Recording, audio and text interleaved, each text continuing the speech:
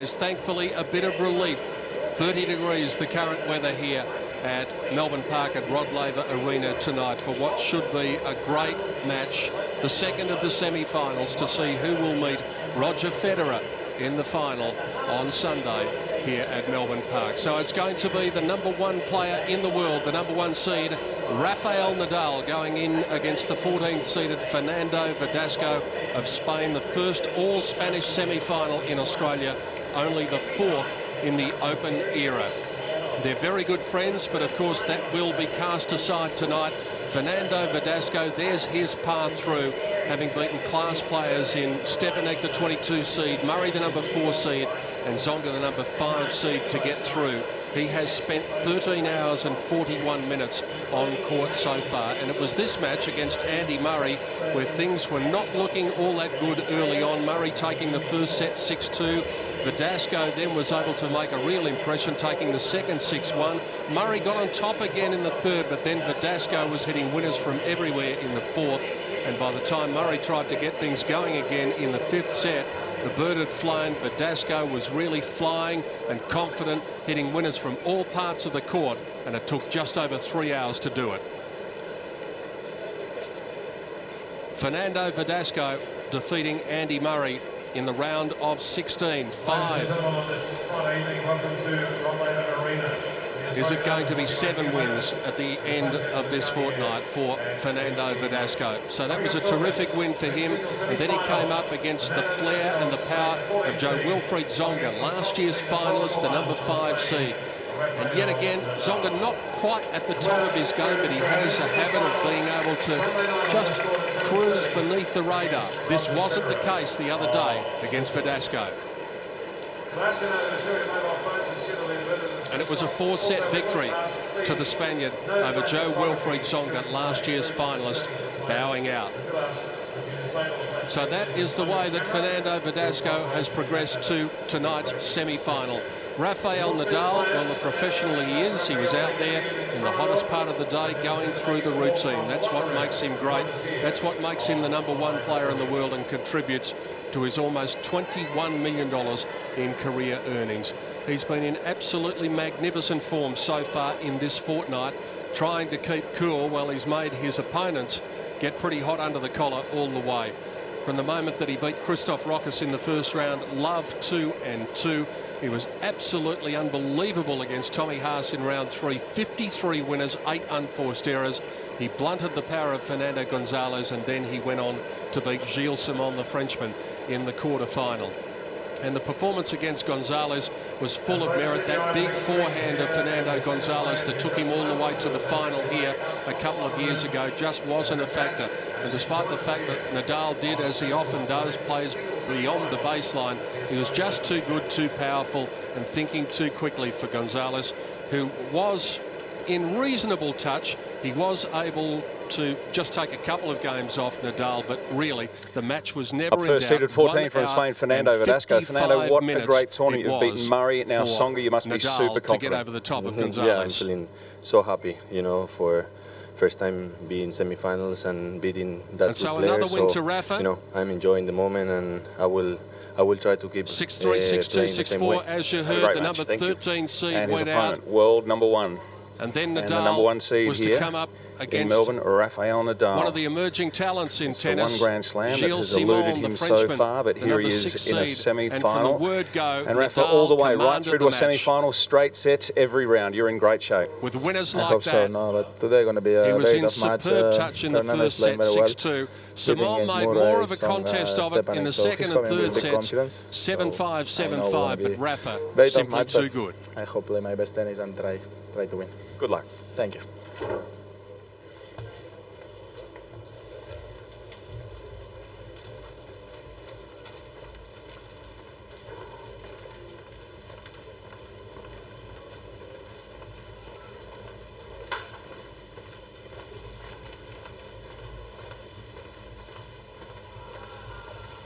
And believe it or not, it wasn't quite over yet, because there was actually a challenge on match point from Gilles Simon, which is why they didn't shake hands immediately at the net.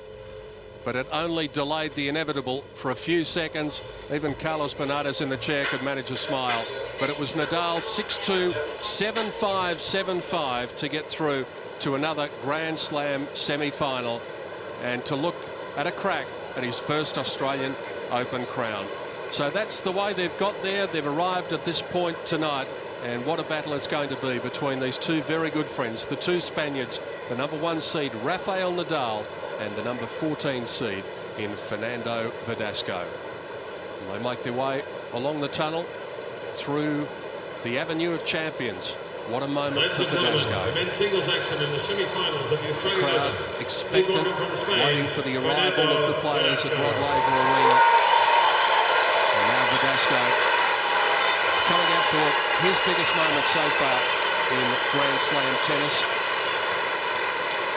He'd reached the fourth round four times before, but this man has been there and knows what it's all about.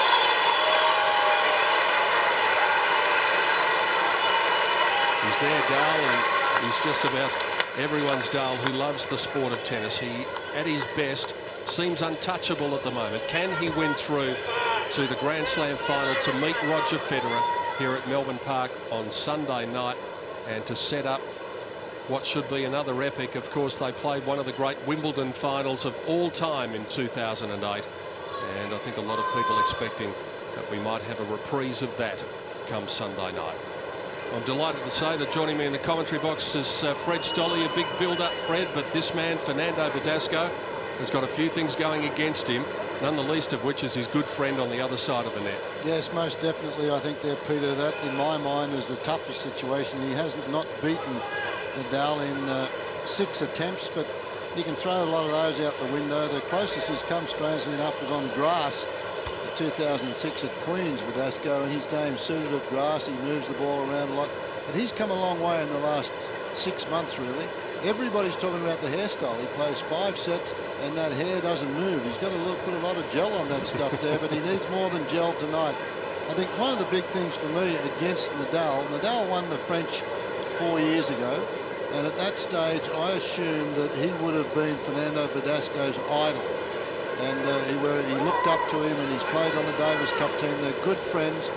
But when you get there and you play against your idol, I think that is a tough ask for somebody to come in here and expect to go through and beat Nadal. But I think it could be a 4-set match. I hope it is an entertaining one. But I think the Australian public and the tennis fans out here in Australia will get what they want eventually, and that is the Nadal-Federer final here on Sunday. And if we do get to that, the form that the respective players have been in, I would be surprised if the bookmakers don't frame a market to have Nadal favourite going into Sunday night. It'll be interesting because the interesting thing here, look at Nadal there, he's so meticulous, and they've called time, the chair umpires out there and waiting for the players to get up there, but Nadal will not move until he goes through his routine, and Verdasco's probably aware of that fact that he has to go and do a few things, but strangely enough, Verdasco's 3 years older than Nadal, and you know, he's been around for a while. There was great expectations for Verdasco when he was a youngster, when he was a junior.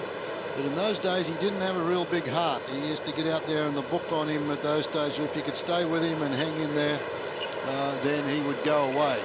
But that has changed since he's been working with Bill Reyes. He's very, very fit. All right, would you guys mind posing for a few pictures first? Some pictures facing that way. Chuck Garner, the man in charge, they'll capture the moment for posterity. The two good friends, the two Spaniards, a history-making moment. Thanks, guys. Everything's the same as your previous matches. Any questions? Any questions? Fernando? Heads? It is heads? Serve? Serve? Fernando Verdasco then to begin. And as Fred said, 3 years older, 25 years of age, Fernando Verdasco, compared to the 22-year-old Rafael Nadal. Their respective heights, Verdasco is actually an inch taller, 3 centimetres taller, at 6'2".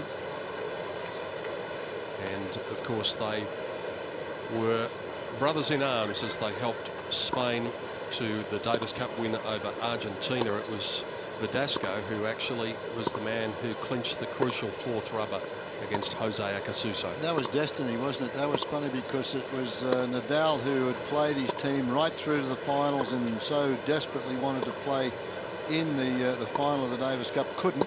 So who took his place? A miniature Nadal by the name of Fernando Verdasco. They won the doubles, were not expected to win the doubles. They came through, he and Feliciano Lopez.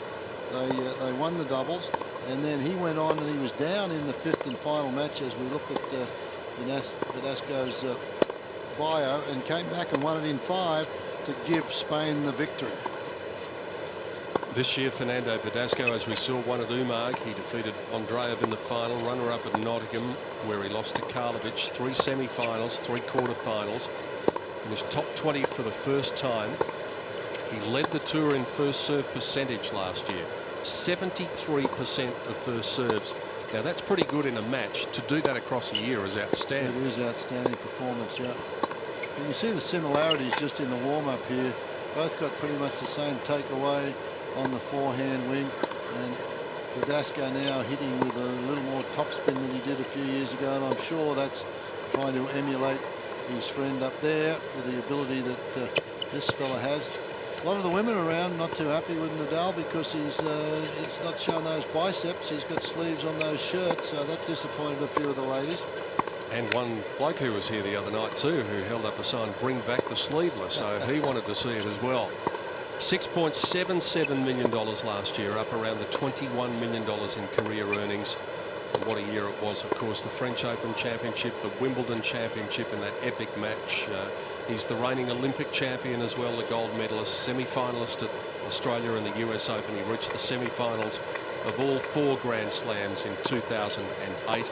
He's a 5-time Grand Slam champion, having won 4 French Opens and Wimbledon last year. He won his first ATP match in his hometown Mallorca, aged 15 years and 10 months. And about 6 or 7 years down the track, he's proven to be one of the great players. And on top of that, the first player ever to go through and win the French, then Queens, and then Wimbledon. And for me, that was an unbelievable performance, because after the French, he had to celebrate, and then he had to have the mandatory photos taken around the Eiffel Tower the next day. He got on a train, went over to London, practiced that afternoon, first time on grass, played his first match the next day, went through and beat the likes of Roddick and those players to win the title, and then the rest is history. The greatest match I've ever called at Wimbledon was the final. 4 3/4 hours of just absolutely magnificent play from both ends of the court, and we hope, if Nadal gets through here, that the Australian public are going to see all that live here on Sunday. I think it'll go down almost beyond a great tennis match too, Fred. It'll go down as one of the great sporting events. 2 great players on the biggest stage. It was just spine-tingling stuff. To me, it was interesting because it was Federer took on Nadal on his home court, his living room court, which happened to be Roland Garros, and Federer came very close. Nadal wins, and then 2 weeks later, it is Nadal who takes on Federer and Federer is very disappointed because that was his living room. Wimbledon, 5 years in a row he'd won it, and then for Nadal to get through and take that title.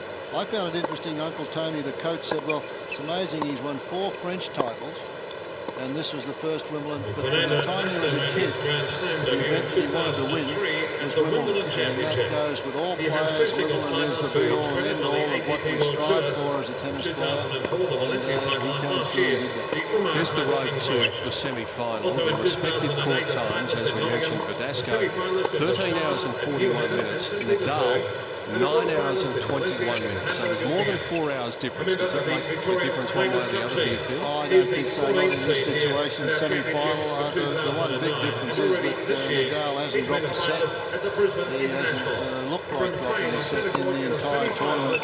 That's not good news for Verdasco. The other thing is that doesn't bode well for Verdasco is the fact that Nadal was on a 16-match winning streak against Lebanon. So the last left-hander to beat him was Feliciano Lopez. He is also the reigning that was way back in Wimbledon men's singles 2003 champion. in Basel. He made his Grand Slam debut in This is actually 2003 the first at the Wimbledon all-lefty Championship. Grand Slam Last year, he semi-final won Masters since events in Monte Carlo, in 1992. Hamburg and Toronto, Peter Corder and tournaments in on the Barcelona court. and Queens. So it's been a while between drinks before we've seen the two lefties out there. And Fred, you were talking about the fact that they play a similar game, use a lot of topspin. So you wouldn't expect to see the net hit too often tonight. But both of these players, the way they play, almost take the net out of play to a degree. Again, in the semi-final, a little bit of air coming from low to high. They get it over the net, and with the vicious topspin, it drops in. And you're going to see a lot of those forehands. Ladies and gentlemen, in the chair, this means the single semi-final encounter on this Friday night. We welcome from the United States of America, Mr. Jake Garner. And then one or the other will try and change direction and flatten that ball out down the line.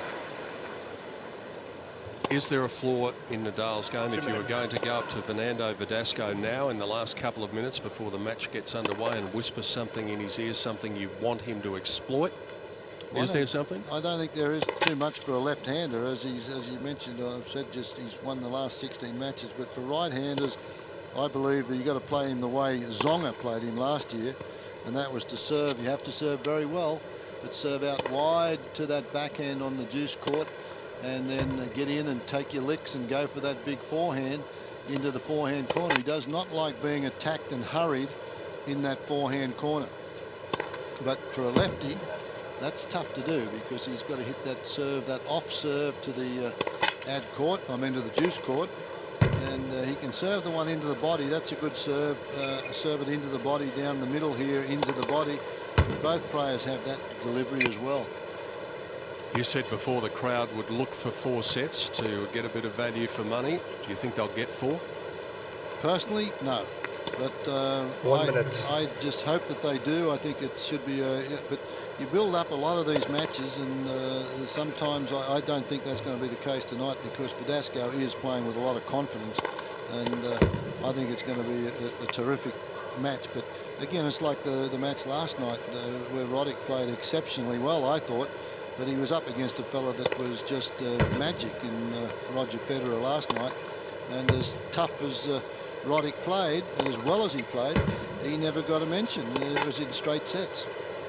And I spoke about Melbourne's weather at the start Fernando Verdasco of our coverage of the semi-final. Have you ever known a streak of weather like this in Melbourne? Not in Melbourne. Well, you live here. It changes every 2 or 3 hours down here, but it hasn't changed here for 3 or 4 days.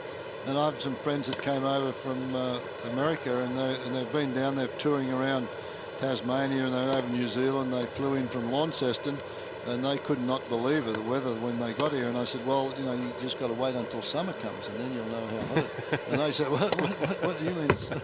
You mean it gets hotter than this?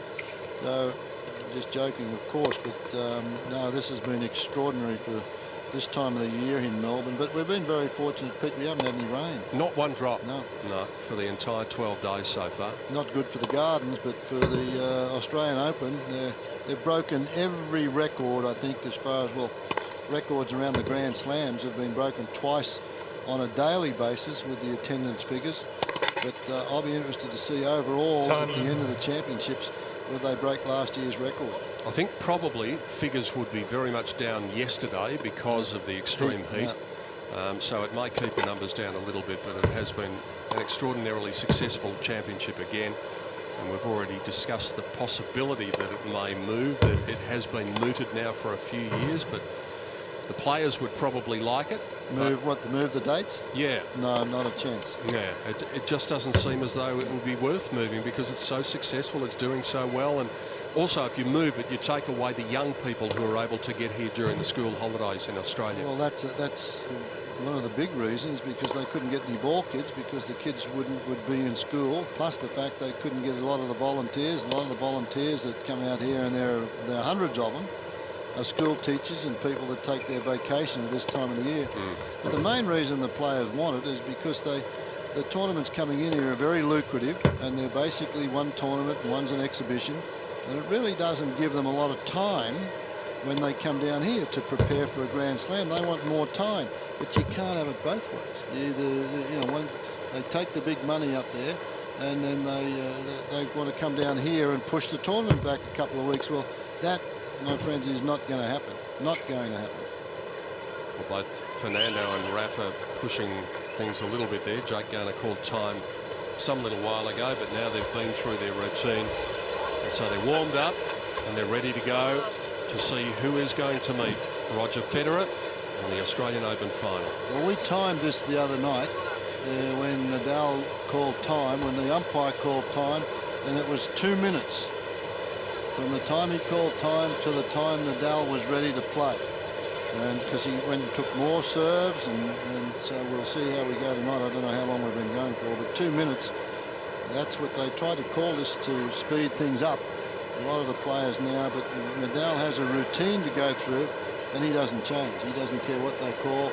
He's going to go back there, sit there, and do what he needs to do in his mind before he gets onto the court. You can see him down there now. He's taking sips. Verdasco's ready to go. He will not change. Yeah, now he's off. So will Rafael Nadal do as everyone's expected for probably the duration of these championships, make it through to the last two on Sunday against Roger Federer? Fernando Verdasco facing his biggest moment in tennis right here at Melbourne Park in the second semi-final at the Australian Open.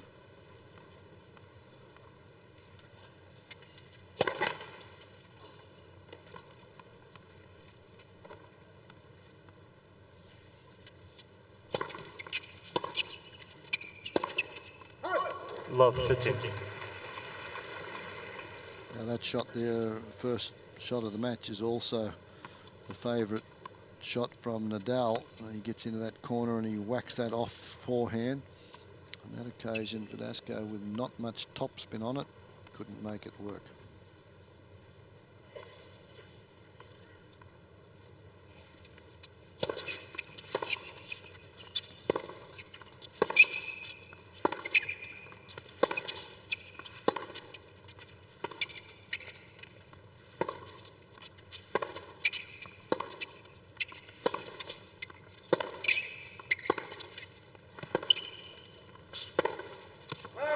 All.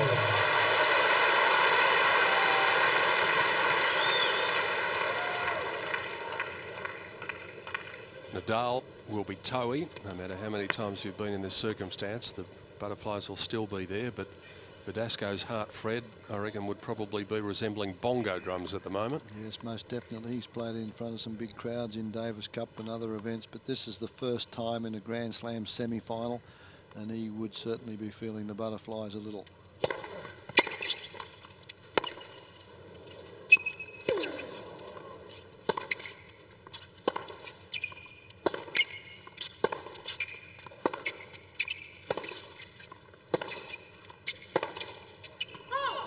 Got away with one there. 30-15.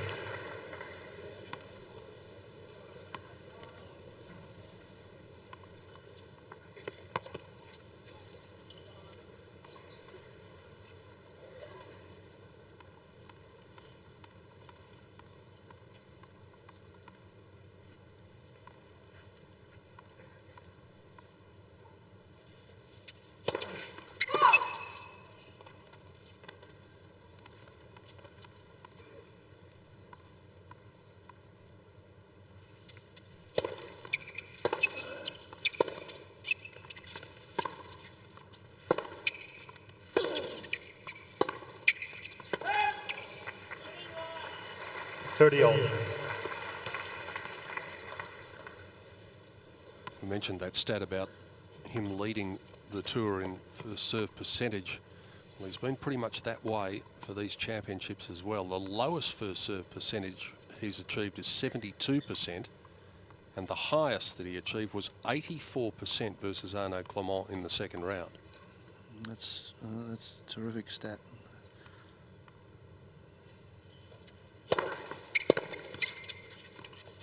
And you can see by the velocity, the pace of that serve, that was 194 down the tee, moving away a little. He just doesn't roll his arm over. He goes after a lot of them. And that big first serve sets up for the forehand.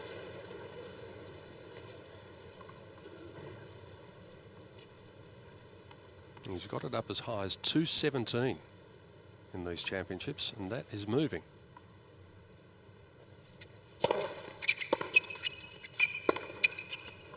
Deuce.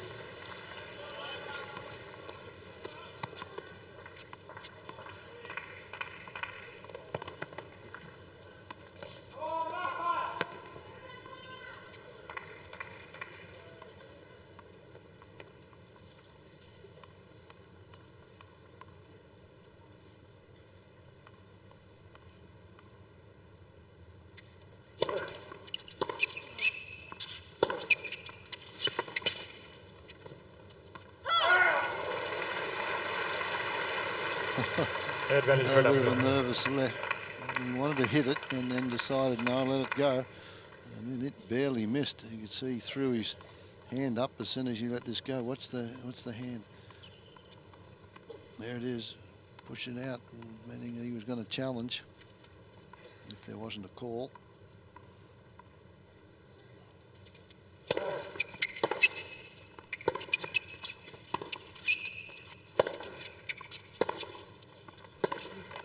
Deuce.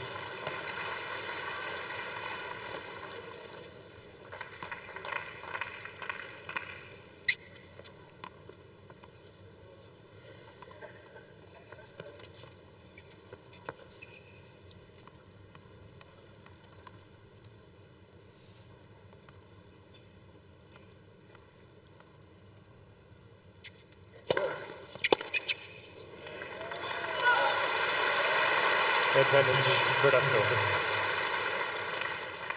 This has got the makings of a similar first game of the match to the one that Nadal had against Gilles Simon in the quarter-final, where it went for 7 minutes.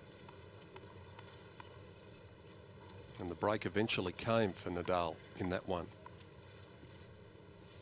And not this time. Verdasco has to work.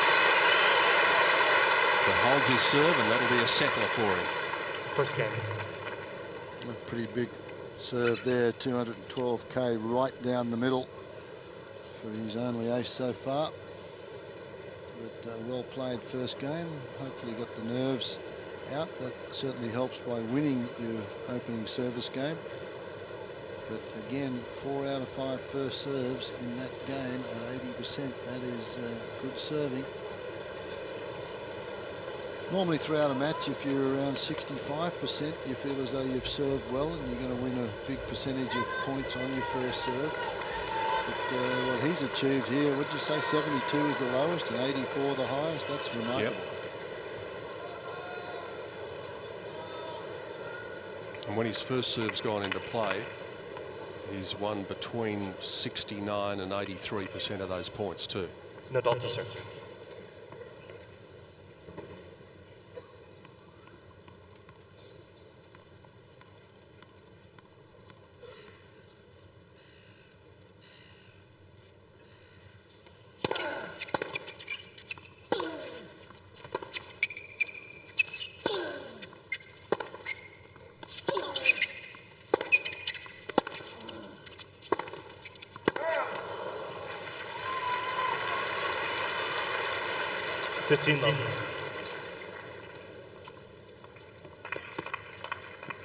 Bit of a danger here if he gets into this habit. That's really overplaying his forehand. Just going for a little bit too much.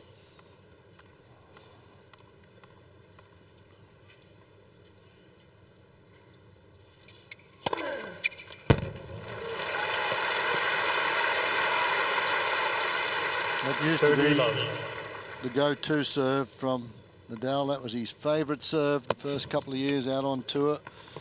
At 15-30 or 30-15, he always used to go right down the tee.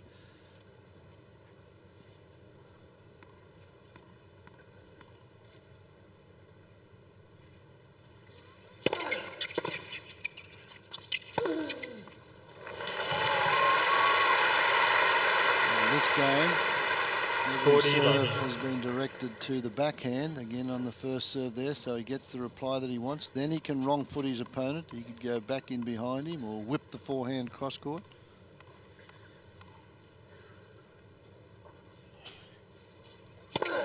That's first serve.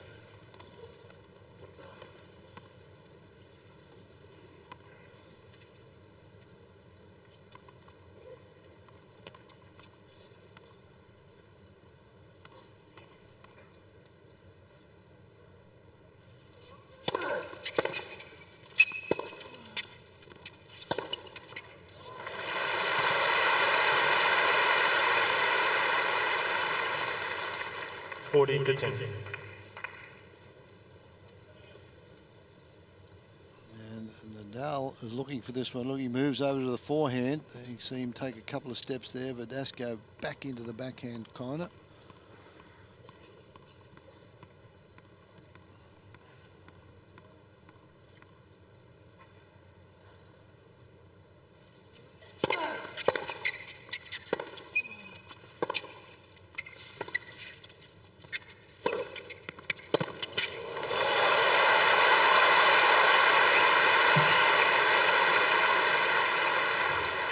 40-30.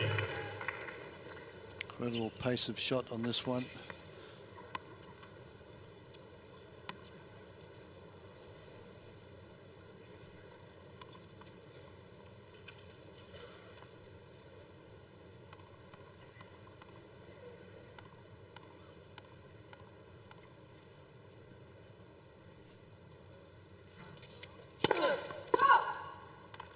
That's the first serve he's missed.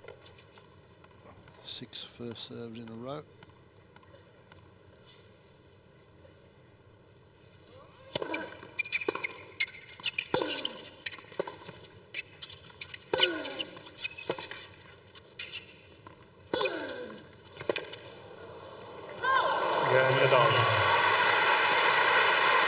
Not too many dramas from Nadal on his first serve. 5 first serves, I lost count there. 5 first serves at 40-30, and then wins that one. Pretty impressive opening 10 minutes. Both with good first service game, very consistent serving. And that 201 kilometre race that Rafa got down is only 3 kilometres shy, 3 kilometres an hour shy of his best fastest for the tournament, which was against Gilles Simon.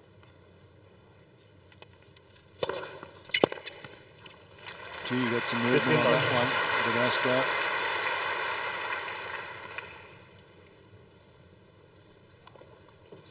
Watch where this ball goes, and Nadal just can't catch up with it.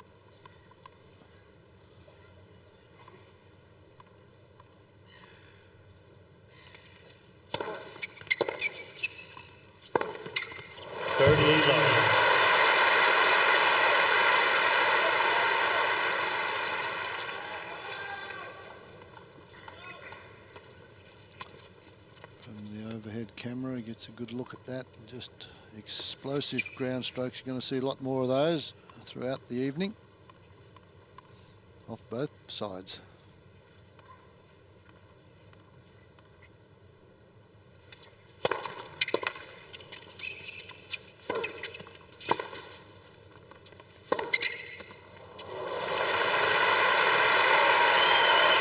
That's where he looks like Nadal.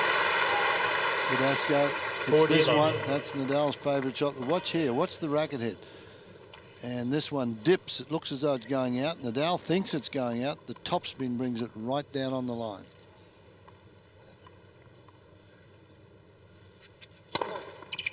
Rafa guessing the other way.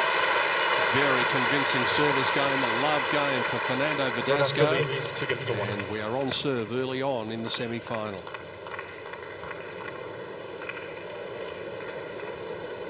That's quite remarkable serving from Verdasco, because he's 86% of first serves, and the fact is that he's bluffed. He's bluffed Nadal. Beautiful evening. Yeah, that's down by the Yarrow. That's the Arts Centre spire on the left, and Eureka Tower on the right, the tallest building in Melbourne. So just down beyond the Swan Street Bridge there in Melbourne. You can stroll down along the Yarra and get here to Melbourne Park. It's beautiful. Very accessible for those that come here and watch the late night matches. You can walk back to your hotel quite safely. But Verdasco, though, has varied the serve well, and on 2 occasions has totally fooled Nadal. So it means Nadal's not getting a good read on the ball toss and doesn't quite know where it's going. Time.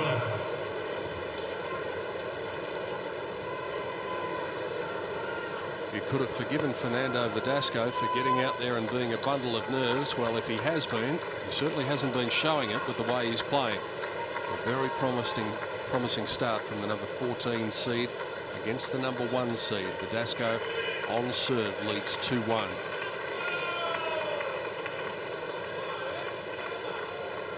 Temperature having dropped to acceptable levels now in Melbourne after another day where it climbed well in excess of 43 degrees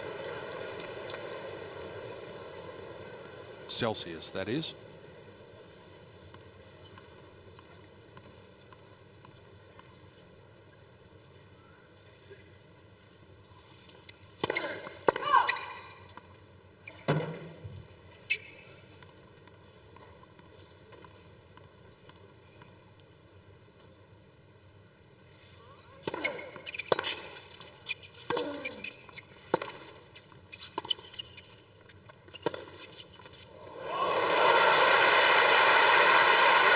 This guy's come to play, Fred. Oh, boy, that was a marvellous shot because even the slice took it away from him. And Verdasco, watch what happens. Look at the slice. It goes away. It's going further and further away. He's got to get out around the outside of that ball to whip it cross court and find the angle that he does. And again, racket head speed as it comes through the shot.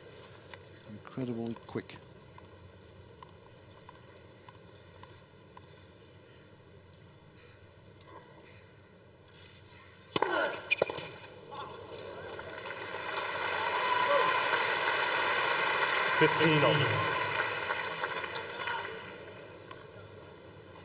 Very fluent motion. Down again, that's the go-to serve down the middle.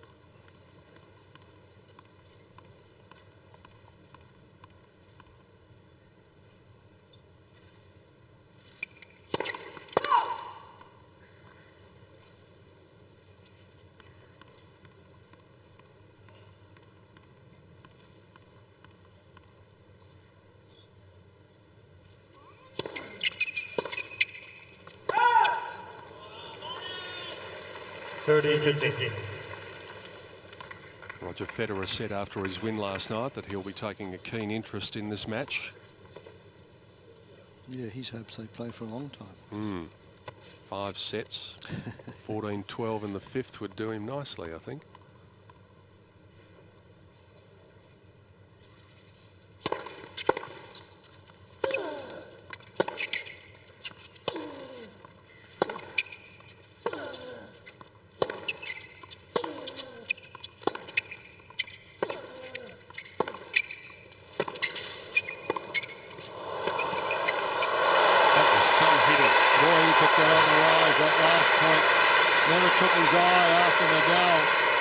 His footing, the concentration required. He loses his footing here, gets this one right on the rise and smacks it into the corner.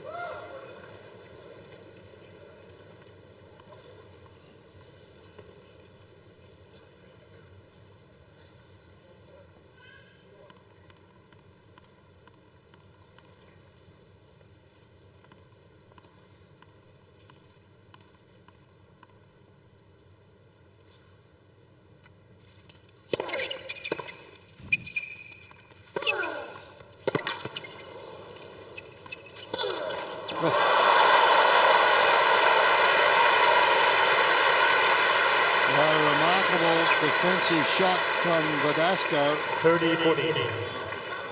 He really has to pick the wheels up, and then he floats it right back into the corner. Nadal having to make his own pace, finds the net.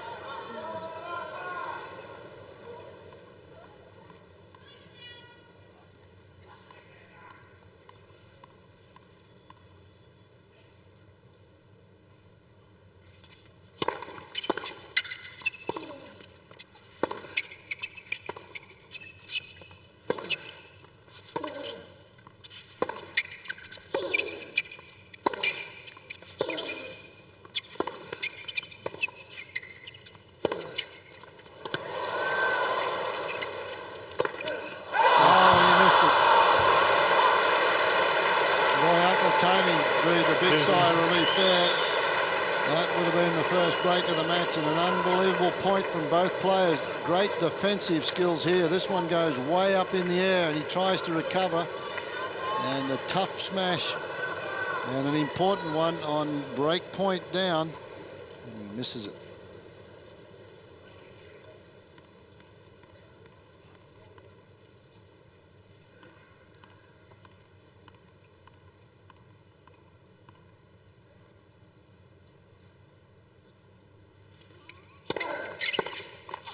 Got him with the body serve. Advantage Nadal.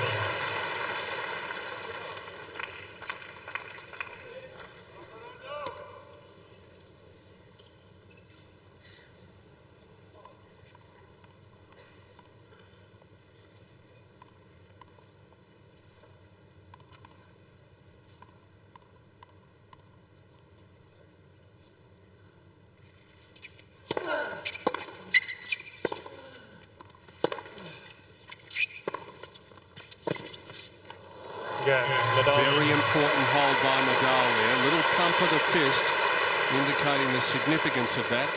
Not going down the first break.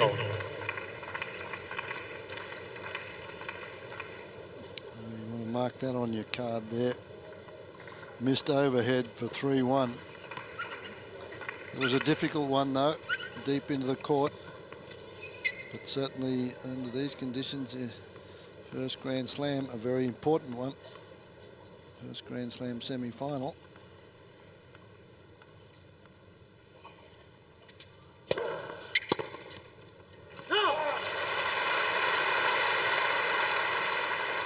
$15.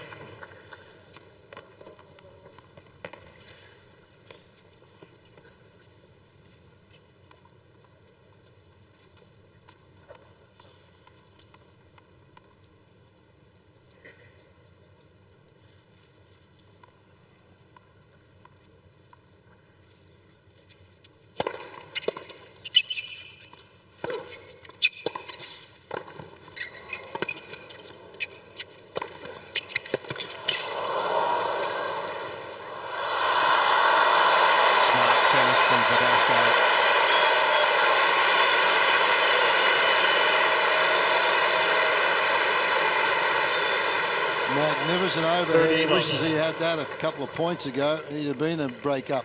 And there, very casually, very well disguised, knowing full well that look where Nadal is to retrieve that last shot. And that's just too far to run when it's that well executed.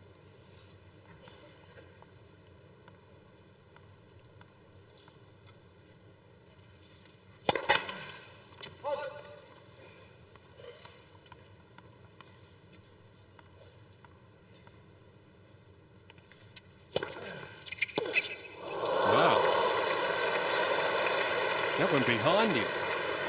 $40. Hooked a fine leg. And caught. Yep.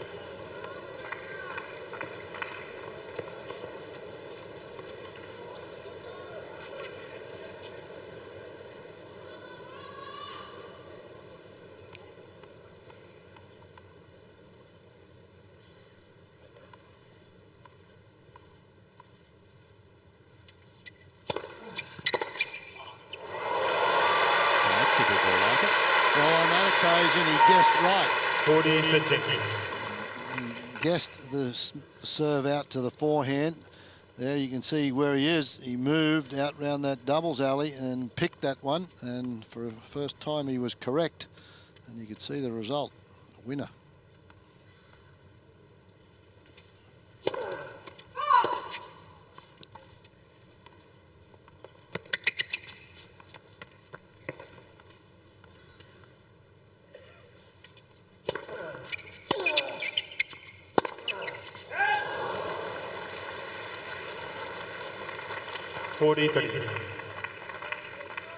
Winners in this match so far: Verdasco 9, Nadal 3, unforced errors. Also Verdasco leading that category. That's one you don't want to lead in. Unforced errors 8-3. He's been the one that's been going after everything, though. Yep. So you got to make, against somebody like Nadal, you have to make those unforced errors. If your win count is better than that, you're playing pretty darn well.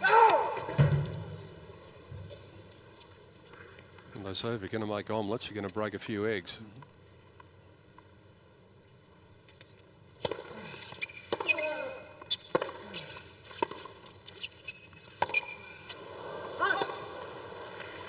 Now this could be very costly, especially after that missed break point in the previous game.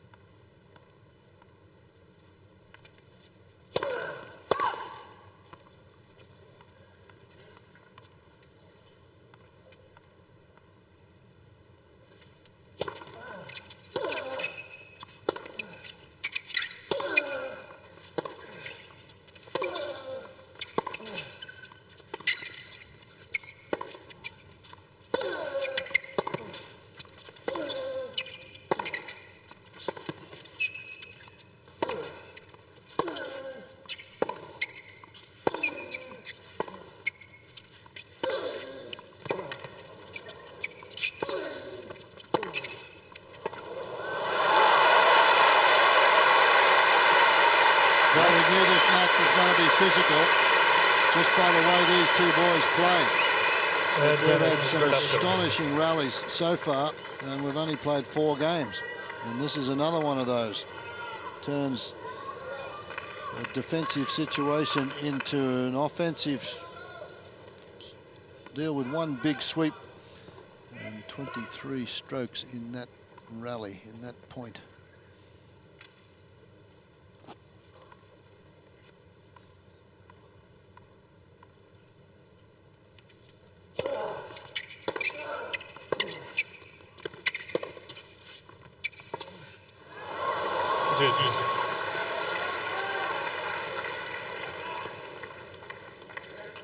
He didn't want to go down the line with that one because he was out of court, and it would have opened up the court for the big Nadal forehand. So he tries this little slice drop shot, and halfway up the net, didn't like that result.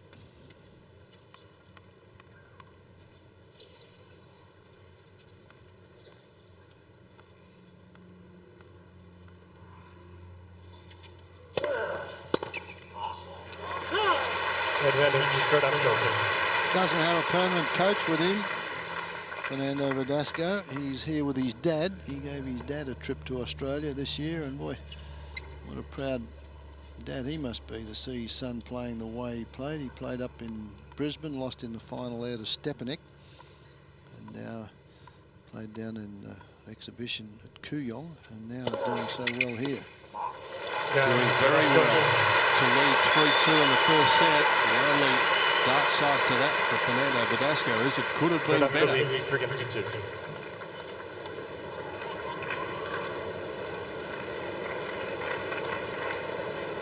Now that's a good way to come to the tennis. On the water taxis down the Yarra, and jump on one of those party boats. Yep. Enjoy a bit of a cruise around. I think it's what, I think it's a $15 return or something in the taxis from up around Flinders Street, or just down here, and a nice cool way of doing it. Or if you like, a nice walk along the river, you can do that as well.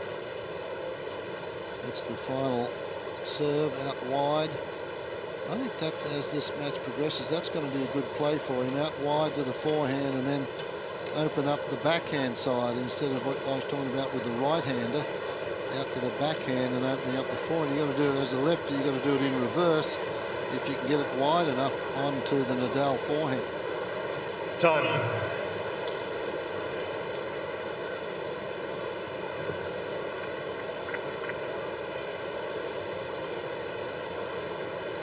Just at the moment, Rafael Nadal is hitting the ball with the normal heat that he has, and Verdasco is reading it and getting there and putting himself in places to be able to hit winners.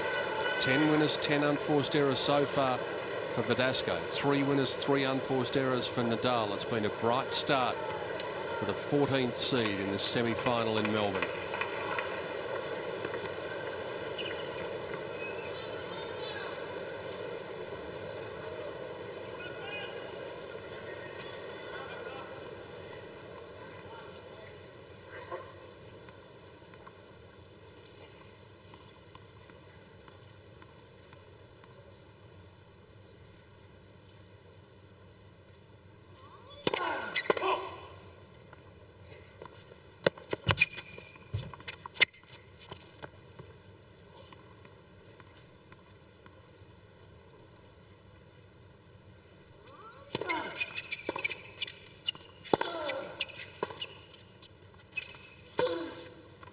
Missed it. It was very close, but I saw it out. Nadal is challenging the call on the left near sideline. The ball's called out. That's probably the line that Jake Garner is going to overrule on if he... Yeah, but he could see it, and he said it was close, but I thought it was out. And it's not. I think it's a waste of a call, that one, a waste of a challenge. There's 2 challenges remaining. It doesn't really mean that much. It's the first point of a game. And there is some strategy work to be done with the challenges. You get 3 each set. It's a shame to waste them.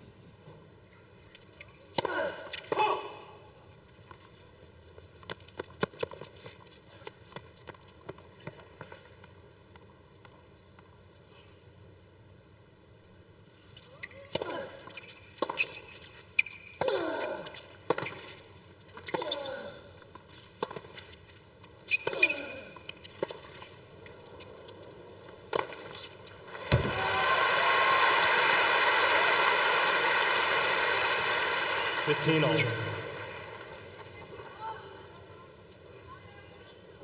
the slice backhand. You don't see too many of those. He plays it well, Verdasco.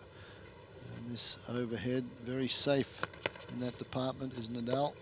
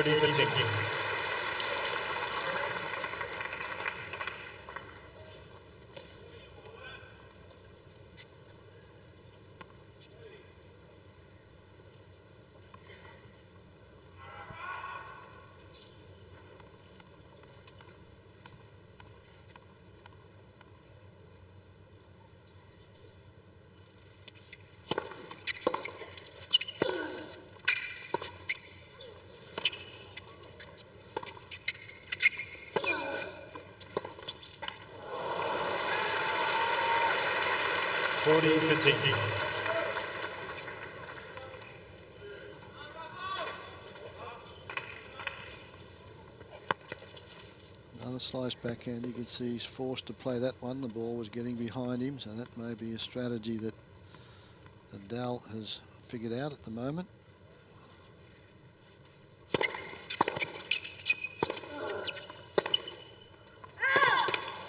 Well, that's a more convincing service game from Rafael Nadal down a break point at his last service game. 3 games. Sun disappearing off into the west here in Melbourne.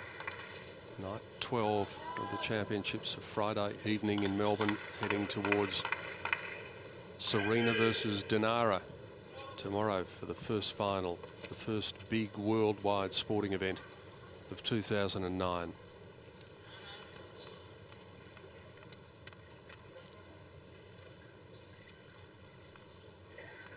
Who's you picked there, Pete?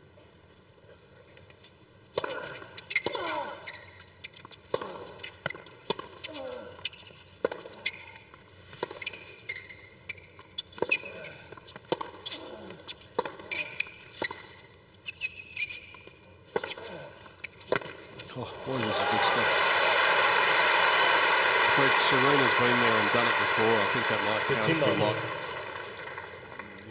We watch this vicious again. That's another Nadal-like forehand from Verdasco. I picked Murray and Safina at the Hopman Cup, but watching Serena play the last couple of matches, I think Serena will come through. I'd like to see Safina win her first Grand Slam, but 30. Never can tell. They both hit the ball very hard, and it'll be like this. It'll be a titanic struggle with a lot of hard hitting. Ace number 3 there for Fernando Verdasco. Took it a little bit off that one. Yep. Just 167 kilometres slider into the...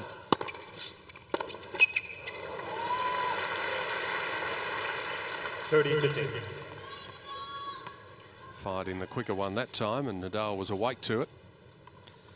Yeah, this is where you can expect, this is the 7th game, this is where you can expect Nadal to try and pick it up a little bit.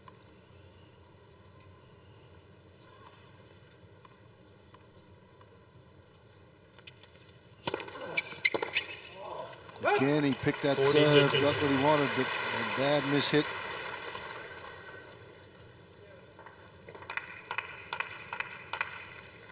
Just talking about the women's final, the scary thing, I think, with Serena coming into the final, Fred, is she hasn't really hit her straps yet. No. Well, a little bit lucky the other night against Kuznetsova. When they closed the roof.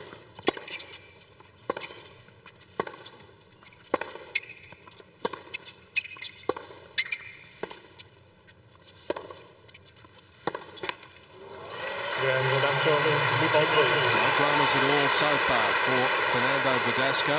He leads 4-3. New balls to come in the first set.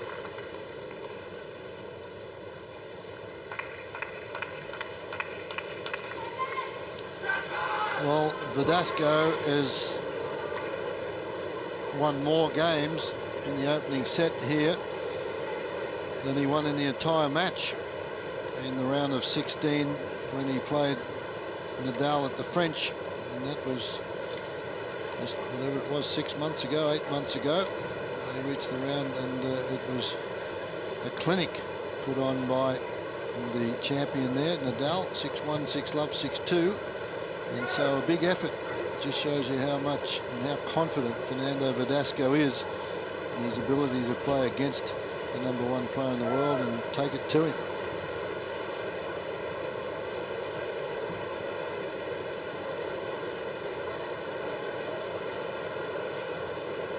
Time.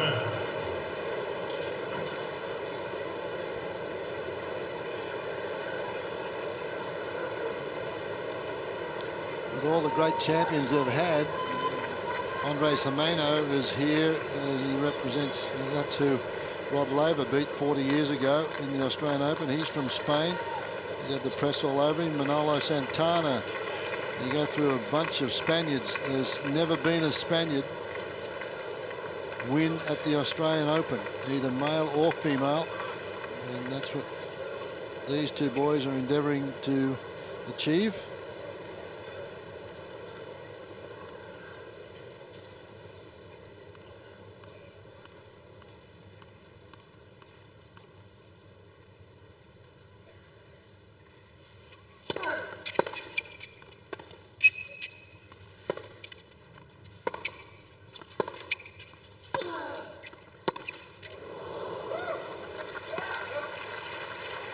Well, 3 Spanish men have reached the final here, the most recent of them, Carlos Moya. One thing's for certain, there's going to be a Spaniard fighting for the title on Sunday night. And it's not certain who it's going to be in the early going here in the semi-final.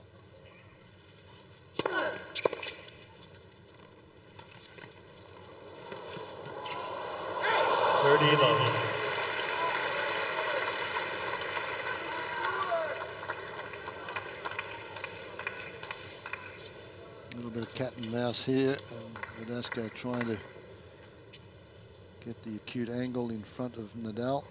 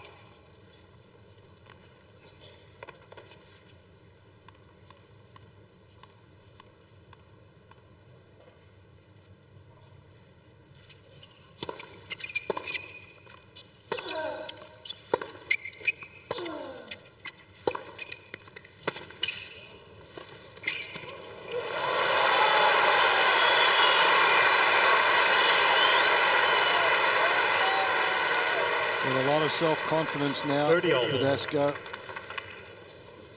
attacks the net here, puts him under duress on that forehand, and the squash forehand, got no pace on it.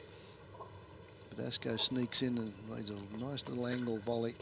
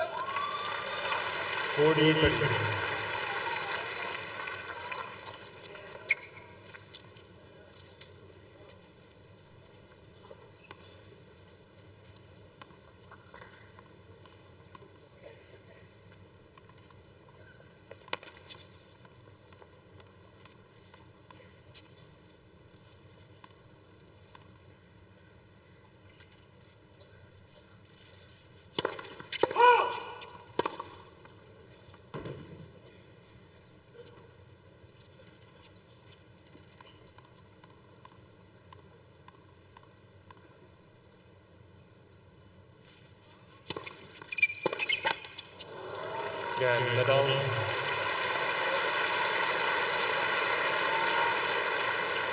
Rafa heads to the chair after having levelled up, and I was just thinking, Fred, looking at these two slugging it out when they analyse the television figures, I'm sure that there'll be a pretty high female percentage in the audience tonight watching this. In the vernacular, there are a couple of good-looking roosters out there. Bit of a throwback to the old days when hearts would flutter when the likes of Newcombe and Stolle would be out there on court. Exactly. Yeah. I don't think we played in front of this many people. Thank you. Big crowd here for this semi-final to see who goes in against Roger Federer. And as I mentioned, Verdasco has acquitted himself very, very well to this stage. Crunch game here for him on his serve. It's been outstanding.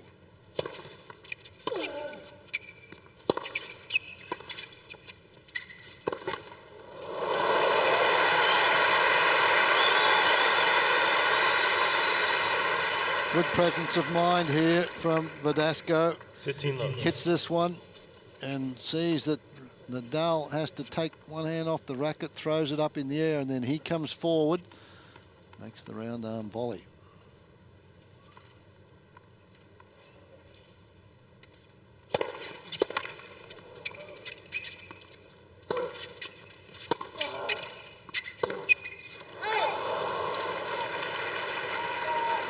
Nadal playing within himself there. He's pushed tight in the corner. Watch what he does here. Throws it three-quarter court, gives it plenty of air over the net, and teases Verdasco to have a crack at it, and he takes the bait.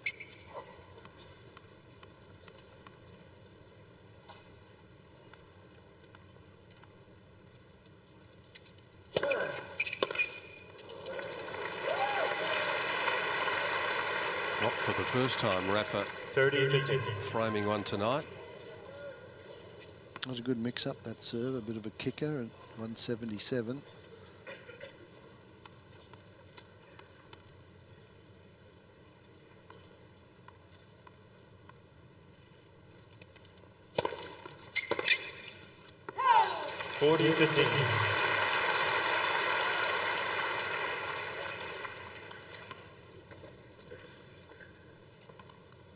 Verdasco almost feigning that he was going to follow that serve in. Perhaps caught Nadal's eye. Well, this was a vital service game, and he's come through it brilliantly so far.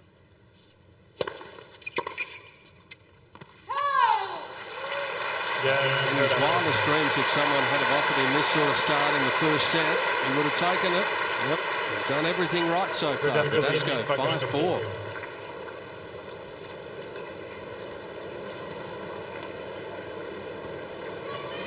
It's also a little bit in his favour that he is serving first. He's at one game in front. So he's had a game point on the Nadal serve. Nadal has not had a game point on the Verdasco delivery as yet. And I think it was from this end. So Verdasco, if he can win the first point, then the percentages are he can start to have a crack at a couple. And if he hits them in, then he could be rewarded with the first set.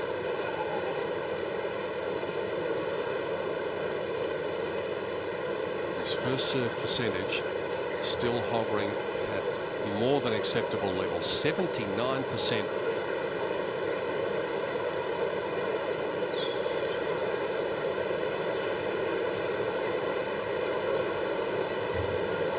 Time.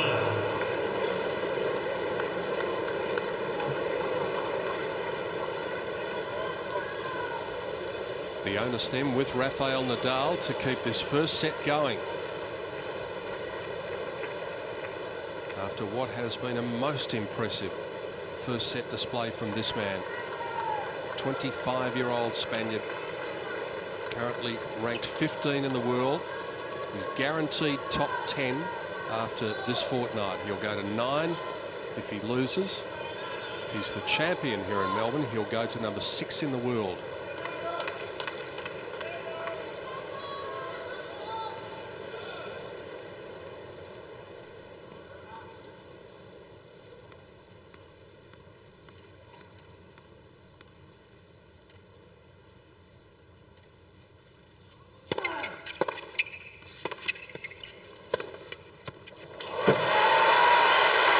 he's won the first point.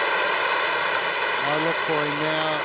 If Nadal can't get a first serve in to do a bit of attacking, and if he hits a couple of winners like that vicious forehand, then he could run out with this opening set. And wouldn't that be a surprise to most?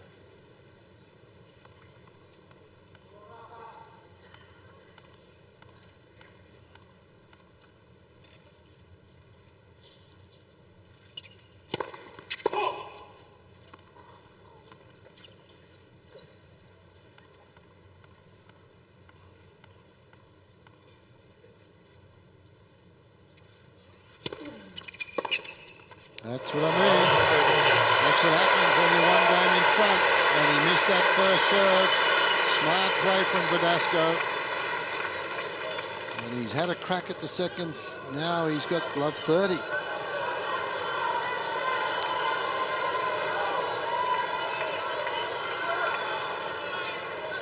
The numbers are in favour of Verdasco at the moment, but Champion somehow can find a way out of these things.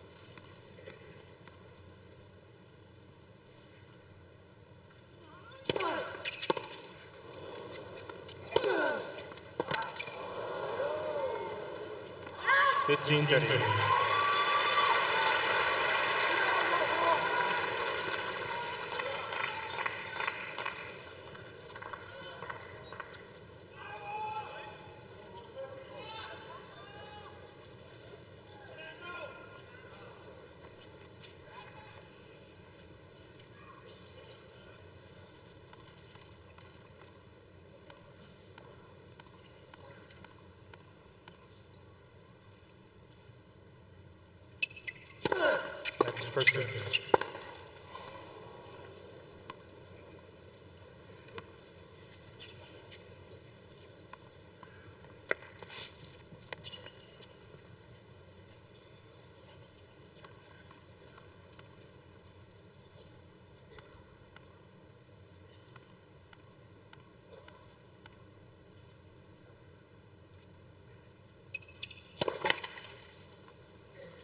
See if he's brave enough here.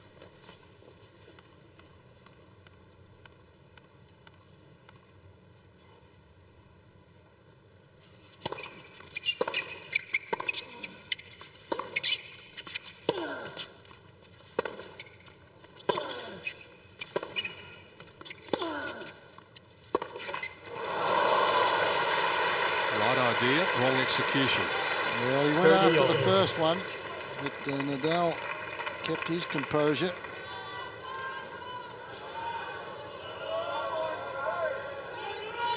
Don't get too many chances against the top boys. And when they come, you're going to have a crack at them. Huge point here in the scheme of not only this match, but the championship.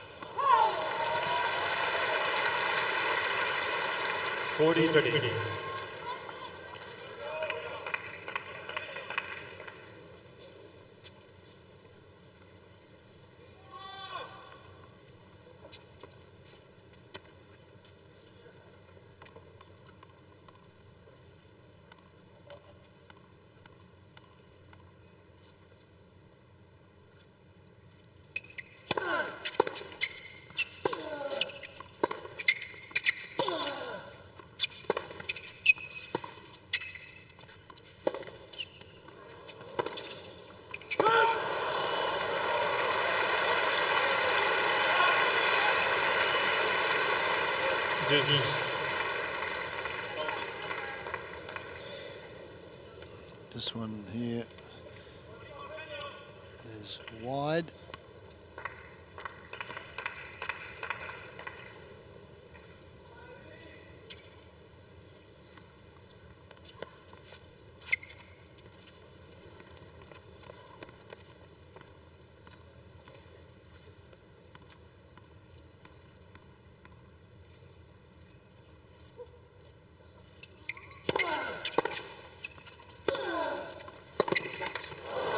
Advantage Nadal.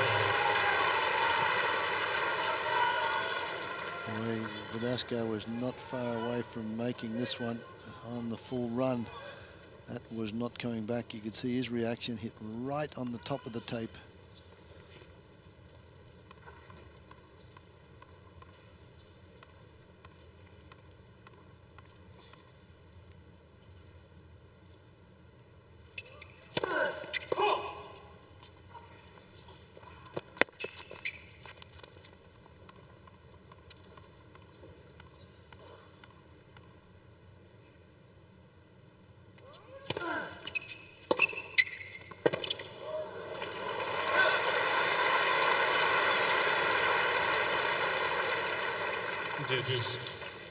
Well, that caused Nadal to have a couple of close looks at that, more than one. It looked as though it was right on the paint. And Nadal had two pretty, that's the first one. Then he goes up to the line and has a look at it. There we go. We go and have a closer look. The replay showing the ball did bounce right on the paint, as Fred said. Net first serve.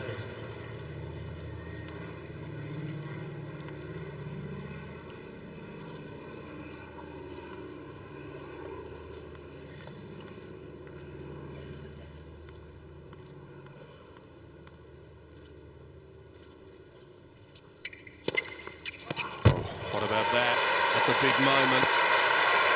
Advantage Nadal. 186 kilometres an hour for his second ace. This is a marvellous contest, this opening set. And this 10th game.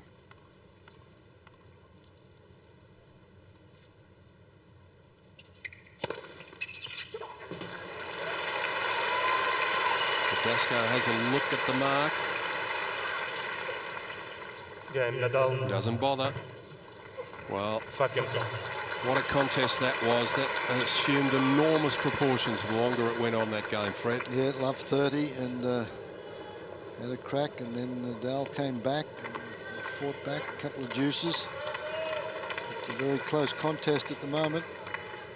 Actually, Verdasco in points one is leading 36 points to 33. That means naught. It's 5-all. That's the score.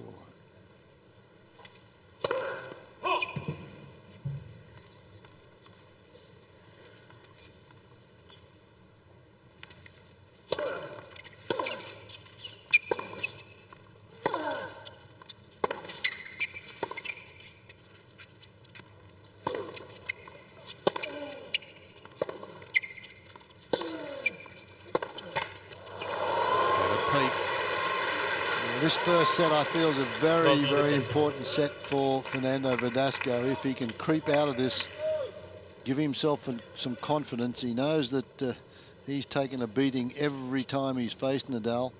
If he can get this first set in his pocket, it may give him the confidence to go on. If he loses it, then he may get a little deflated.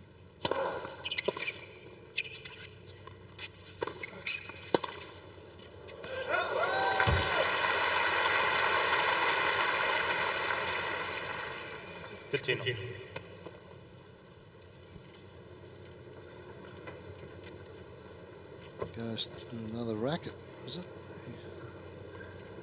At the back there, or maybe it's just the dampener on the strings that he lost.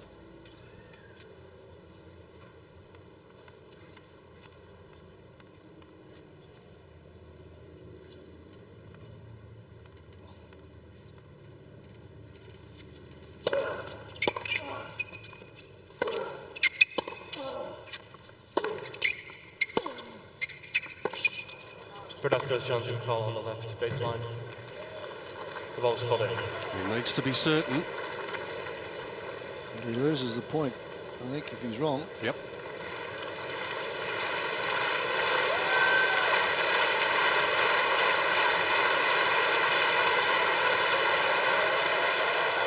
If he's wrong.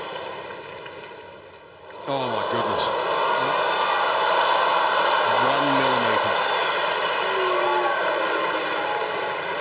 15:30.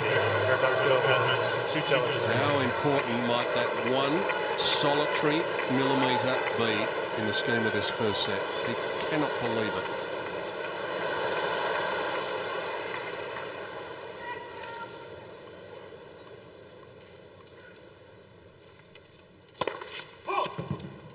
Now this puts pressure on the second serve.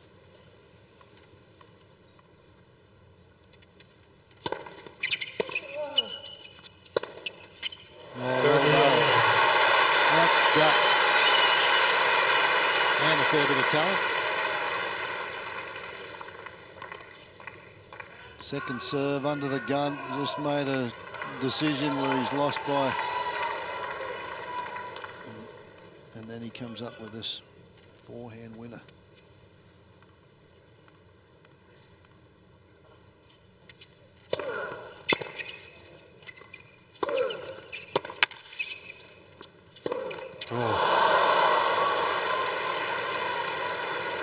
Halfway up the net. 30-40. A bit over anxious. And that's experience making him play from the other end of the court. This is the first break point chance that Nadal has had in this set. First break point on the Verdasco serve.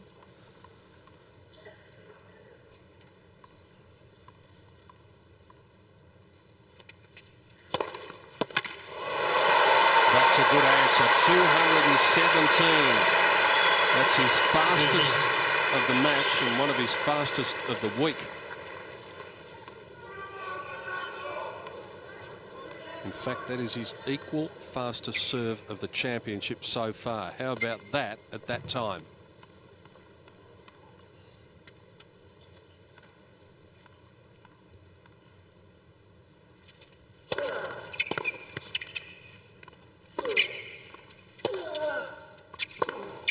It's out. Advantage Nadal. Overcooked it a little.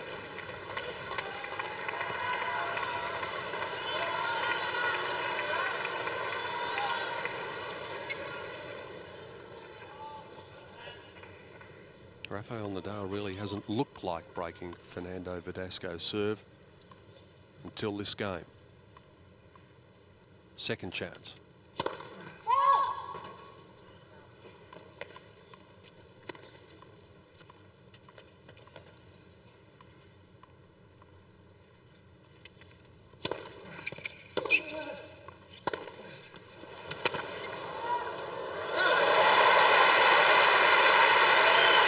The difference between these two boys when they have that opportunity, and I like the Verdasco way. He steps in that behind. Look where Nadal is to get a second serve. And he gets a short one, so it creates the angle. He just cannot, as quick as he is, he can't get there. He basically got a racket on it, and that's as good as he could do. Good second serve, but Nadal far too way back for that second serve when he's got a break point.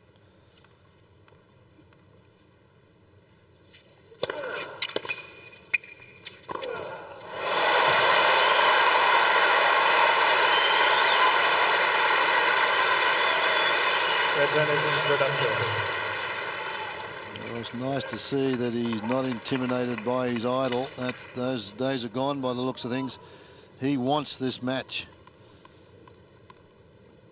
Round arm volley. Takes his opportunities, gets in there quickly.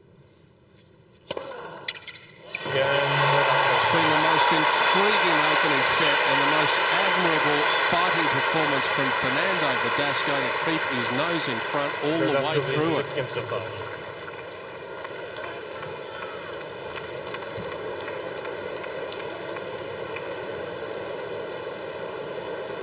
Remarkable.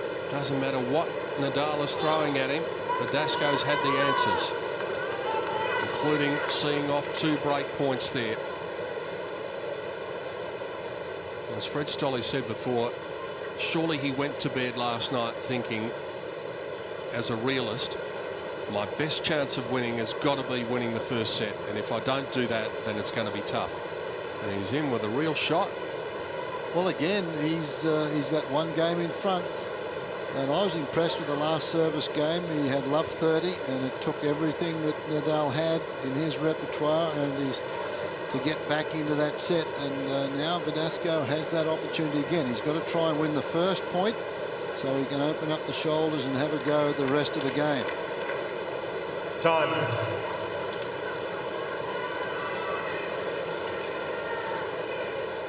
Well, the Australian crowd might not have known much about Fernando Verdasco. Yes, he was part of Spain's winning Davis Cup team, but when he's been to Australia, he hasn't been past the second round in 5 previous attempts. 4 years he went out second round. In 2004 he went out first round. So many people would have been getting their first serious look at this man tonight, and he is playing some serious tennis on the big stage and pushing the best player in the world all the way, making him serve to get us to a tie-break in this opening set. It's been such an enjoyable set to watch.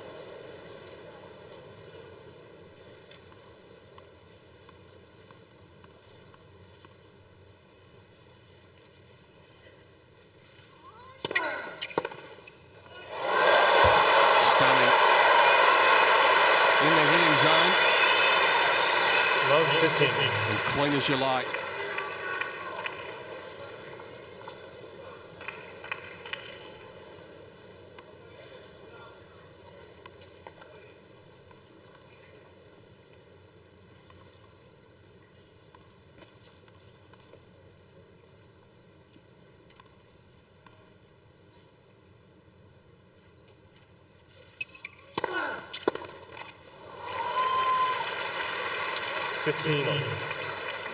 He certainly needs those first serves. He got burnt with the first one, but you can't keep teeing off and hitting winners. The percentages there are not on. But it's very important for Nadal to hold firm on that first serve right now.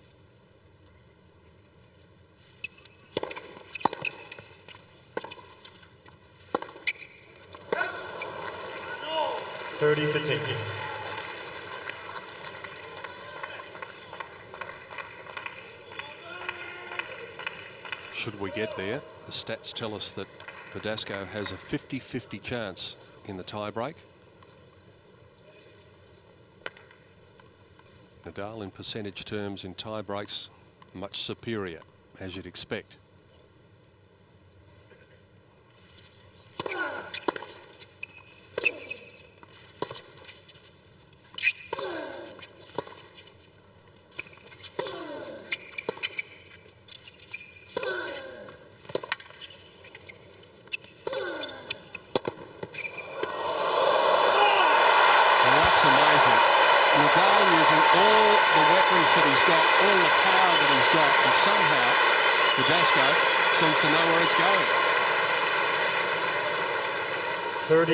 Well, that just comes around with practicing and playing with one another in Spain for many, many matches. But boy, he's retrieved well on that slice backhand, and suddenly again turns an offensive, or that defensive mood where he was, into an offensive forehand. 30 all.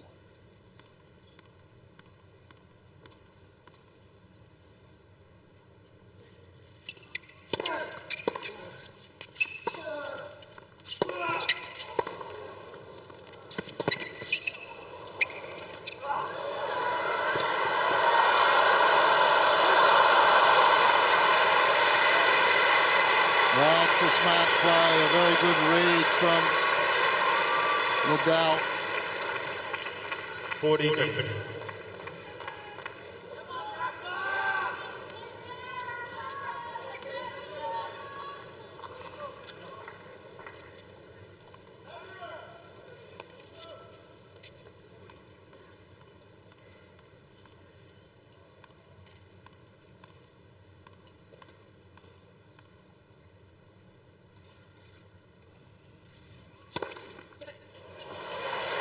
Probably fitting that it goes to the tie-break. Is he going to use one of the challenges that he's got up his sleeve? No. We're heading to the breaker, and probably appropriately and fittingly. Both players received one additional challenge. What a first set it's been, Fred Stoll. Oh, unbelievable, isn't it? You've seen everything here, and with more to come, both players get an additional challenge. in this tie-break, and he could have used one there, but had a good look at the mark, did Verdasco. And so how important is this first set tie-break? Verdasco's only played one of them this year and won it. This is the first tie-breaker that Nadal's faced. Nadal has not dropped a set, folks. Remember that, not dropped a set so far in this Australian Open.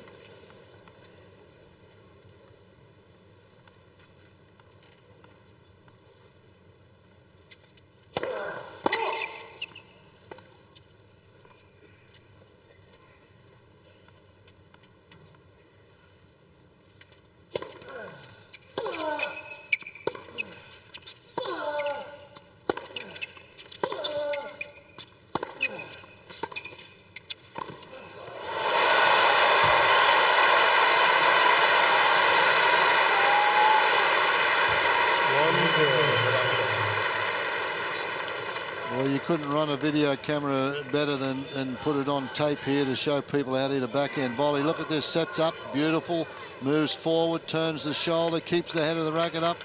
Everything is done to perfection on this. There it is, and keeps the head of the racket up as he goes through and forward on that volley. Brilliant.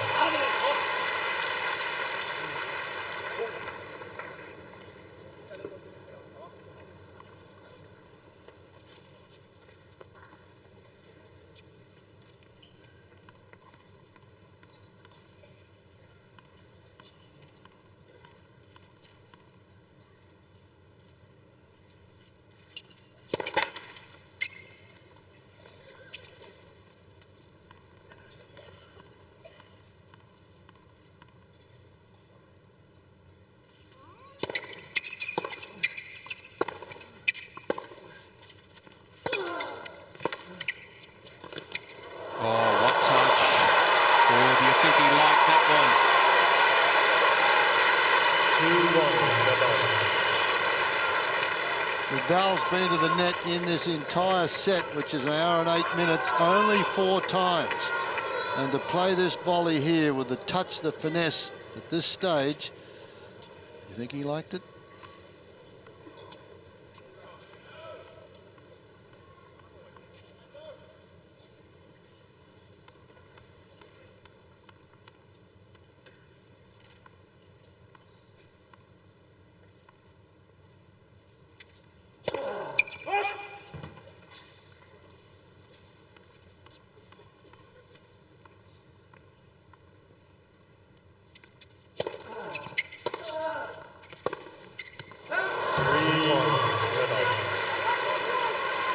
Not many players could even think of being in contention in a set where Rafael Nadal has made 5 unforced errors. Yep. Verdasco has pushed him all the way, but we go back to that point you were talking about earlier, Fred, that missed smash in the 4th game and how different this set could have been. Would have given him 3-1 instead of the 2-all.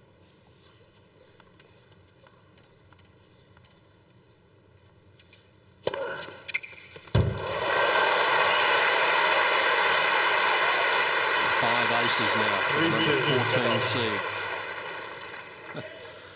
Oh, just remarkable stuff. Yeah. Another one down the tee.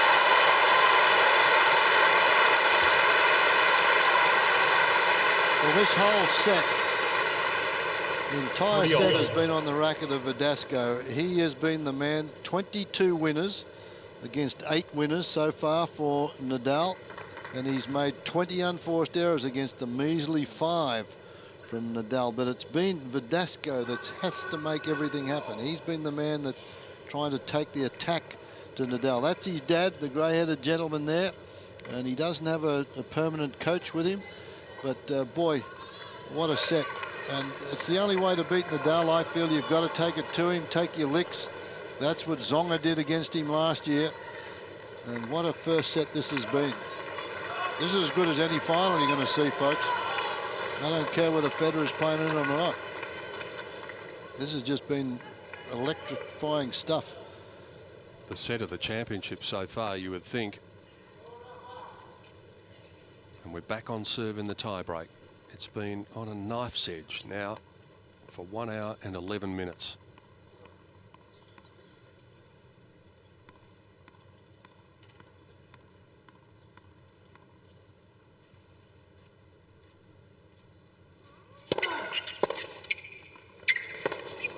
Oh no, you're kidding me.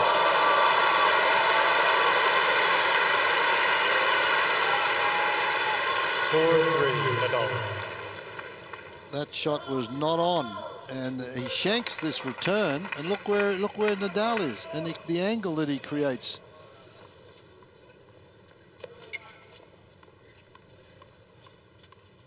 Talking about Federer, that was Federer-like.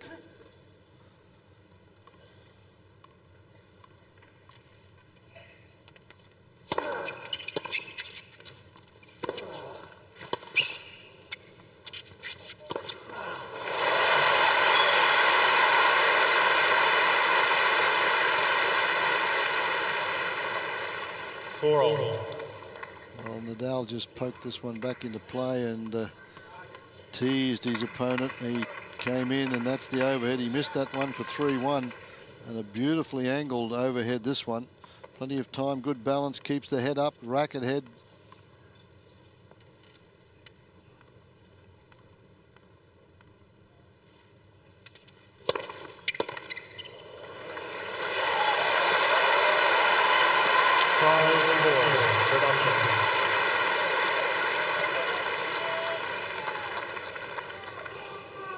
It's the off serve, the tough one for the lefty. And Nadal looking for the one down the middle to the forehand. Couldn't control it.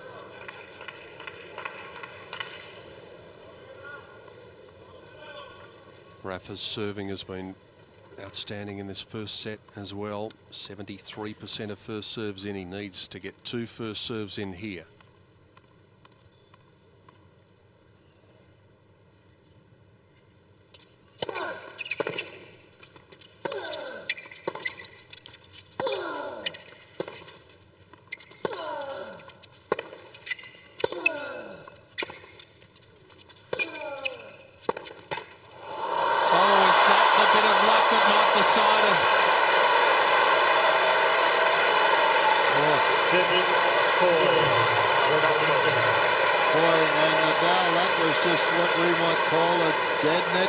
Destiny may be here for this one, and there's nothing that Nadal can do. He had the shot covered, but when that one hits the tape and falls over, there's the apologies. But hey, I'll take the set points.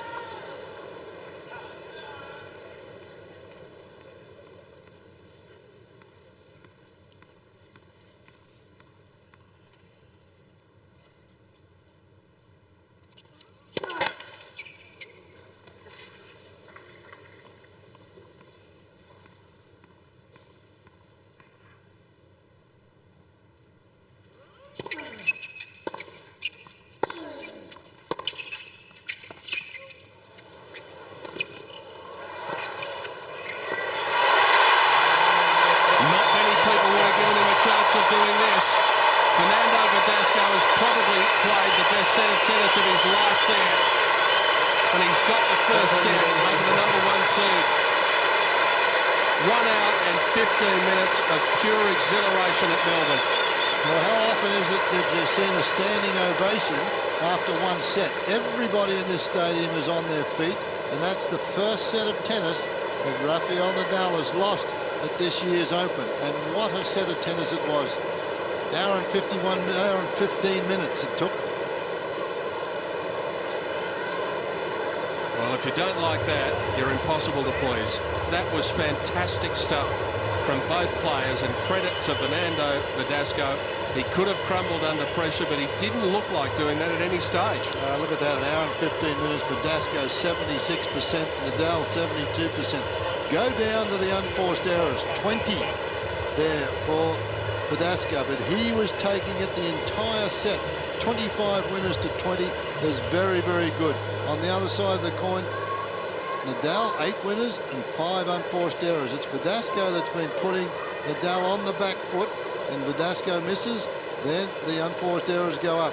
But he's gone for his shots, and that's the way he has to continue. I don't know whether he can do it for 3 sets the way he's played. We're going to find out, though. But he has to keep going after everything that's given to him, and he's done that. This is highlights from that opening set. Just got everything in it, this one. As I said, it's worthy of any final you're going to see, that opening set. Whether they can keep this up, there's finesse, there's power, there's passion. And he creates this. How he ever played that shot, one will never know. And this is the set point, and he gets this one, and it's just a put-away volley. And do you think he wants this? He's never, ever beaten Rafael Nadal in 6 cracks at it. I think he's only ever taken 1 set off him before tonight. Yep. It has been the most stunning opening to this semi-final. Yeah, what I called for. Well, there's certainly a buzz going around this arena, Rod Laver Arena. They read the papers, they read the stats, they read everything that sort of indicated that if Verdasco could win a set here, well, he's done more than that. He's electrified this crowd, and he's won the opening set, and now it is a monumental battle for the #1 player in the world and the #1 seed here. Can those knees last out? Can he come back 4 long sets or 5 sets if he's to win it? In a pre-match interview, Fernando Verdasco said of his good friend Rafael Nadal, because we are such good friends, maybe he might go easy on me. Well, Nadal didn't go easy on him at all. He gave him absolutely his best, and Verdasco has been able to prove the better player in set 1. Now it's Rafa's turn to fight back.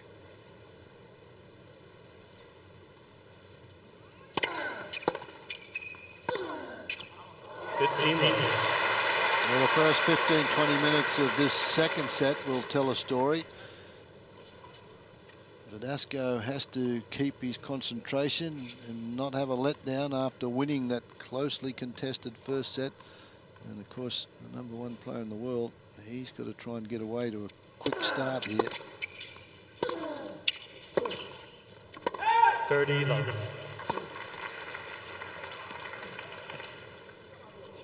Such high quality stuff for an hour and 15 minutes. It's tough to imagine they can do it for 4 hours. Nadal and Federer did at Wimbledon, though.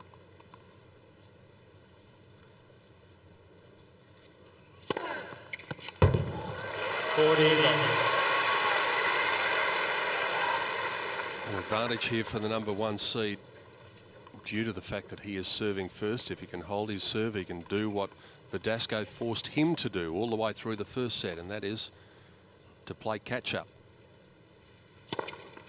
Yeah, Nadal. Fires 4 bullets and wins the first game of the second set to love.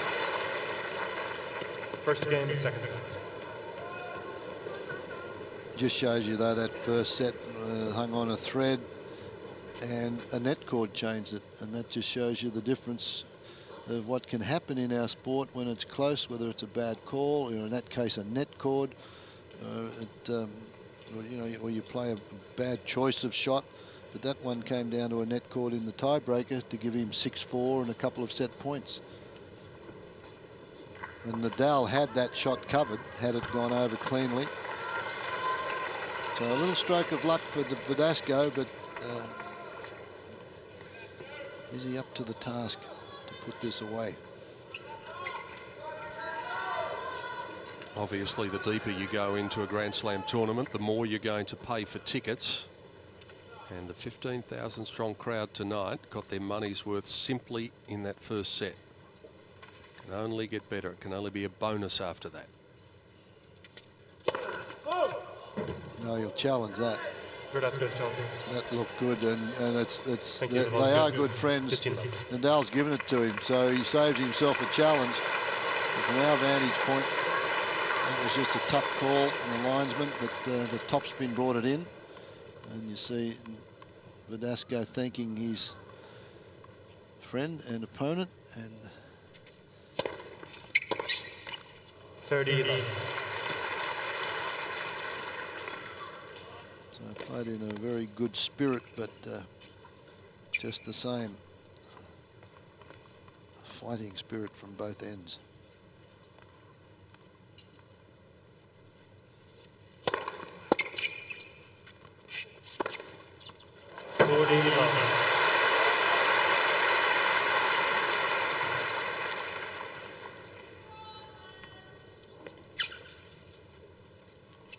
Big serve here.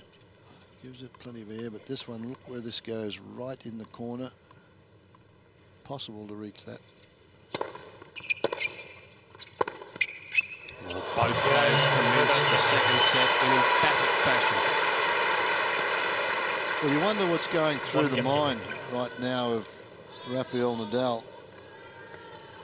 He's played him 6 times. He's lost 1 set, and that was on a grass court. On hard courts, he has just hard courts or clay courts, he has not dropped a set. Nadal against Verdasco. Didn't even come close to dropping a set.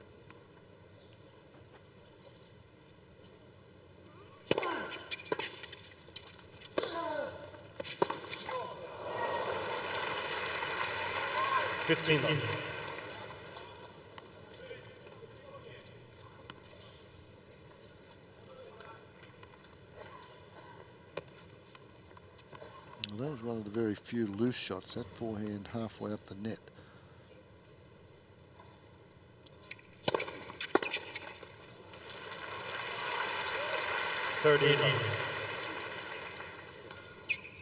Couple of cheap points for Rafa. You'd expect the #1 player in the world. Uncle Tony knows that even the best can go through a bit of a trough, so you'd certainly expect that at some stage Verdasco is going to have a rough patch.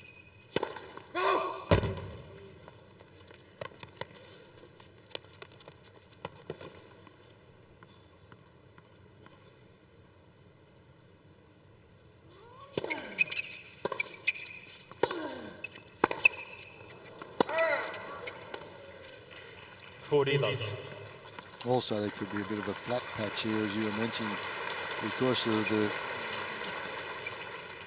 just the passion and everything, when the quality of that first set, and when it's finished, there is a little bit of a letdown. Could be a lull here for a few games.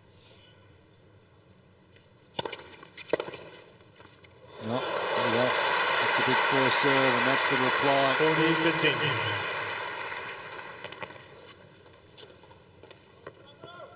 That's a little bit of Verdasco's own medicine. They've thrown that out to the forehand, and Verdasco comes up with the big forehand. Verdasco's used that serve to Nadal on numerous occasions.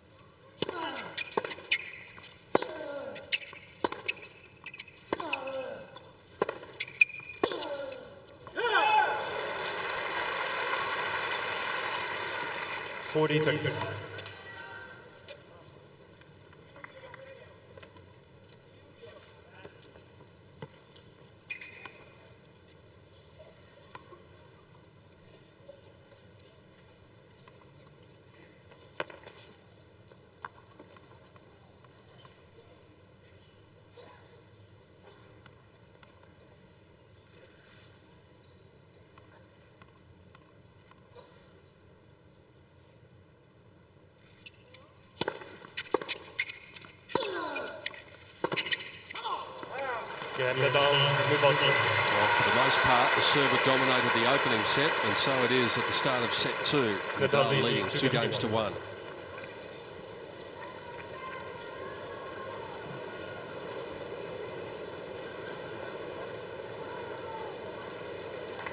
The battle of the lefties has been so enjoyable to watch.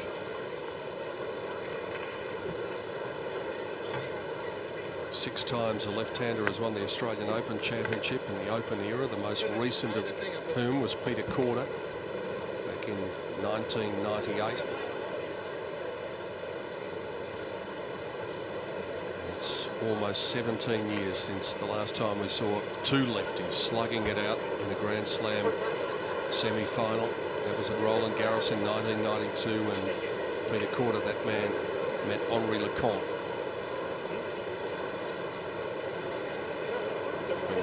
30 years since it happened here at the Australian Open. So I asked you to check to see if we had it.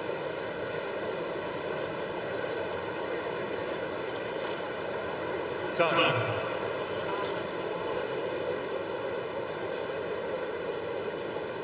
Well, as you mentioned, Peter, the tickets are expensive as you get down to the semi-finals and finals, but they've had value for money tonight. We've seen this is probably one of the best matches so far that we've seen here at this year's Open. They tell me that Gasquet and Gonzalez was a pretty good one, but that didn't finish till like 1:30 in the morning out in Margaret Court Arena, so very few people saw that. I think that was 12-10 in the fifth set. Yeah. Well, plenty of people getting to see this. 15,000 in here at Rod Laver Arena. Many out in Garden Square enjoying the balmy night in Melbourne. Millions on television in Australia and around the world. Hope you're enjoying it.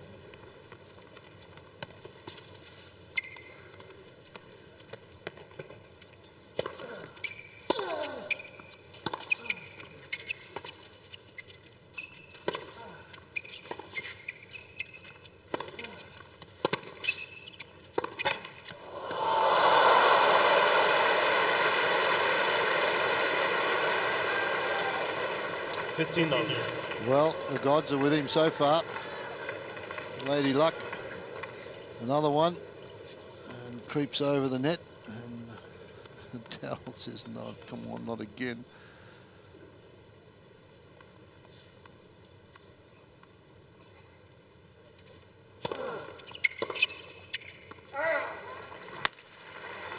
And that's the serve I mentioned early. If you're a right-hander, the way you'd play Nadal would be serving out wide to the backhand here on this court.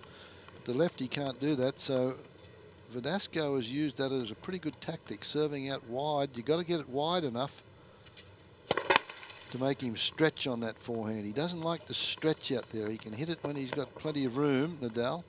Make him stretch and then take control of the point. He's a little rattled at the moment.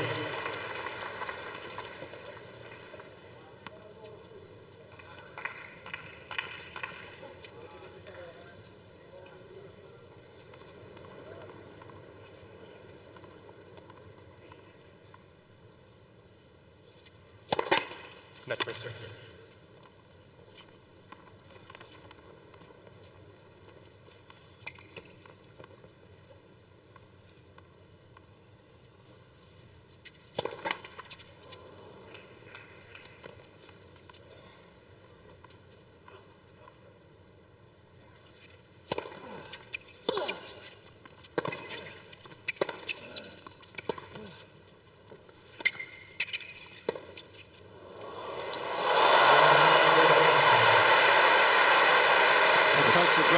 Confidence to play a shot like that, and it was just like a forearm jolt, a little flick to get it over the top. He never hesitated as to which shot he was going to play. What's this little flick over there? He could have driven a truck down the line.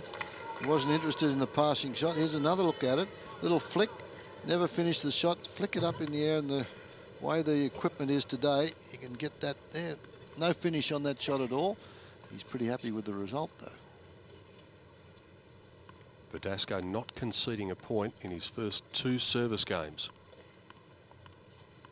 No sign of a lull from him yet. 15 love. Verdasco was looking for the one down the middle.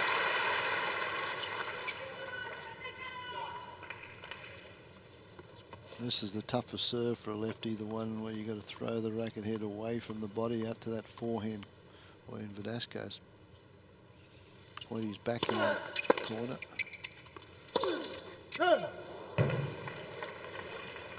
15-all.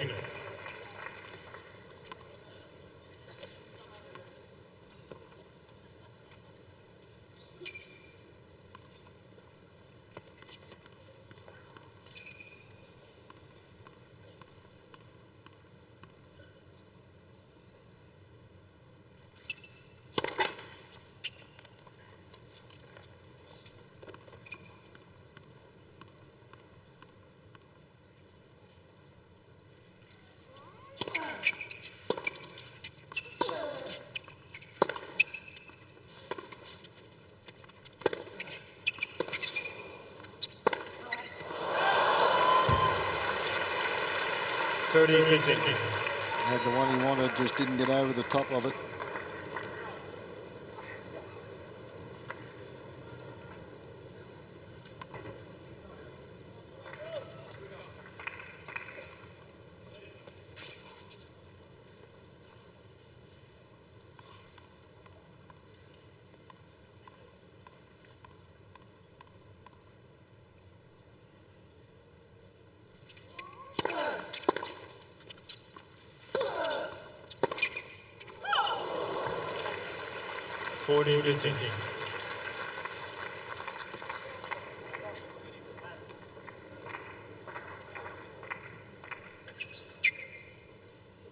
The roof is open here. It's a very warm night. Cooled down enough though for them to open the roof. This is an outdoor event. They only close the roof when absolutely necessary because of the heat this week.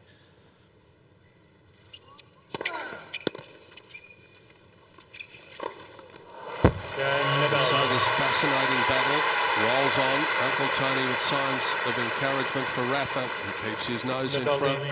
Still no breaks of serve in the match.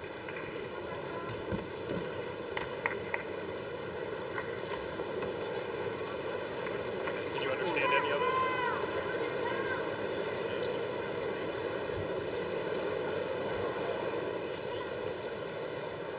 The lines judge has just been up to have a chat with Jake Garner, the chair umpire, and I think it's language, bad language, and Jake Garner said, well, did you understand any of it? Obviously both these boys are speaking Spanish, so I don't know what the story is, whether there will be a warning, but the line judge has taken it upon himself to go up to the chair, and maybe it's coaching from Uncle Tony. But that's not coaching, that's just support. Coach, me coach? My coach is not speaking no one time. Did you hear the other coach or not? All the time, every time. I've heard both. Did you hear or not? I've heard your coach. Unbelievable, come on man. All the time the same. So here they are, that's an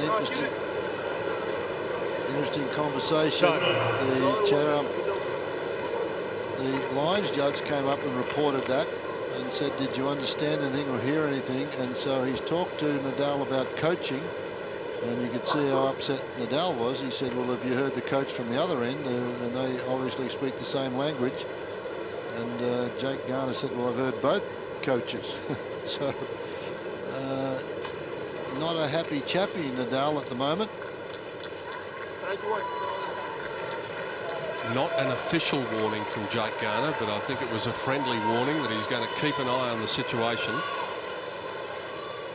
And now that Rafa's saying that it's coming from the other end as well, he might very well be keeping an eye on that too. Well, that might be the spark that Nadal may need, because he was not happy at all with the charge. You don't often see him like that when he's out there, normally composed.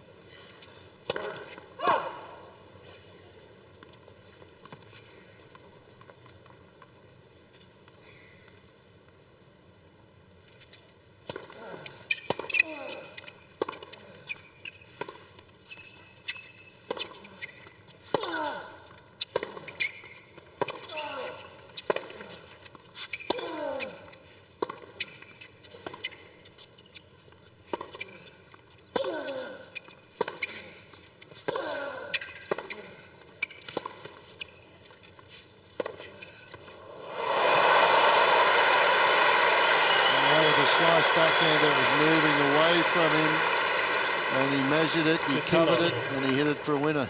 This is the slice. Watch where it moves. Now he takes his time, gets out there, and see it slide away. He gets out there, covers it, and puts it right in the corner.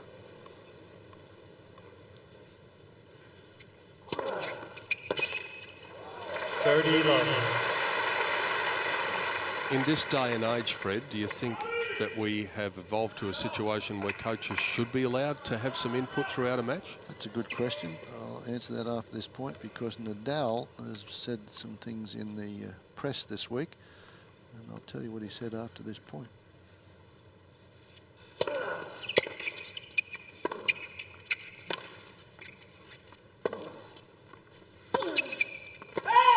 Interesting that that coaching came up there. He said, because Nadal said he is in favour of having coaches, or having coaches say something from the stands. He's not in favour of them coming onto the court at the end of a set and sitting down there, as we look at that replay out. But he is in favour of having coaches. He said that's what we pay him for advice. He said he thinks we should be able to get it from the stands, but not in favour of them coming onto the court after the first set and sitting down for a couple of minutes. That's three love games on the bounce now for Verdasco on his serve. Pretty impressive stuff. And it's a good motion. Not much can go wrong. Look how still that ball is when he throws it up. And it's got to be a difficult serve to read, because Nadal's having trouble reading it.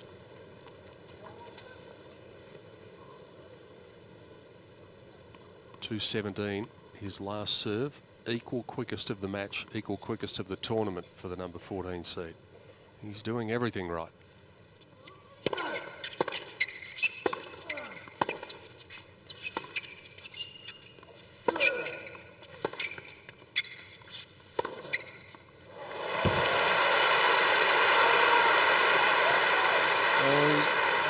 Only unforced errors, only 8 of them for the match for Nadal, and this is the reason, because look where he is. He's pinned behind the baseline, and Verdasco's making him hurry. He's not giving him any time to hit anything, get himself set.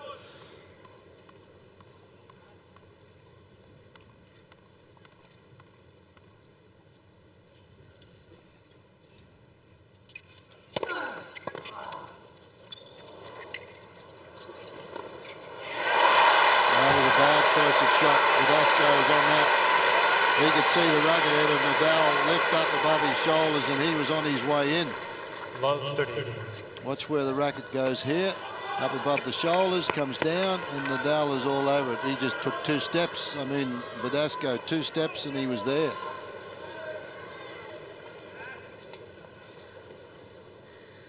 In trouble, love 30.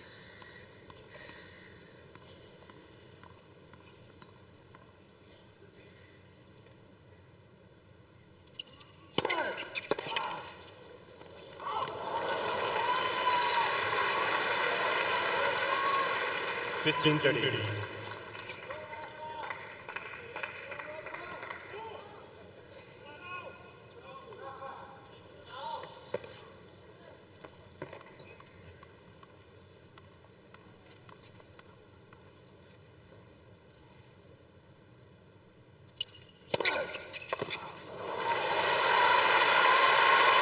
the great players do when they're staring at a deficit, somehow they come up with the points when needed. Not out of the woods yet, though.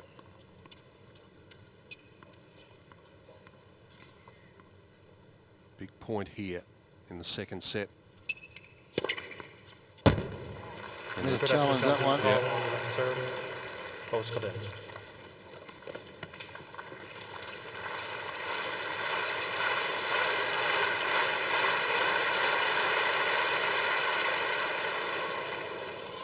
Good. Yep. Just the right-hand side of the ball there, touching the centre line. Had a couple of close ones go against him, Verdasco, but then he's had the benefit of the net cord, which actually pretty much won the first set for him.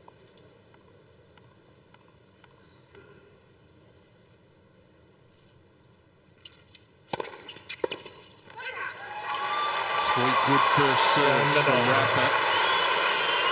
In a bit of trouble at love 30. He scraps his way out of it.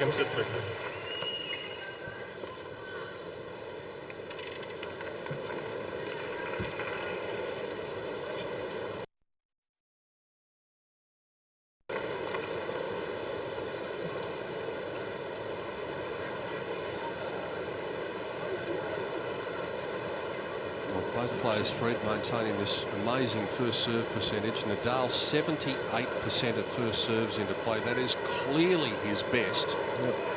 And he's trailing. 90% in this set, though. 90% in this set. He's down a set. But I find it interesting that the changeover now, you look over the coaches, and Uncle Tony's got his back.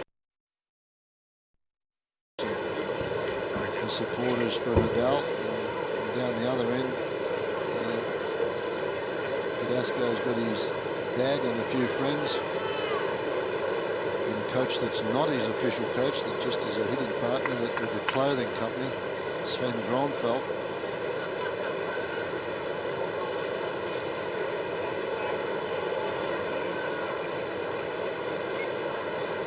So Nadal now, I think, as tough as this man is, I think it's imperative that he wins this set, Nadal. It's a long way home if he doesn't. You know, he's come back from two sets to love down a few times, 3 times actually in his career. But Verdasco is on song tonight, and if he runs out this second set, he can't get any more confident than he is, though, can he? You wouldn't think so. Remember last year we turned up to the semi-final and Rafael Nadal was pitted against Joe-Wilfried Tsonga, and it looked as though it should be a formality. Yeah, exactly, same thing, yeah, really. And Tsonga won 6-2, 6-3, 6-2 and humbled him. Hasn't been a humbling so far, it's just been a magnificent contest.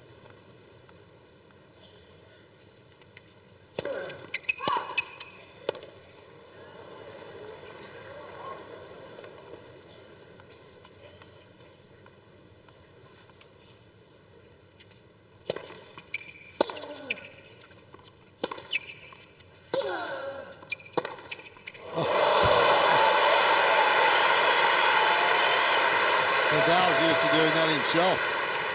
He's not used to looking down the barrel of a forehand like this one.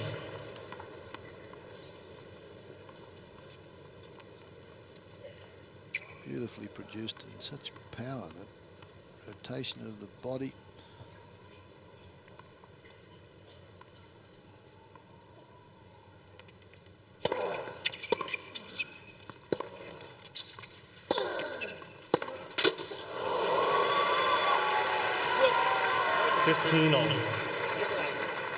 Those 3 comebacks from 2 sets to love down you were talking about, Fred. One against Ivan Lubicic in Madrid in 2005, Robert Kendrick at Wimbledon in 2006, Mikhail Yuzny at Wimbledon in 2007. He's not faced with that prospect just yet. Two of those on grass, that's interesting too. 30-15. Another good serve out wide.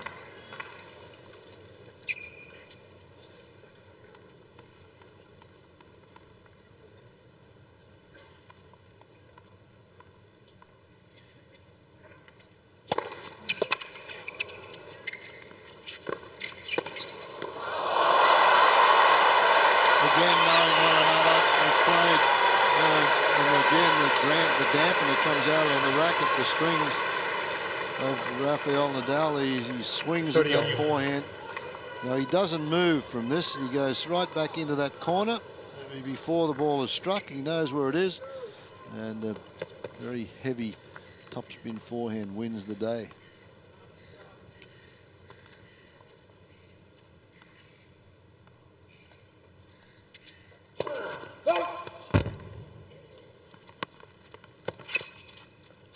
Little opening here for Nadal.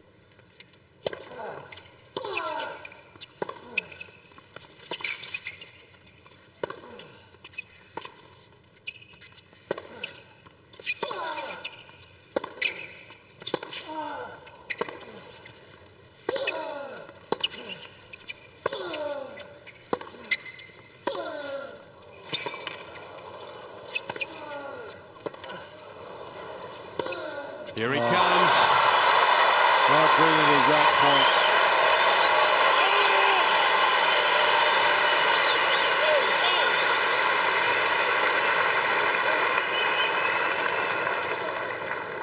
And the first time this set that Nadal has had a break point, he's had a couple in the match, hasn't been able to convert, but do you think he wants this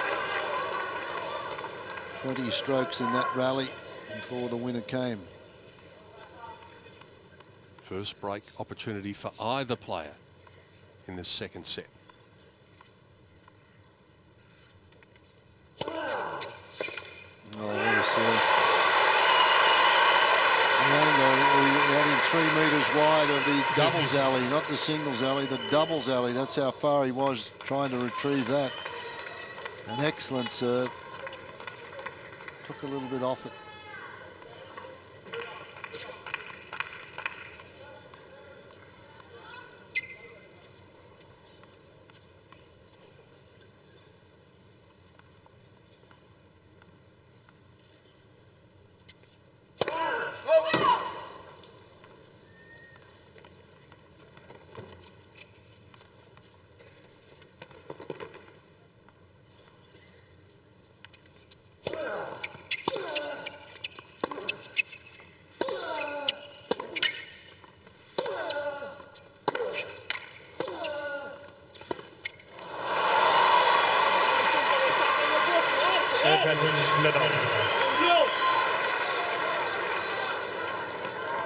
We got Verdasco for the first time in the match talking and screaming at his, there it is there. Not happy with the choice of shots there, but he's down a break point again. He produced a wonderful serve just a minute or so ago to get out of the first one. And that time he just flattens it out. On the left side, the ball is caught in. If it's legal, it's his quickest of the night. So we'll see. He was a pretty confident call from Nadal. We'll see how good his eyes are. Maybe wishful thinking. It's a huge point. Oh, it was way in. He pointed to a mark that was Nadal has way 2 over the challenges line, and that was well inside.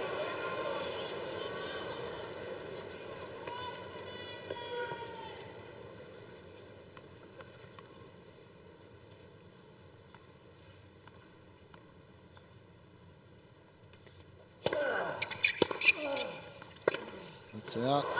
Advantage Nadal.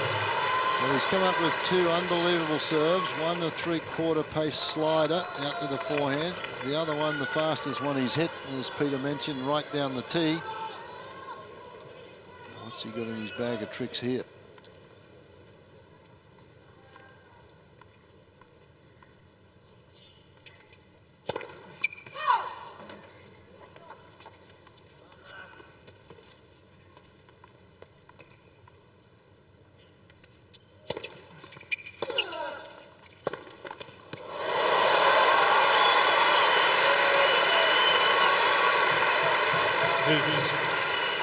Again, it's that really wide serve. If you can get it out there, look where this is. He's got to really stretch to hit this. He can't get enough on it because of the stretch. And then a very short reply opens up the court. And Verdasco again creates the angle. But it's the serve that sets it up out to the forehand. He's saved 3 now.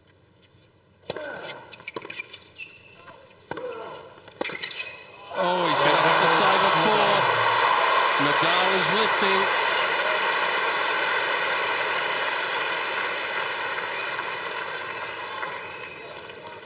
Uncle Tony's watched a lot of his matches. He hasn't seen too many bigger shots than this, though, at critical stages.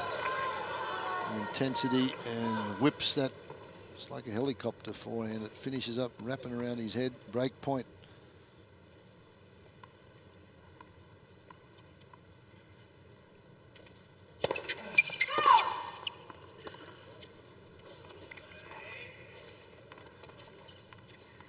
Remember, there hasn't been a break of serve in this match so far. There may not be one here the way it's going.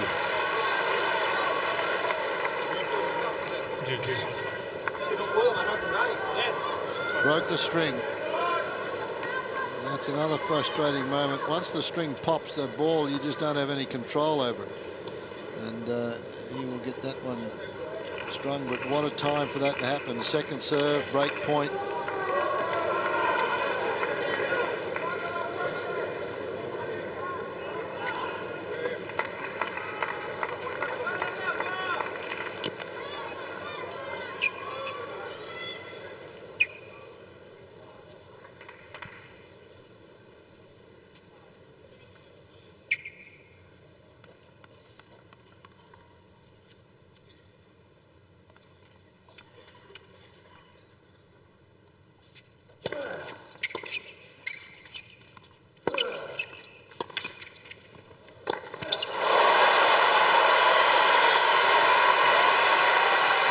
Jets that don't have as good a vertical takeoff as that.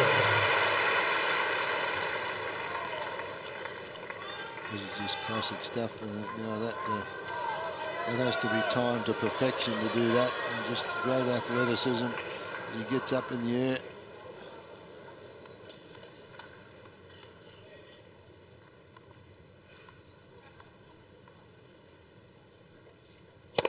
That's first serve.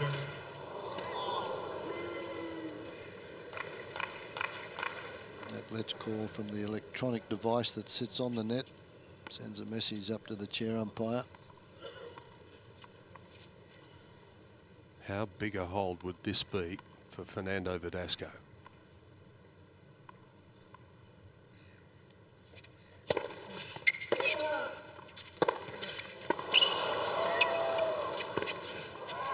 That is a massive, massive hold. 4 break points in this 8th game. Moves around from outside the doubles alley back to the other side of the court to hit an off forehand. How big is that? Could be here for a while. 4-all.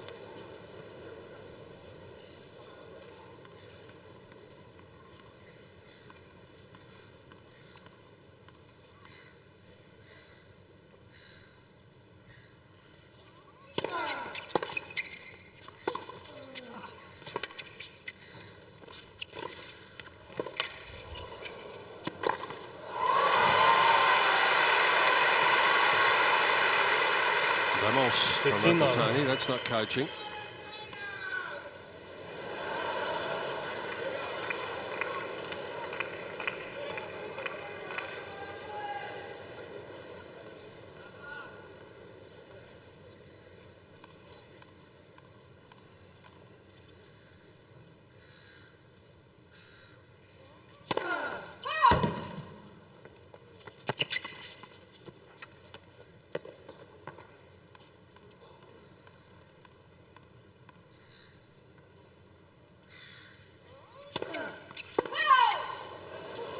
Double fault number 1. 15-all. Up until this match, he served 6 double faults for the tournament. Up until that double fault, we haven't had a double fault in the match from either player, which again is impressive. An hour and 55 minutes, closing in on 2 hours, and that's the first double fault. And the way they've played, the first serve percentages.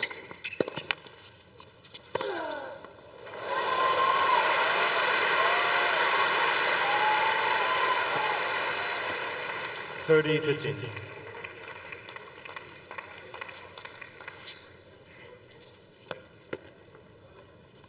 Opens it up for his favourite shot.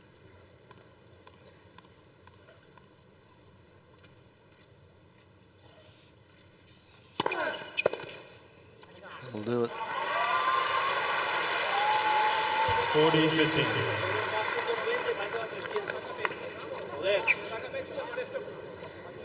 How's your Spanish, Fred? Not good. That makes 2 of us. Nada. I think we got the gist of it, though.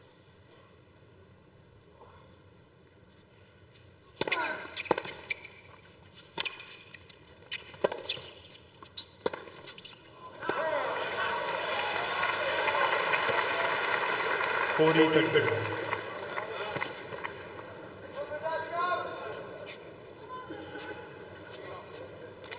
Well, it's a change for Verdasco from a couple of years ago because he was very fragile mentally. He's been exceptionally tough here this week and beforehand coming into the Australian season. Finalist in Brisbane.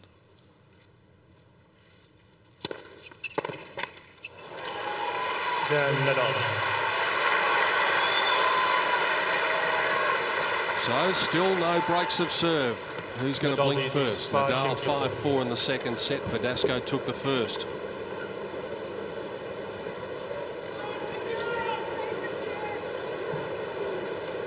It's a matter of self-belief now with Verdasco. He's got a lot of confidence the last couple of months. He's fit. He's as fit as he's ever been, working in the States, in Vegas, with Gil Reyes, who's Agassi's coach, Agassi's fitness trainer. And obviously he's hit some with Agassi. And there's the chair umpire, the lines judge once more, chatting to Jake Garner, and he is from the other end of the court. That's the end of the court over where Verdasco has been venting his anguish to his player's box over there. So will he talk to Verdasco about coaching? Let's see.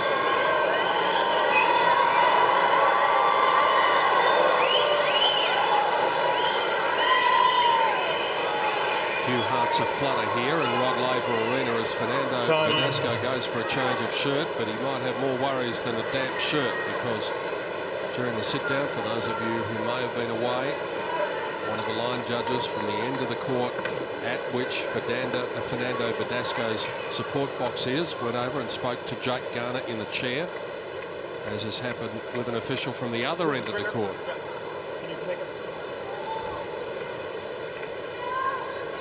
This match has had everything so far. Yep. Now, you don't know whether that was audible obscenities or whether it may be coaching, but he has not said anything to Verdasco, and he did say something to Nadal, and Nadal was not happy. And what's good for the goose is good for the gander. I think he should have said something there, whether it was audible obscenities or whether it was coaching, but he never mentioned anything to Verdasco. Verdasco now serving to stay in this second set. 4 times so far he's been able to step up to the line and to handle the pressure of having to catch up to Nadal. He needs to do it here again, otherwise the set is gone.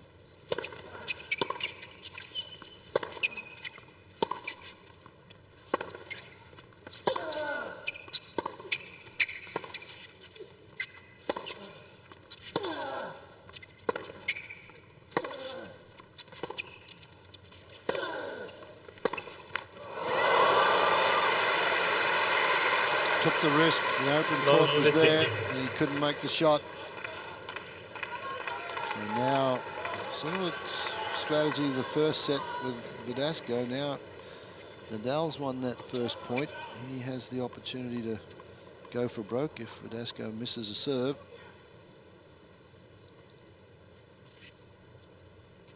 They've got these moths. What's the name of those moths? The bogong moths. Bogong. They're all over the city. They're everywhere. There's a plague of them, and they give them to the kids to take up. What happens if you don't like picking them up? Look the other way.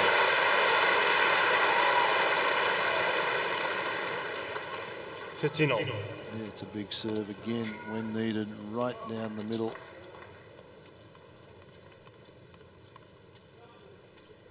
Nine aces now to Verdasco, 8 to Nadal.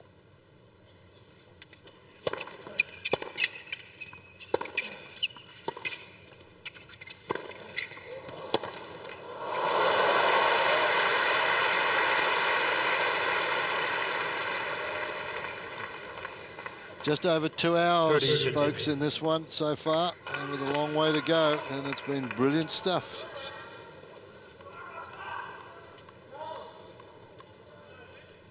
And neither player actually plays quickly, but you haven't noticed it here. It's just been absorbing.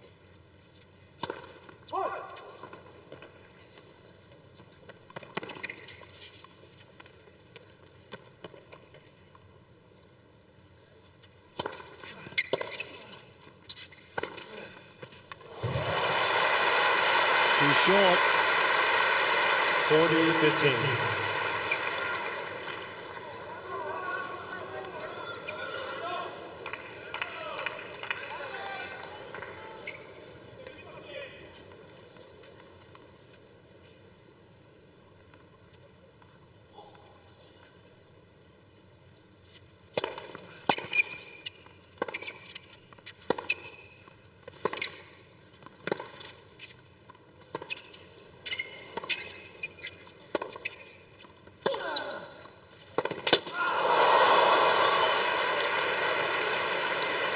Well, the crowd love the spirit that this match has been played in, and particularly this fella, when he gets out wide like that, he's exciting to watch. He goes for it.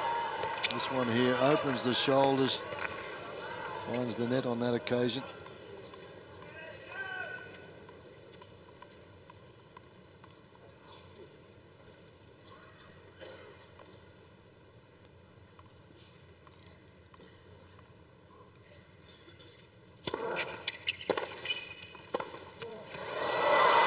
Sort of angle.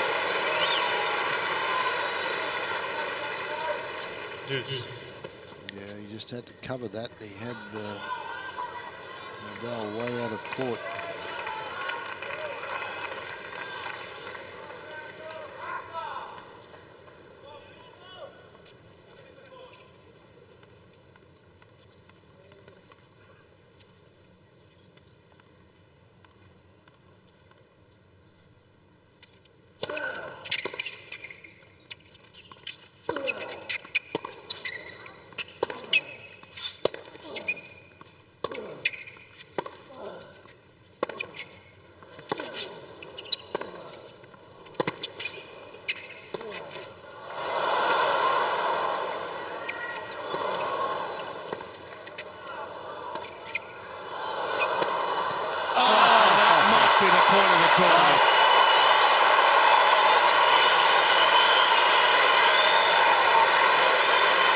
Well, even that brought a smile to Verdasco's face.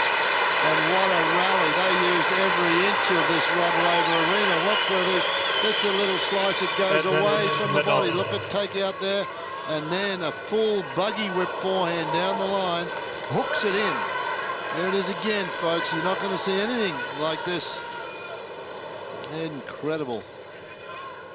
And what an incredible time to do it as well.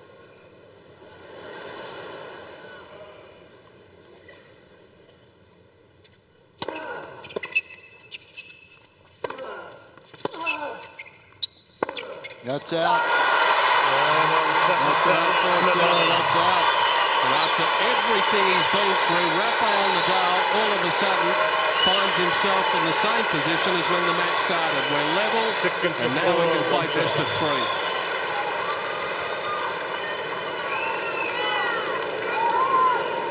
What an unbelievable effort there from Juice.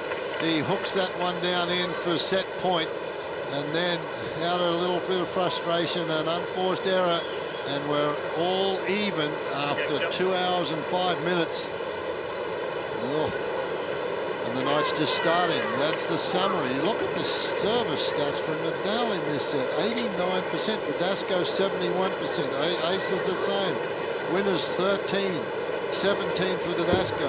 Look at the unforced errors compared to winners. Has this been a good tennis match? You got to be kidding. And the first break of serve just seemed to come out of nowhere. So it's taken us 5 minutes in excess of 2 hours to get that first break.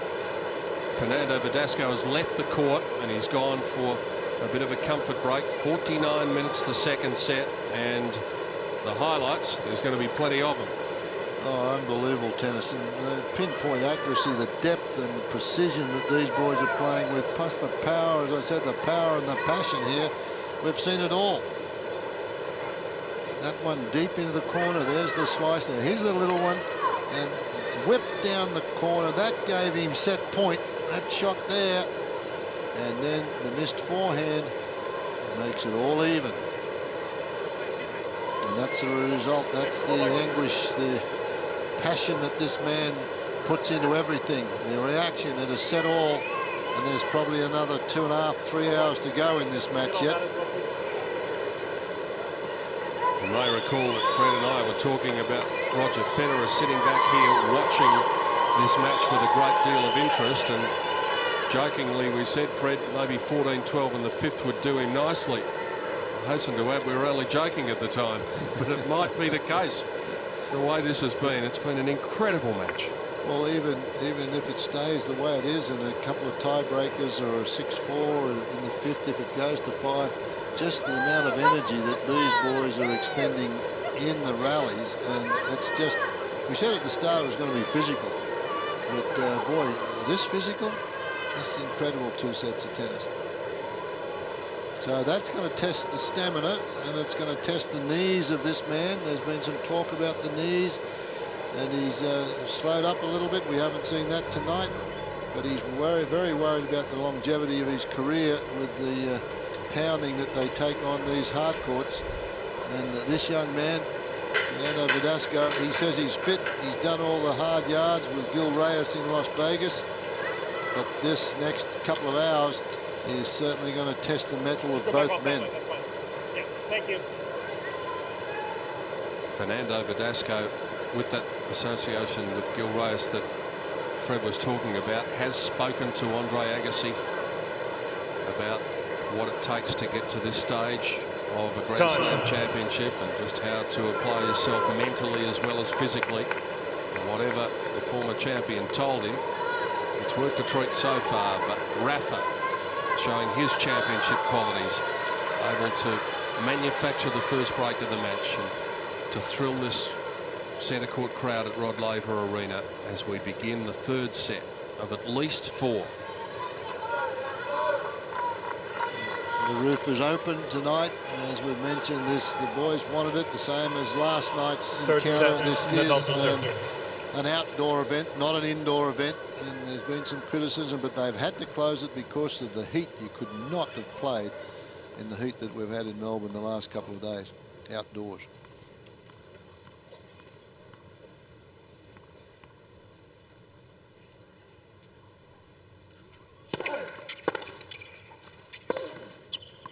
We talked at the start of the second set about the perceived advantage that Nadal had by serving first, and he's given himself that advantage again by making that break at the end of the second set.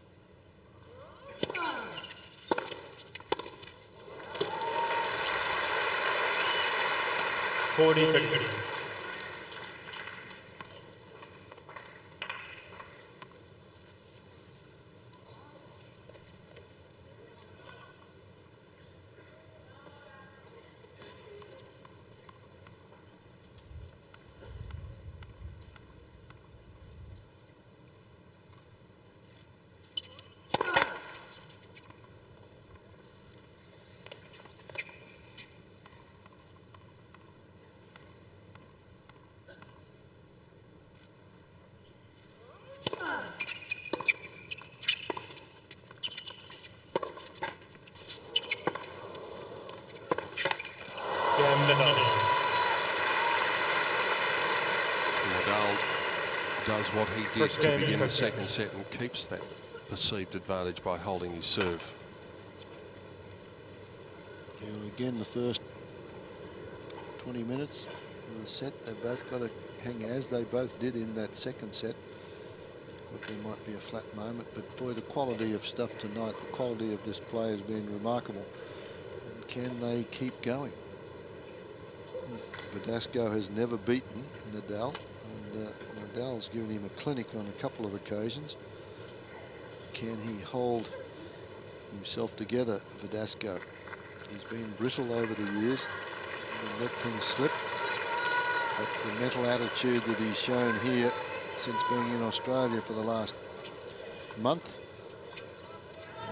maybe has turned his career around, and he now believes in himself. He believes he's here, and after this event, he is. He's in the top 10.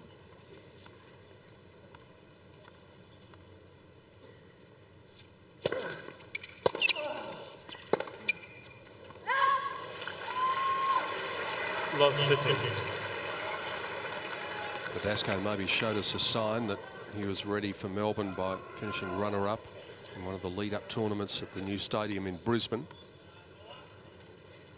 Pat Rafter Arena.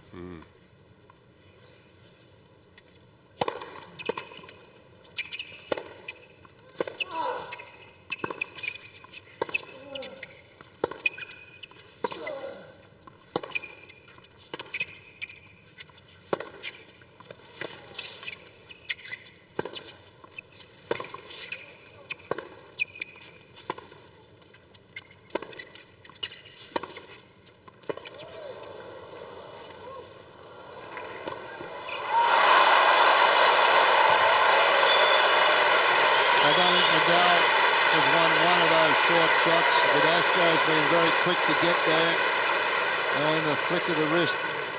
This one here, he could have whipped it cross court, but plays the drop shot. Watch what happens. He's looking for the volley, but he's looking for the volley down the line. Verdasco with a snap of the wrist here. On the 21st stroke of that rally, comes up with yet another winner off those short balls.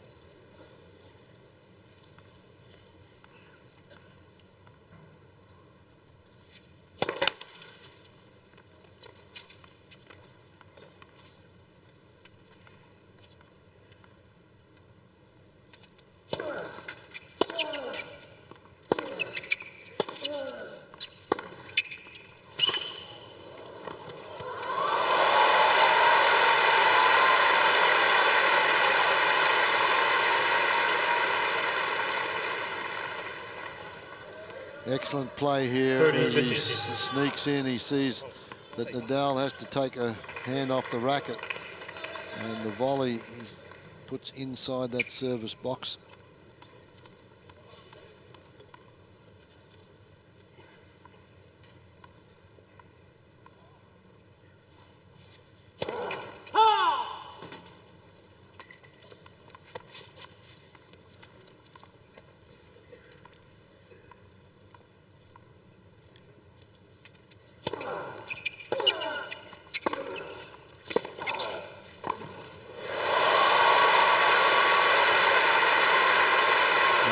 Secret with Verdasco now to come in a little more often when he's got his man on the ropes. He just doesn't give him time to do much here.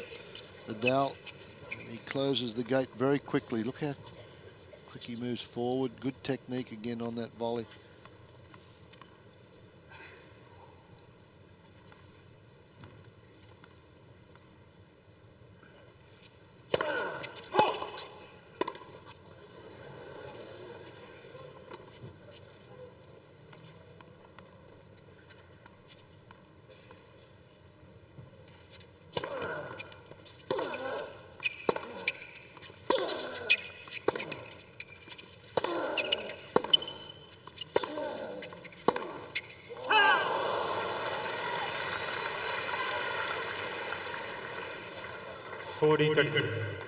Fred, it may seem a strange thing to say when this man is maybe a point away from levelling up at one game apiece at the start of the third set, but I've been watching him closely, and I think there's a couple of signs of fatigue in him just at the moment. Who, Verdasco? Yeah.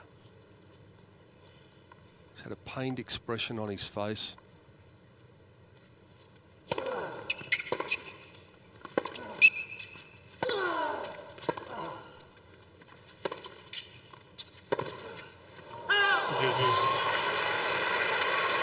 I was just thinking back to last night's slugfest, which was also an excellent match, won by Roger Federer against Andy Roddick, and Roddick had never beaten him either. And Roddick came out slugging and just an unbelievable first set, and a pretty impressive match. And Roddick came forward, served well, but Federer had all the answers, and it'll be interesting to see as this progresses whether Nadal will come up with the result required here with all those answers.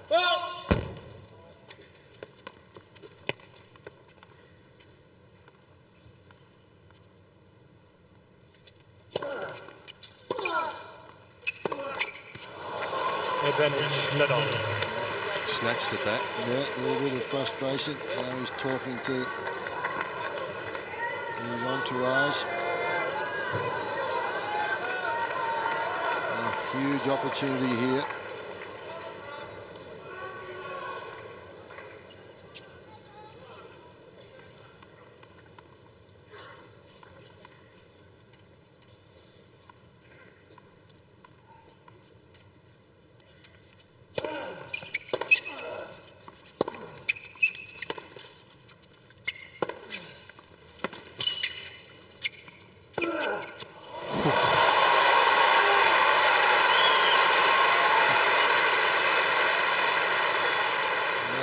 The racket do the talking there. He was in a hole.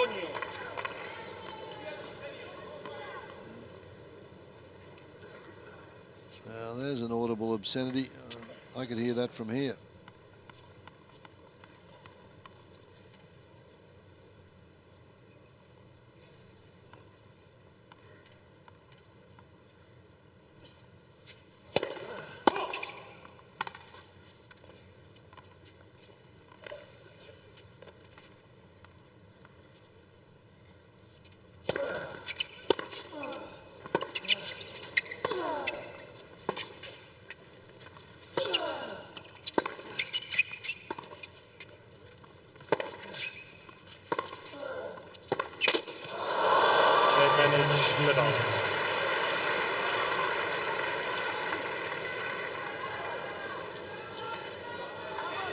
His face looks different. The way he's carrying himself around the court's a bit different. His breathing is heavier.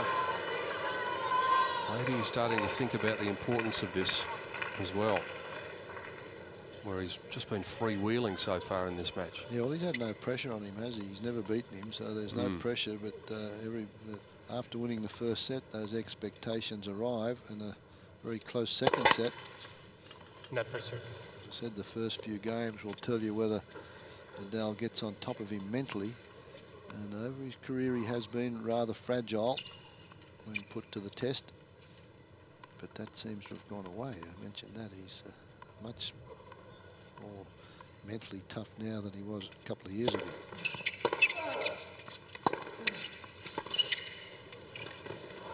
Oh, that was brilliant.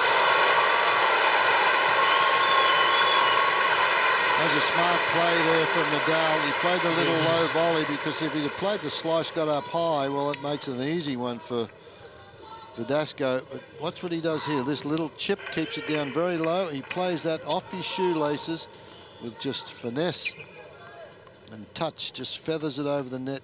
Beautifully played. Tough shot.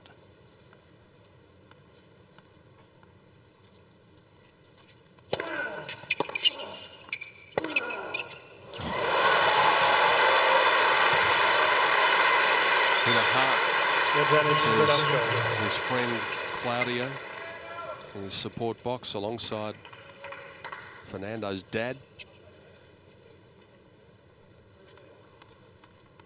Yeah, Claudio's not his coach, is he? I think he's a friend. Well, he's probably helping him, giving him some advice, but he just doesn't have an official coach at the moment.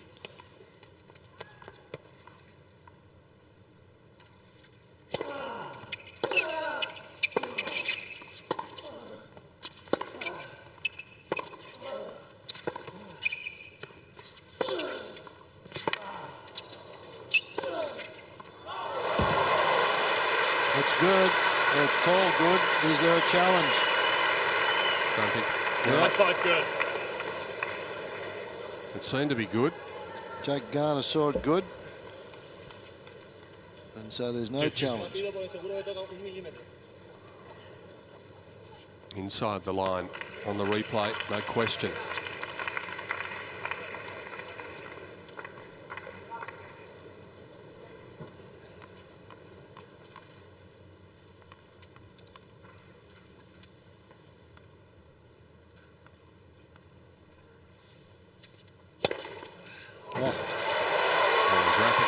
This one. That's good too. Yeah. Advantage for Verdasco.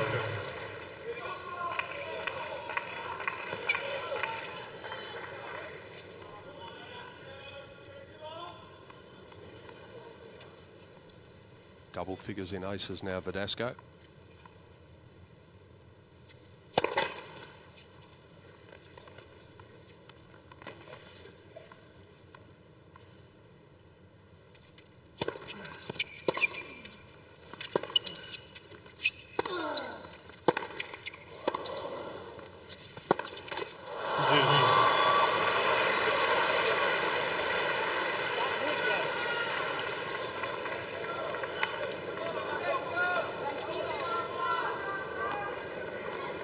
This is becoming another one of those games where it might tip the match one way or the other. Yeah, exactly. Well, as we mentioned, the first 4 or 5 games of every set, when you get to a set all and this like this, he's saying, calm down, calm down. And that's what he needs now. He's getting a little excited.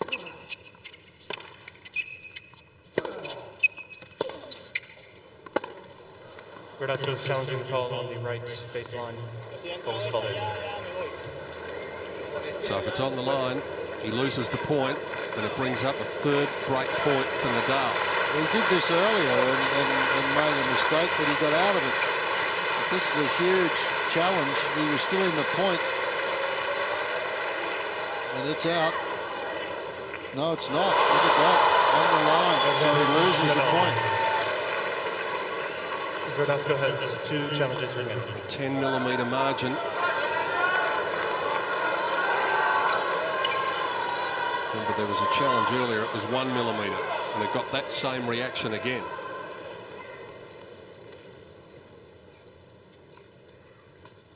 Break point number 3.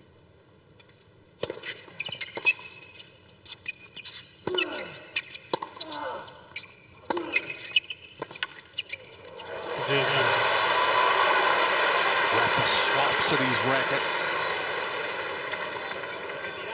Fred used the word a couple of times throughout this match. Passion. Look at this reaction.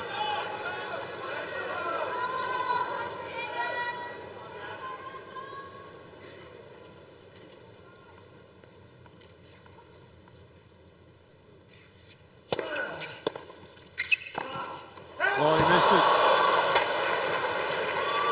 And what a play that was. He hadn't served and volleyed all night, and that was a good time to do it. And he got the reply.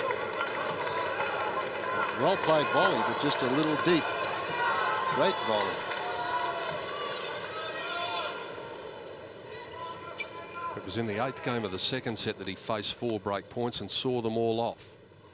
He's facing the same prospect right here.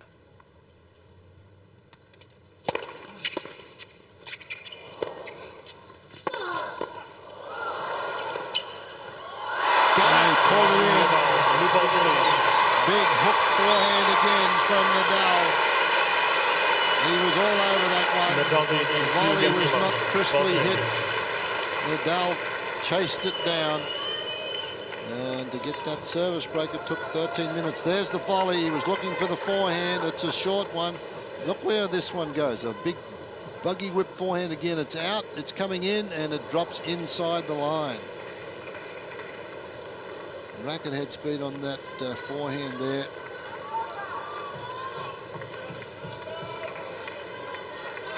Well, we didn't have a break of serve in the first 2 hours of this match, and Verdasco has been broken the last 2 occasions he's come up to serve.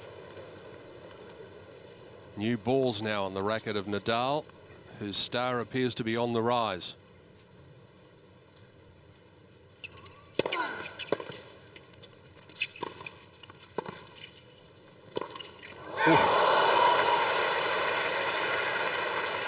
Love 15.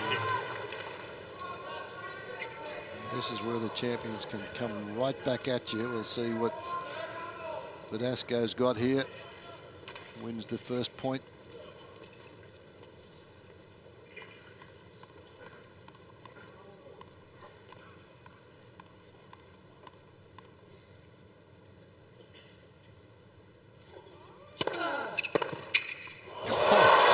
Do you mind? Love 30. Not much you can do about that. It's a pretty good serve. Right in the slot though. Around shoulder height. You got over the top of this one enough.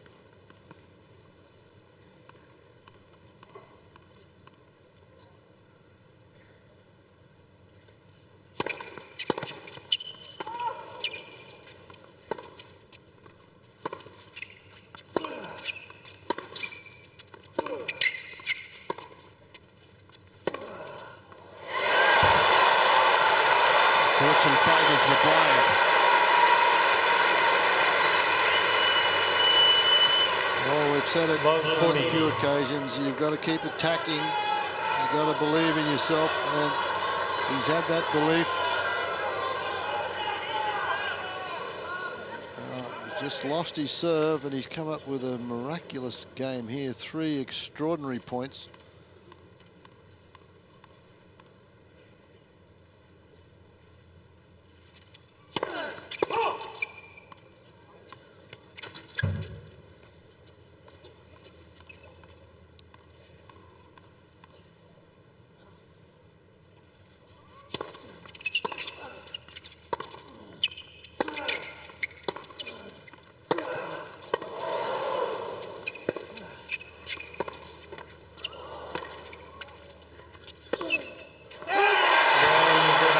Verdasco 13 minutes to lose his serve and about 3 minutes to get it straight back.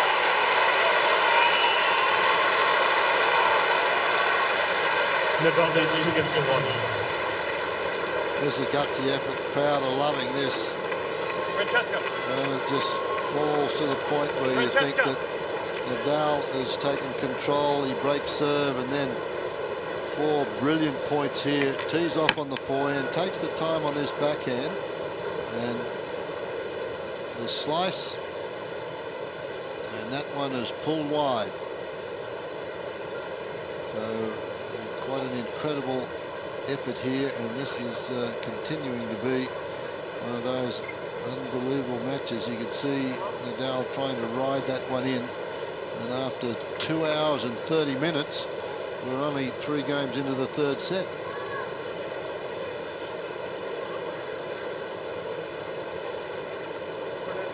I think, Cloudy, I like that.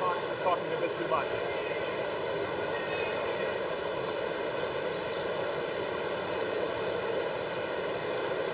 Well, he's shown us not only his talent, but his courage tonight. Fernando Verdasco. He is going to live and die by the sword. He went for his shots. He realised that the best time to get the break back was straight away, as they've both been through a 13-minute game where it took 4 break points. This crowd has got their money's worth tonight at Melbourne Park. It has been a magnificent semi-final. And it's a long way from being over yet, because we've only just begun the 3rd set. It's been going 2.5 hours. We're on serve in set 3.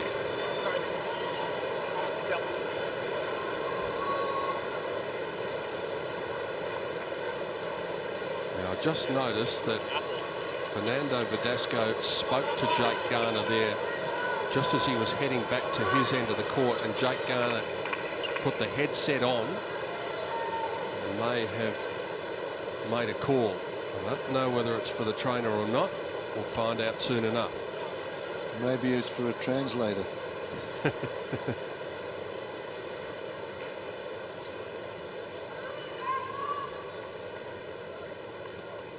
Crowd settles. expectant hum around Rod Laver Arena. Verdasco serving at 1-2.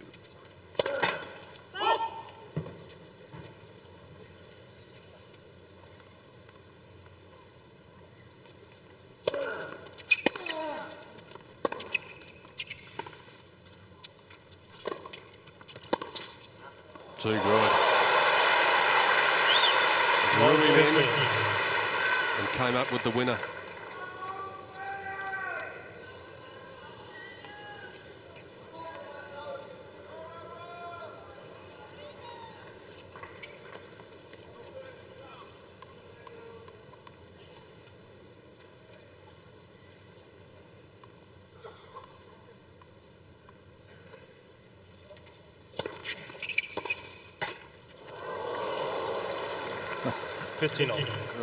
Verdasco's had 2 of those and they've gone over, and you can see from there Nadal not so lucky.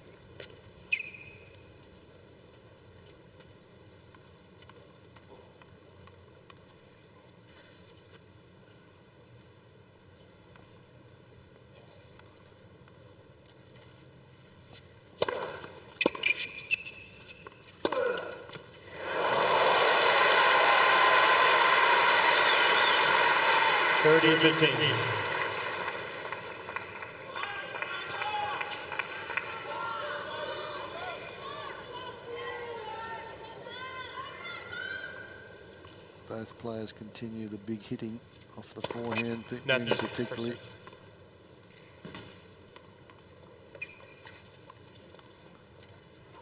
Still, Nadal persists. He's 5 meters behind the baseline to return the serve. You just can't reach those. That's a good serve. If you can get that serve out there, you've got to get it on the line, and you've got to get it up the line. But when you're that far behind, to get out there and reach it and do anything with it is virtually impossible.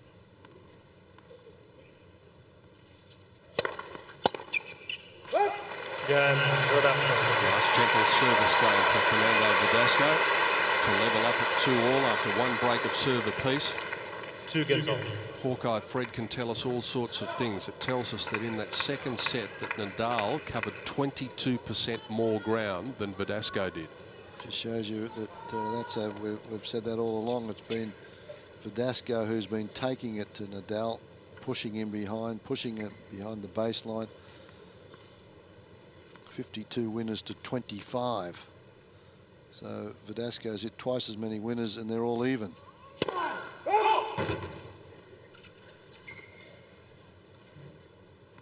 He's made 3 times as many errors as Nadal. But they're the risks you take. You have to go and you have to beat Nadal, otherwise he steamrolls all over you. And on the subject of numbers, as we watch it in replay, this is how Fernando Verdasco brought up his 100th successful point of the match. He's won 9 more than the #1 seed.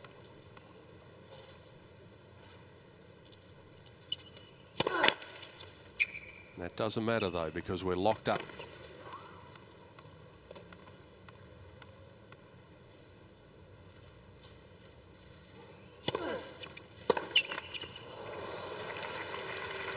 If individual points mattered, Fred, Verdasco wouldn't even be here, because in the match against Andy Murray actually won one more point. Is that right? Yeah, I thought Murray threw that match away. I felt that he had control of it, and then he just wants to play around and turn the tap on again. He'll learn from that match, Murray, I believe.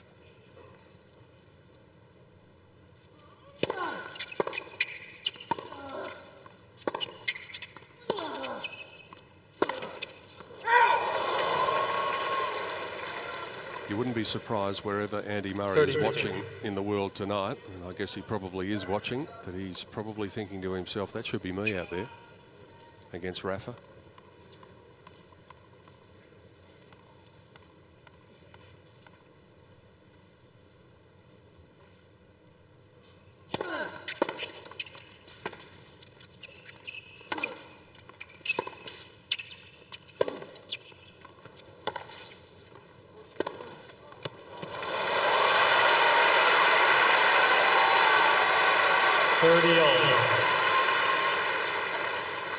I just love listening to the squeak of the shoes, all the footwork that's done here. When they prop and they little steps to get in position, you know the footwork is good when you can hear the squeak of the tennis shoes on the court.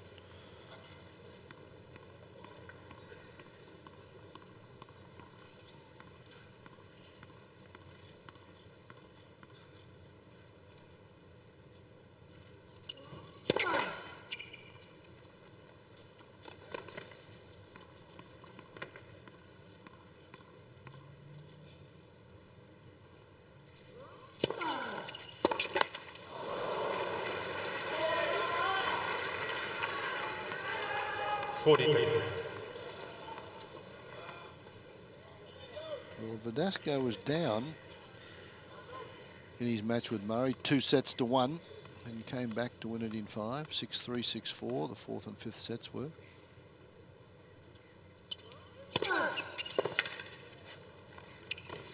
No, he hasn't won one of those. I would have thought he'd learnt from previous experience tonight just with that shot. Verdasco was there. Watch where he plays this. Verdasco's on the way in before he even starts and has not lost one of those points. Verdasco's won every single one of them, and there's been about 6. Terrible choice of shot from Nadal. Could cost him.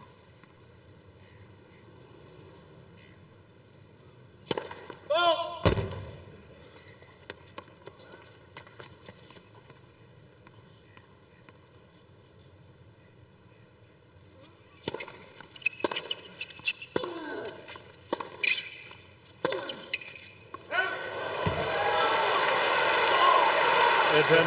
Well, if he loses this game, you can put it down to that drop shot.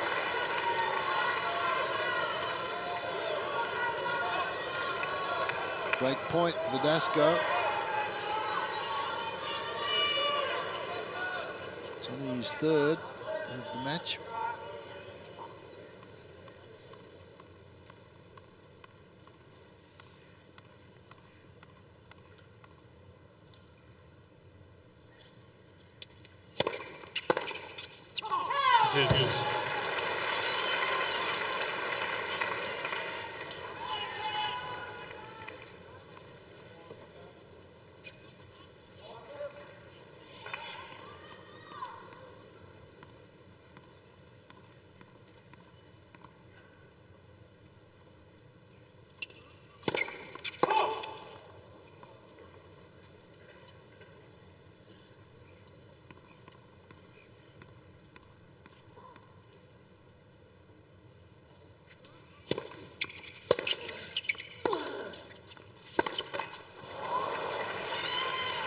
Advantage, Nadal.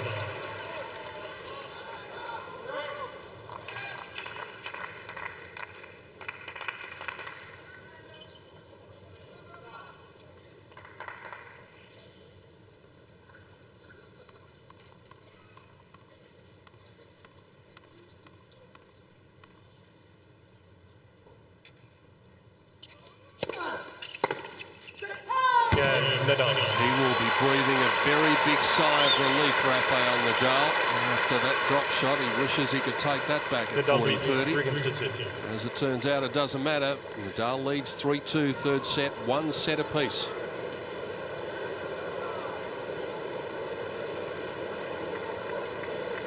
That was a terrific hold from Nadal there. As Peter mentioned, that the drop shot was a terrible choice. Got him into trouble. He's probably played 6 of those and hasn't won one. And he's played them on some pretty big points. Able to get out of it. Both players have survived the break points. Nadal is going to be very disappointed in his efforts on break points, but it's been because of Verdasco's good serve. Nadal's had 11 break point opportunities and he's only converted 2. So Verdasco's had very few breakpoint chances. He's had 3 and converted 1. Both players getting a little sustenance now. A little bit of Time. Energy bar and a little drink.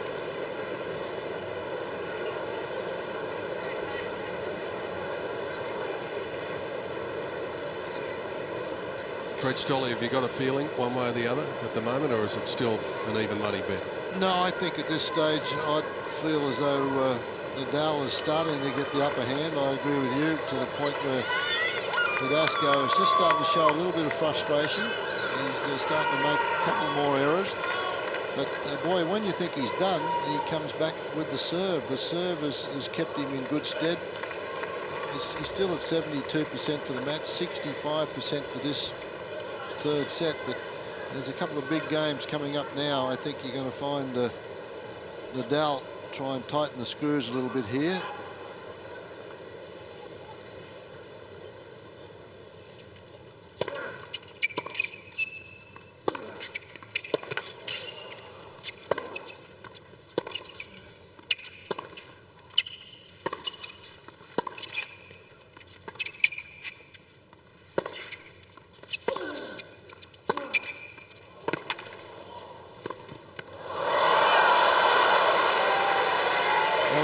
Shot wanted to get in, but what unbelievable retrieving abilities from Rafael Nadal. It's all very well you can do this on clay, you can slide into it, but on a hard court here, where it's very unforgiving on where you get out there and you prop and come back again, Nadal throughout that rally made 3 miraculous defensive shots.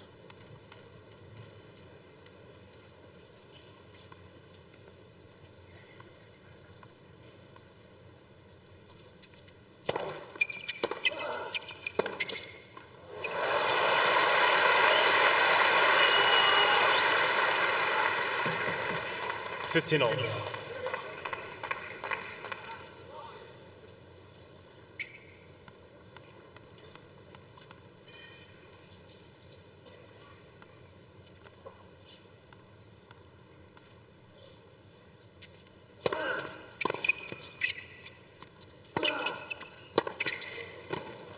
He's there. And he's pumped as well. Nadal's reaction after that said a lot. He knows the moment is at hand here.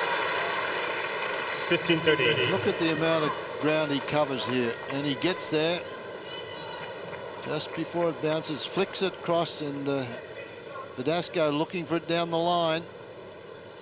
Great foot speed.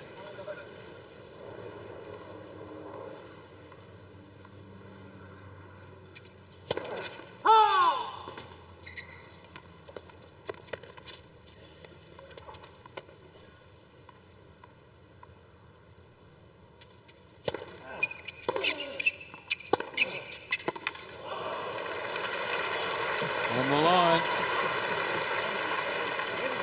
30-all.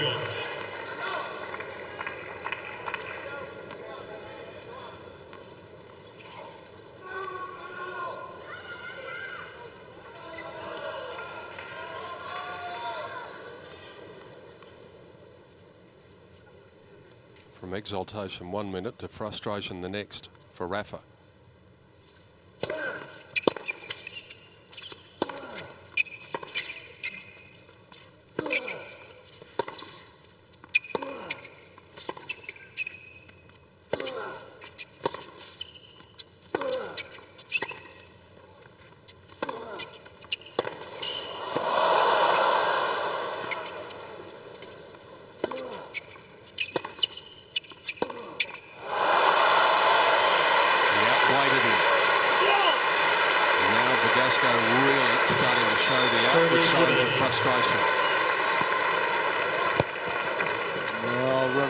That's what we called him in Paris. Nadal kept coming at you. That's on a clay court, though. Absolutely relentless there, and he's pretty much that tonight. Boy, he's covered some ground.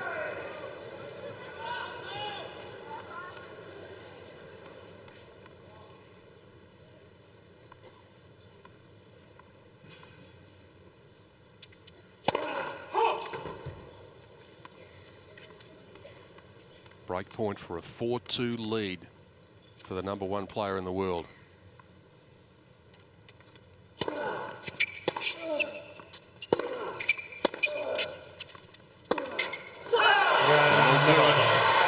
Is that the moment that breaks Fernando Verdasco? He throws his racket into the air. Nadal leads 4-2. Well, he gave it all in that game, and Nadal was able to answer at the point before, a couple of points ago, where he just defended so well. And then that last point, here he gets this one back, and that was just sheer power. And then Verdasco tries to hit it harder and goes a couple of meters long. And that's what he thought about it all.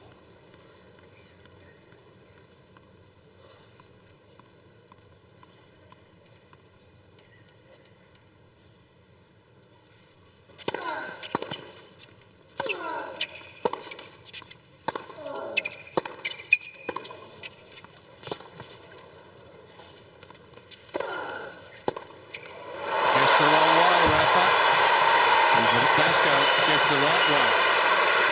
Well, with both of them, that's their favourite shot. And as soon as he plays this, you know, Verdasco moved into that corner. Nadal didn't see him go, and this was just easy pickings. He just had to set himself. Could have driven a Mack truck down there. And he did.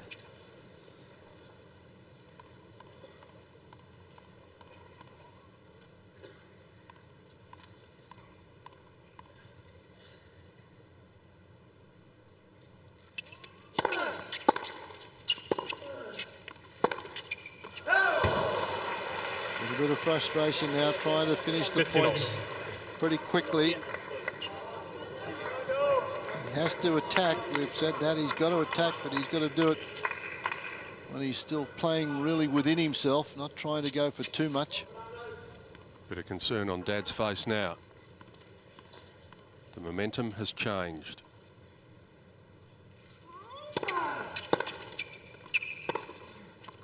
Rafa starting to make those shots. 26 winners for Nadal, 57 winners for Verdasco. Not bad, is it? Incredible.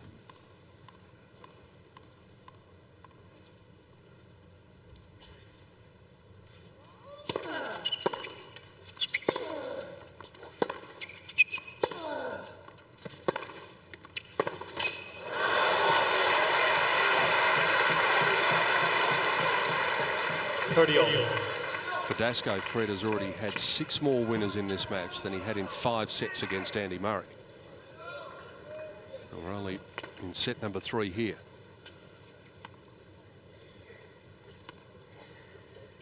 That's the way he had to do it, though. From the word go, he knew that he had to come out and be adventurous.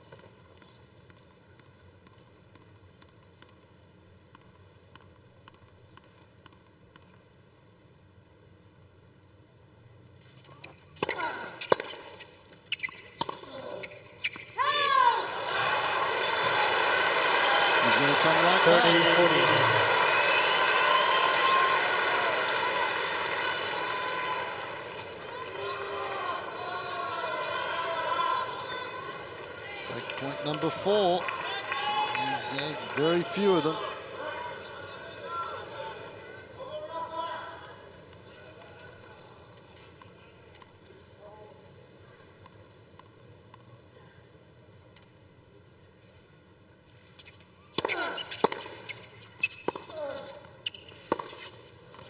That's good enough.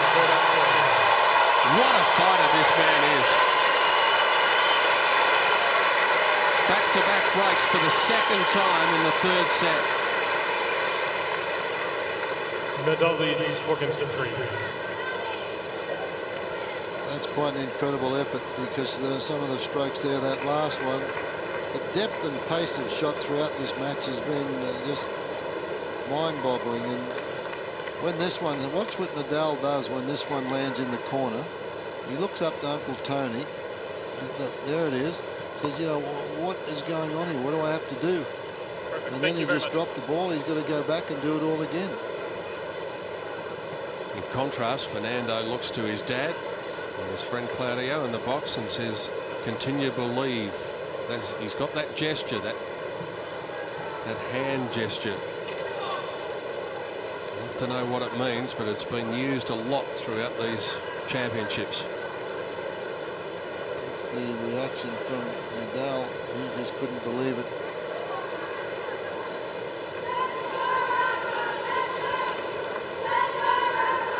Time.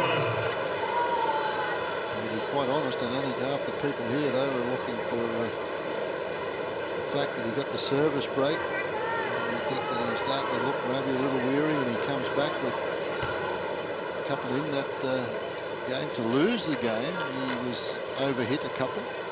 But to break back, he measured everything and played really within himself.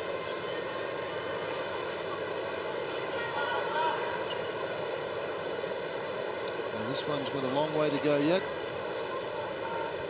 And everybody is still here. It's 11:15 local time. 2 hours and 53 minutes. Transportation stops at midnight. I'll do what I did last year, Fred. I'll give you a lift home. Don't worry. Thanks, Pete.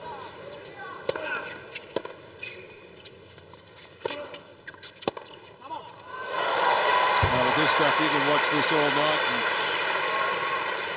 Love 15. You don't see too many of these in your lifetime. Quality matches such as this.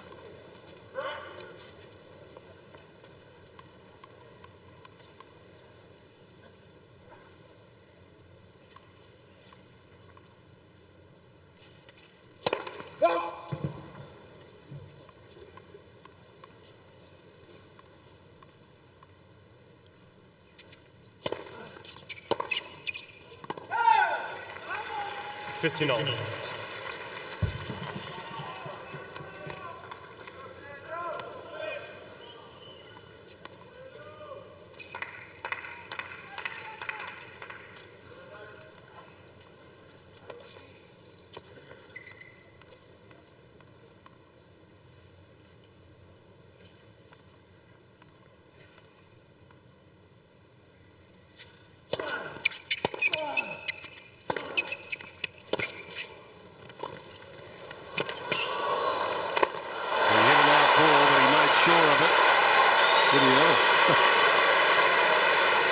Both ways.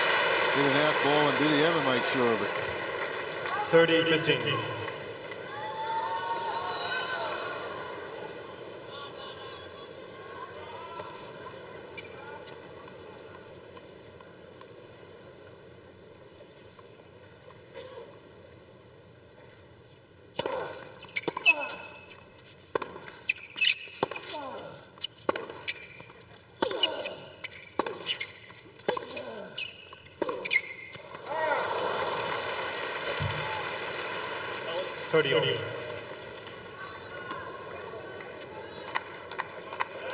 Once more, the question is posed of Fernando Verdasco.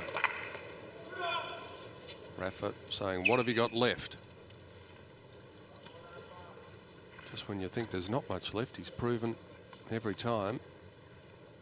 Still plenty of gas in the tank.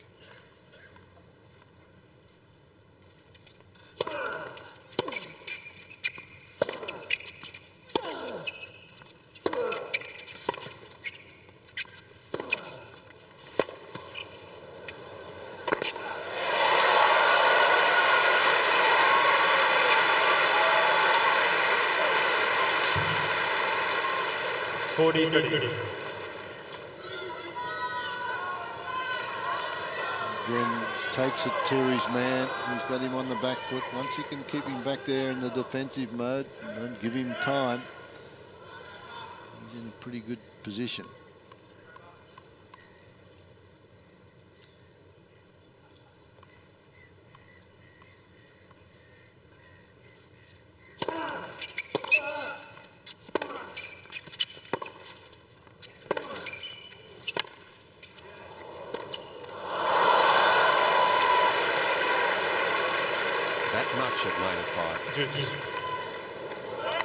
How did that get over the net, he says. How did it?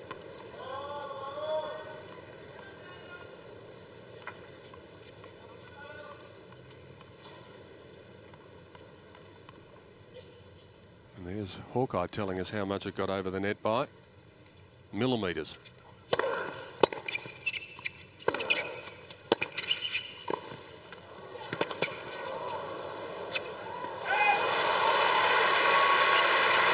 he's done some road work. Advantage Verdasco. Verdasco's had him on the ropes. He's poked up lobs and sliced backhands.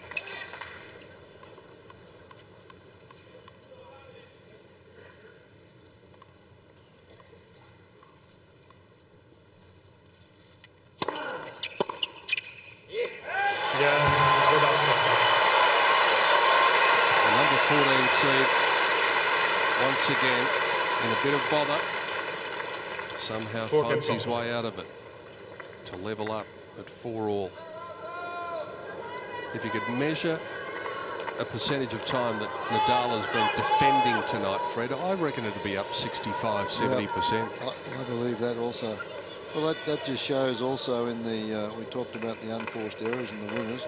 He's at 60 winners, Verdasco, 27 for Nadal, and that's all it has said all. He's at 45 unforced errors, and Nadal at 14.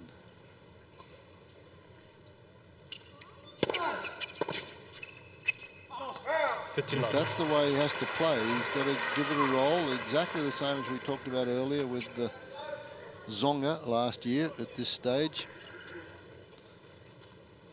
Get in rallies with Nadal with the heavy topspin, you run second a lot of times.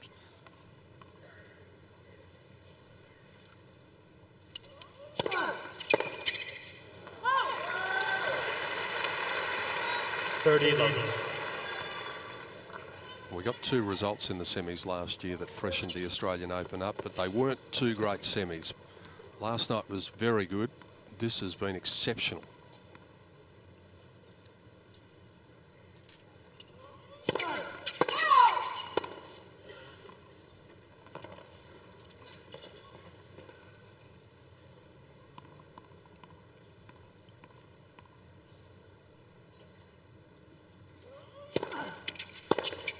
Oh.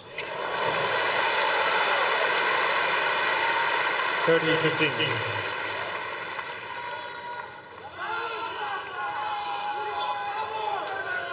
That's that shot that you've talked about a few times where the ball's leaving him all the time and somehow he's able to get around the outside. Yeah, yep. Incredible.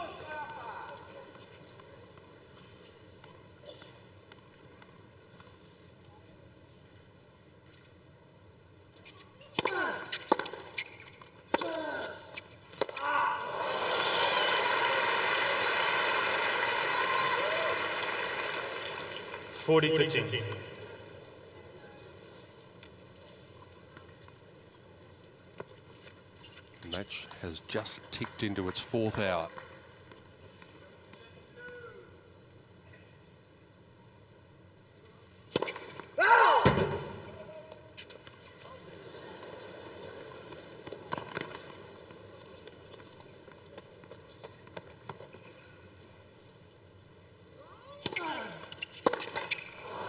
Nadal. Rafa continues to keep his nose in front in this 3rd set.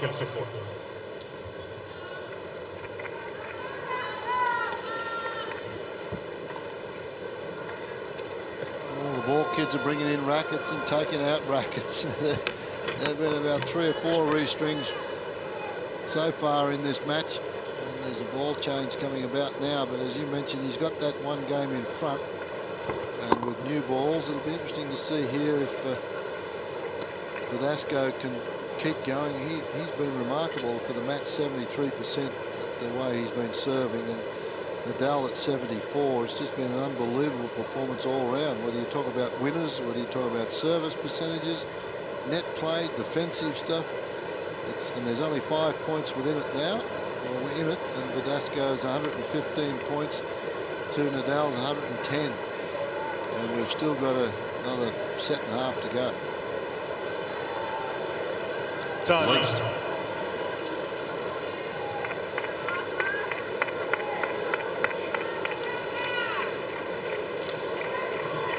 On the score of fitness, this man won't lack anything.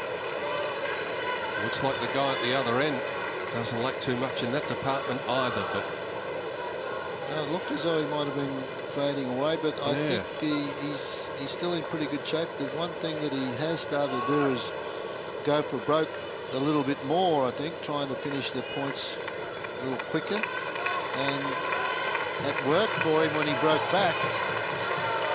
And we'll see how it goes in this game. He looks better now. There's a better look on his face. There's a bit more spring in his step as he walked up to the line as well. So perhaps he's just gone through that little trough. Got the second wind. Yeah, come out the other side.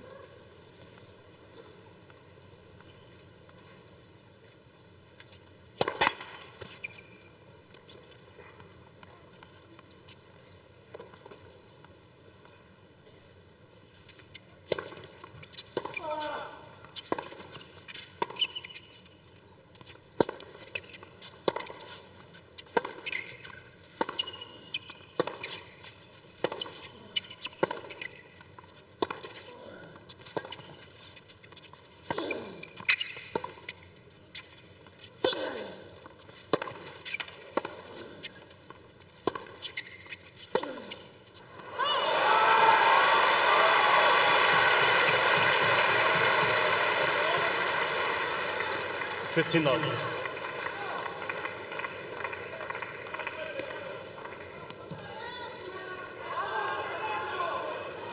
Nadal drenched in sweat. Still warm in Melbourne after a scorching day.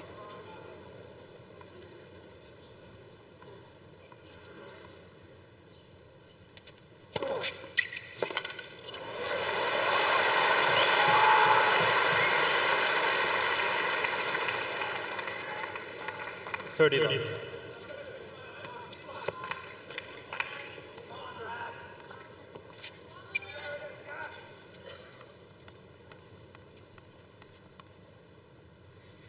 Still 24 degrees in Melbourne after a high of around 45.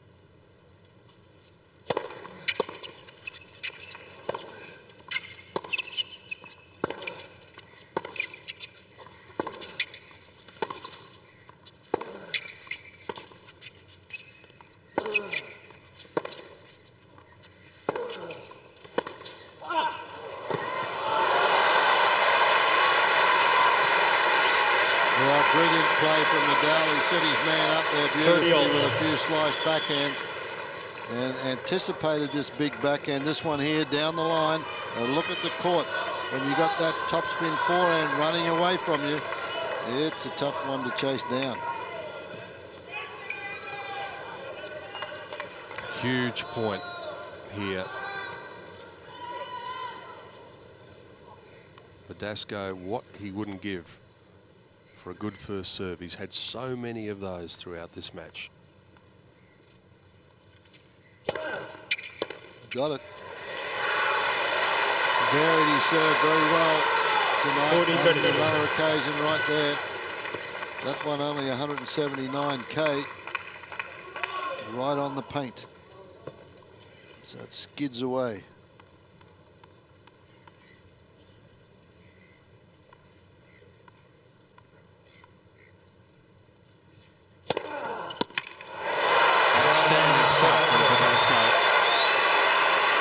Nadal knew that there was a little opening for him. 5 games on. Just when you think he's on the ropes, out he comes to centre ring again and resumes the battle.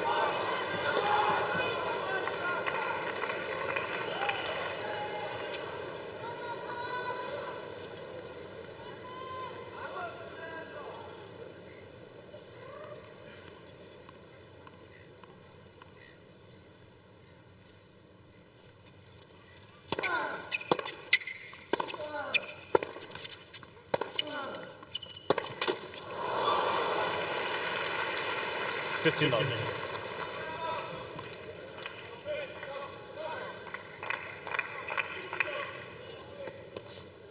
Verdasco playing in his 23rd consecutive Grand Slam. Rafael Nadal playing in just his 20th Grand Slam event.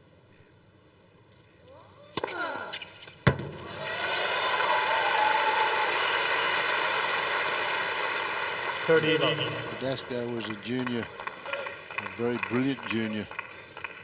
Didn't come through with the goods from that point on. He's obviously playing his best tennis now.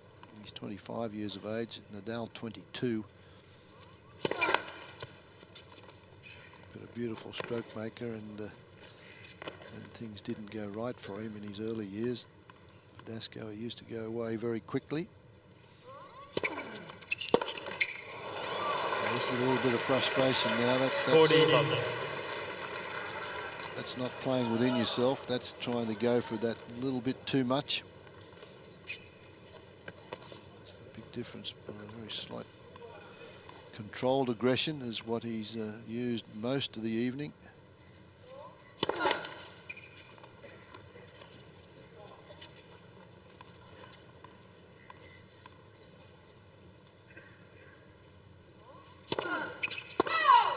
Second double fault of the match from Nadal. And Verdasco still hasn't transgressed. That's in 126 service points for Fernando Verdasco.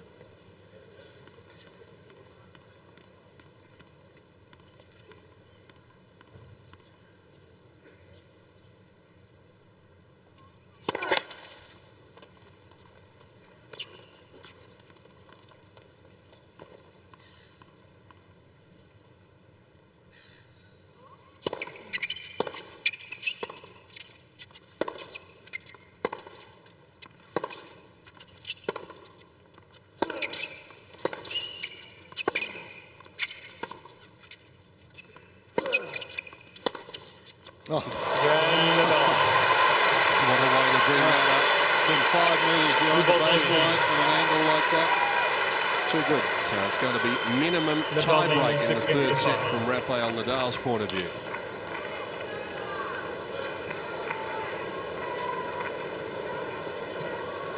Well, the winners keep flowing from both rackets, and to play a match like this and hit more winners than unforced errors, with the way these boys are going at it, the pace of shot, the depth, and it's just quite incredible the way they've gone about things, and they continue to do so. Nobody's sort of slacked off, or nobody's looks as though they're getting weary at this stage, and it's, what are we, 3 hours and 11 minutes into it? It's a very physical match. We knew it was going to be that way right from the start. But you didn't think it was going to be this physical. This is quite extraordinary.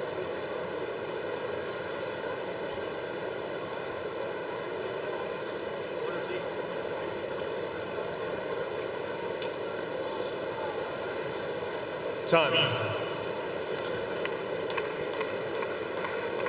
Fernando Verdasco was unexpectedly broken in the 10th game to end the second set. Rafael Nadal will be looking to do a similar thing here, with the advantage of having served first in the third set. But remember, there have been back-to-back breaks on 2 occasions. Nadal can afford to have a bit of a free swing if he gets a look at anything here, because the worst that's going to happen is that the third set will go to a tie-break.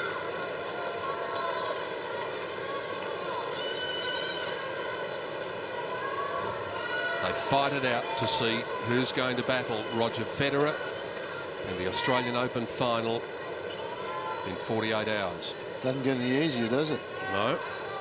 I think Roger would be enjoying this, although what he wouldn't be enjoying is that whoever he meets on Sunday night is going to be at the top of his game, because this has been one exceptional match.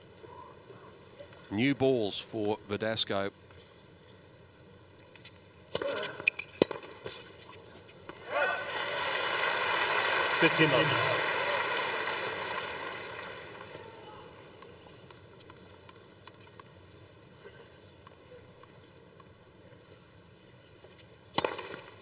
30 love.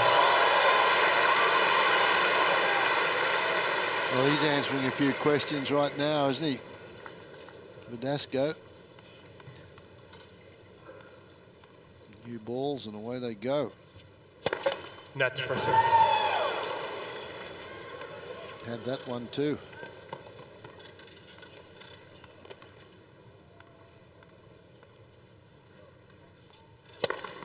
Shots.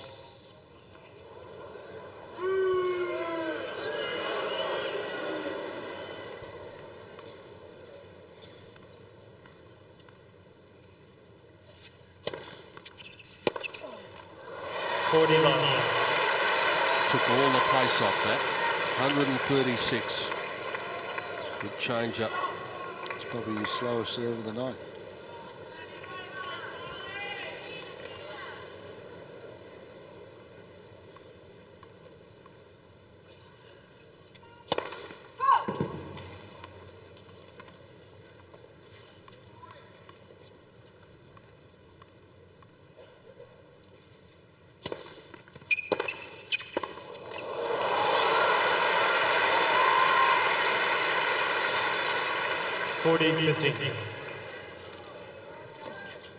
That's when you just have a crack at one at 40 love. If it goes in, it keeps you in the game and something can happen.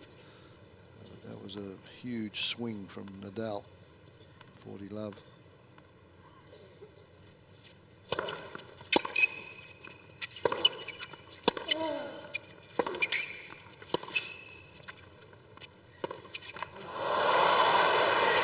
Got it, may keep him in the game. 40-30.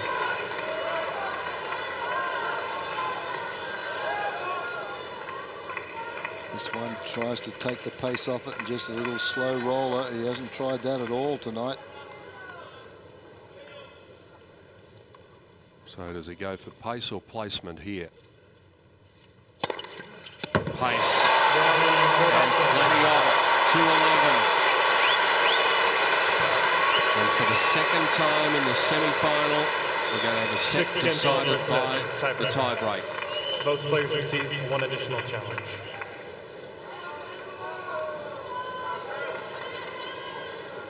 A huge serve that is after 3 hours and 15 minutes.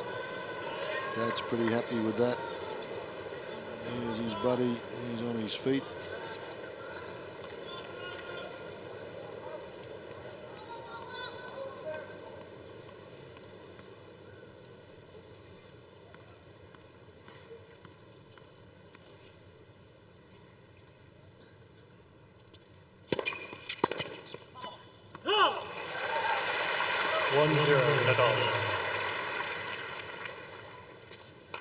This is Russian roulette to see who leads 2-1.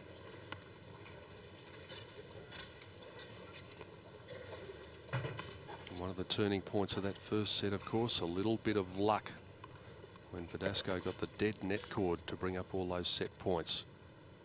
After all the skill and courage that they've shown, an ounce of luck could count for just as much here.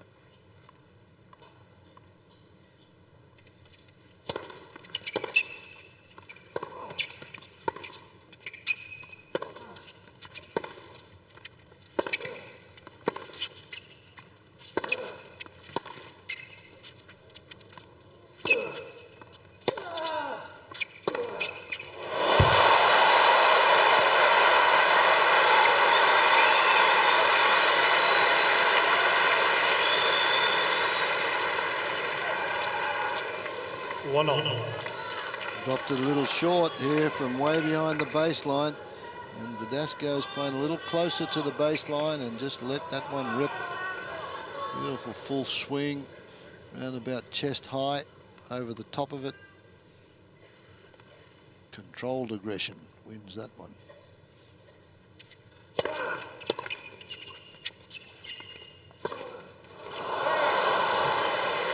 Nadal. Well, he went down the mini break in the first set tie break and was able to recover.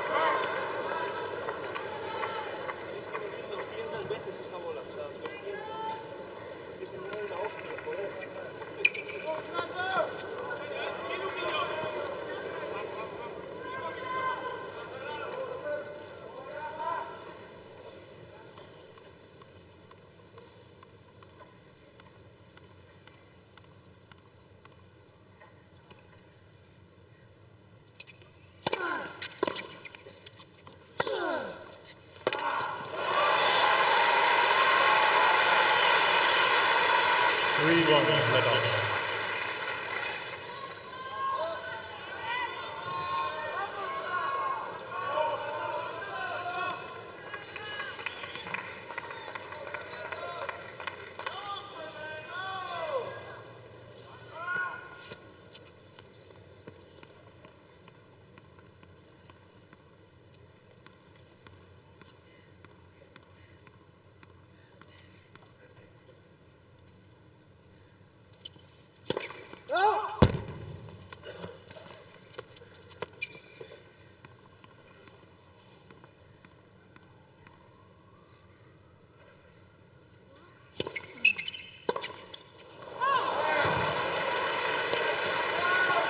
Nadal. Just what Nadal had to do with his two serves.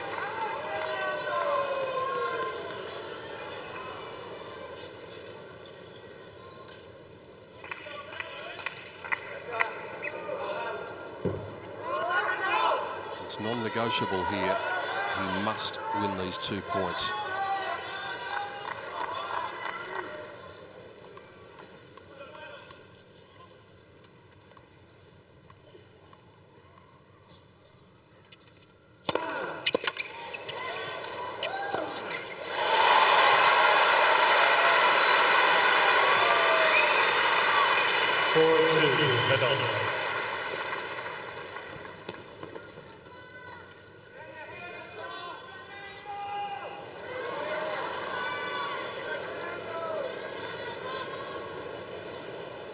Some of the crowd quoting the famous ABBA song.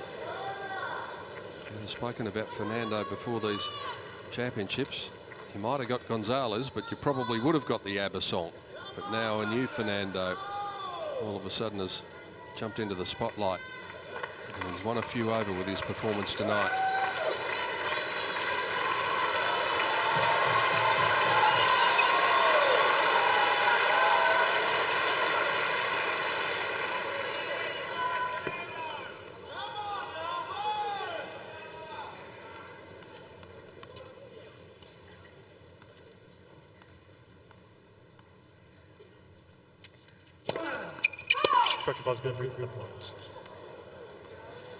Well, he can challenge this if he so desires.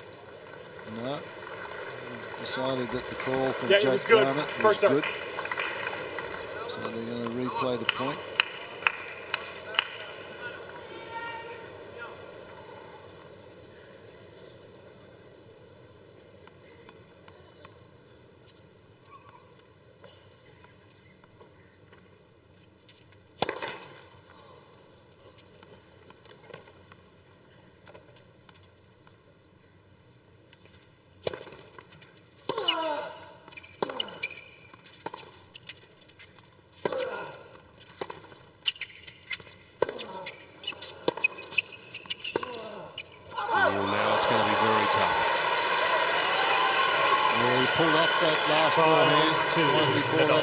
Two in that rally to go back to the forehand, so he's hurting a little bit now. Verdasco, that one's wide. So it's on Nadal's racket. Uncle Tony can almost reach out and touch at 2-1 lead.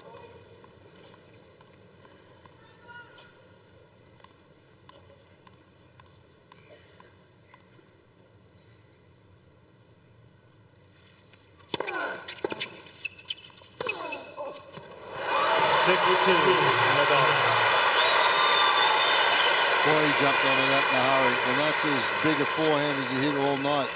Got the short reply, and the feet were there, and the racket had worked. You got a fistful of set points now.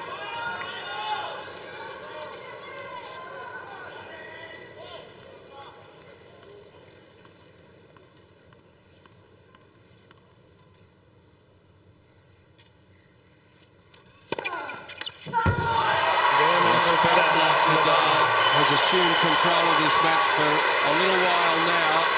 Now it's official. It's 2-1. Nadal 1 set away from a clash again with Roger Federer. Can I go to the toilet, please? Excuse me. Excuse me, can I go to the toilet? And how polite is he? He said to Jake Garner, excuse me. I'm going to go to the bathroom. So he's left now. This young fellow's got something to contemplate now. The hair hasn't moved, though.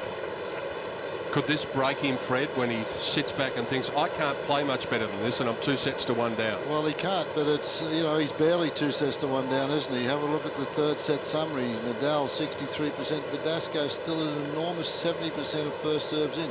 Aces, he's still hit twice as many winners as Nadal, but he's also, what's that, 3 times as many errors, 3.5 times many errors, but he has to keep going for his shots.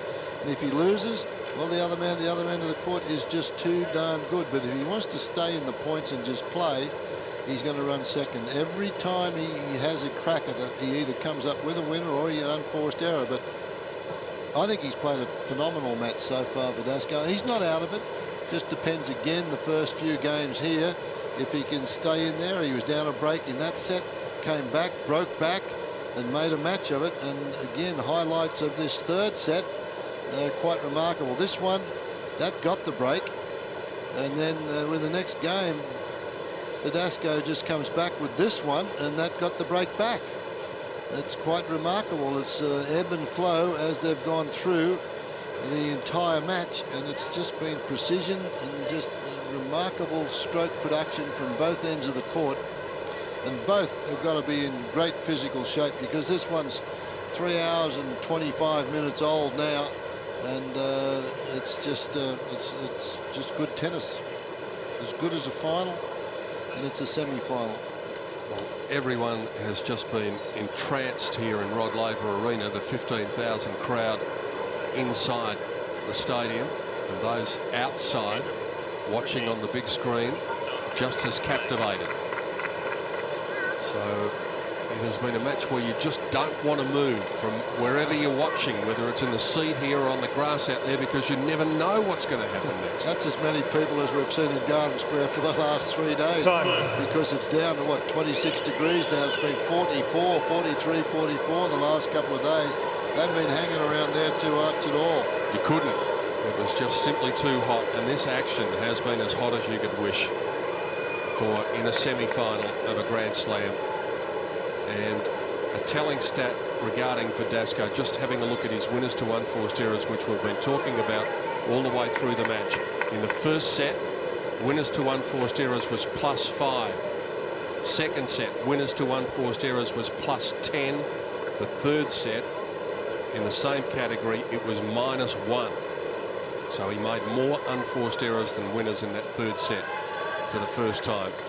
So is the graph heading downwards for Fernando Verdasco?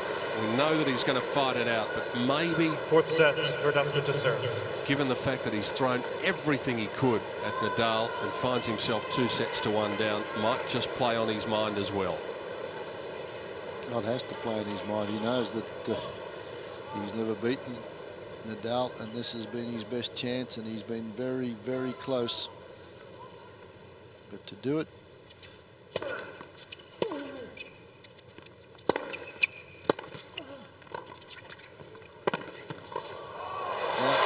came back from 2-1 down against Andy Murray.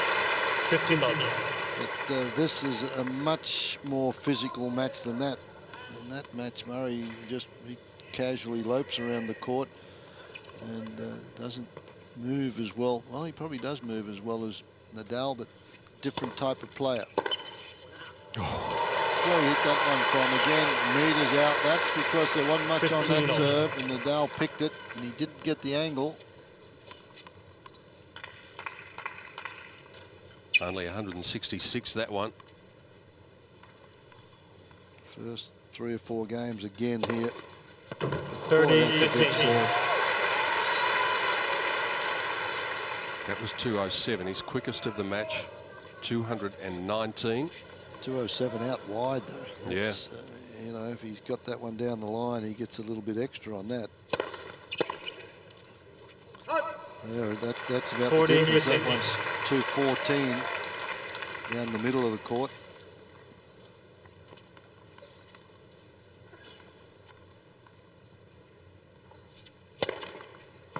That was quick as well. So a very good opening service game for Fernando Verdasco, dropping just the 1 point. Fred Stolle was talking about that match against Andy Murray, that 5-set match. It went 3 hours and 12 minutes. We've just begun the 4th set of this match at 3 hours and 28 minutes.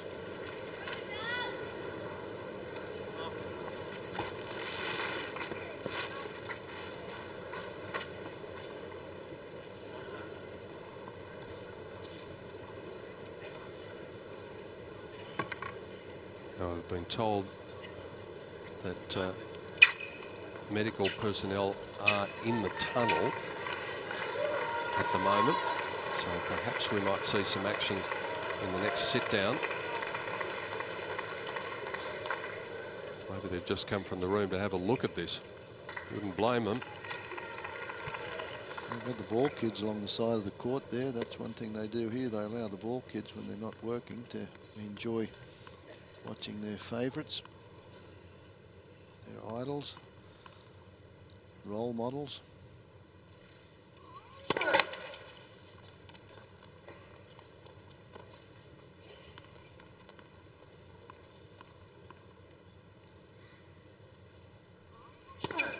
Double fault. Love 15.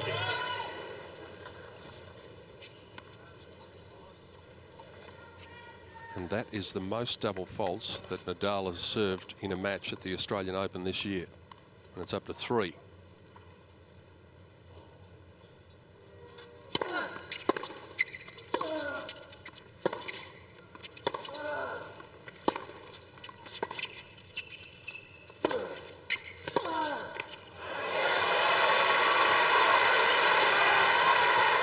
Love 30.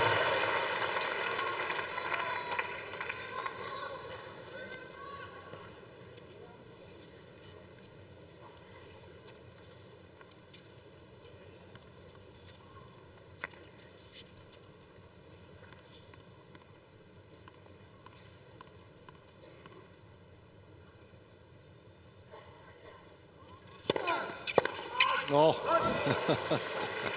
You think that was a love 30 shot? 15.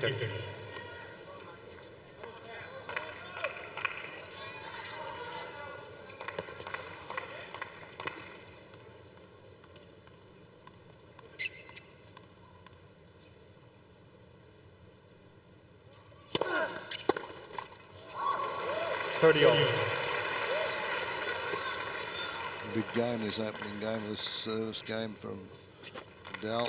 As I said, they've got to stay with one another for the first few games here.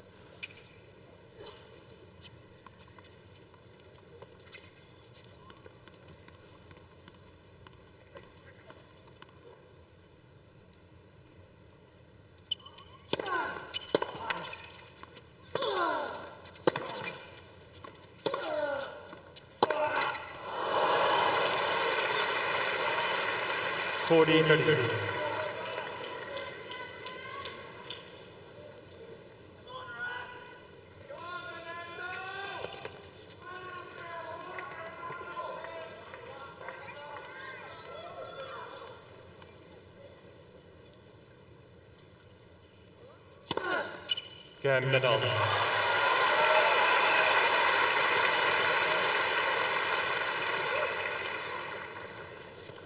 One game off. So just 174k out wide. Both of them had a lot of success with that slider.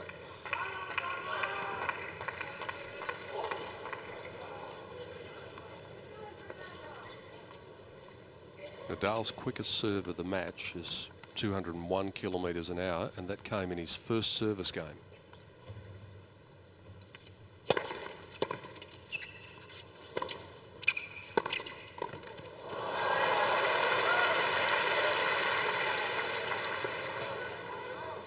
Love 15.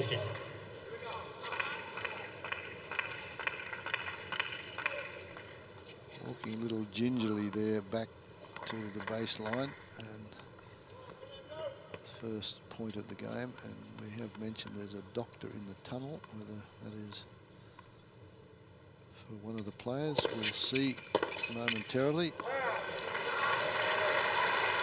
And just to even on that last point of the first game, Fred. He seemed to just look at his foot, maybe his right foot. A little bit of a limp.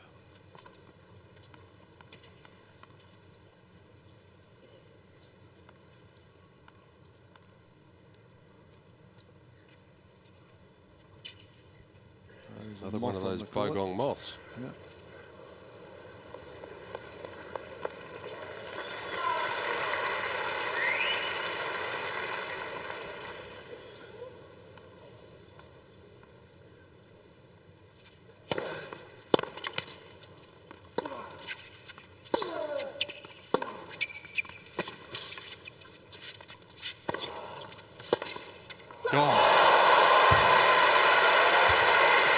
That one might be 15-30. a very heavy straw on the camel's back, this one, I think, because this is a brilliant shot. But Nadal is there. Look at the topspin that comes over there, and Verdasco not even able to make a move. Not much margin for error there. 30 all. That's good. The answers with 2:16.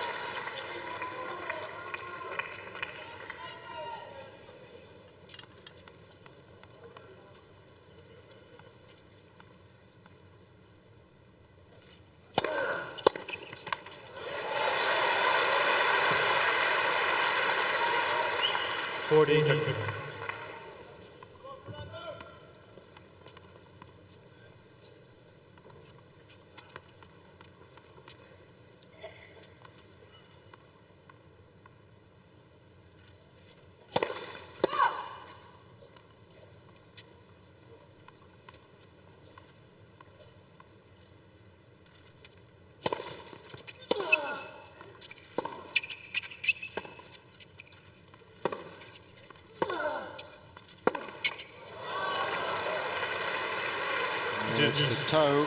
That's the toe that is just seen pushing both feet together there. He's in a bit of pain, I would think. We'll see.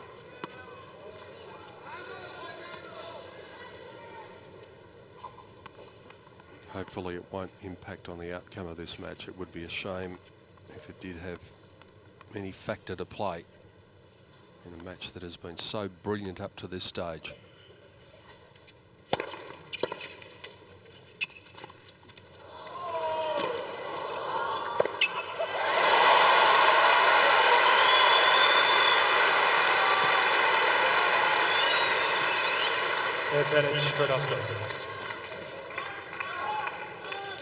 Again, great wheels from Nadal from meters behind, but makes no mistake, and Nadal backing off that just in case it came in his direction. That would have been by far his quickest of the night had that one gone in.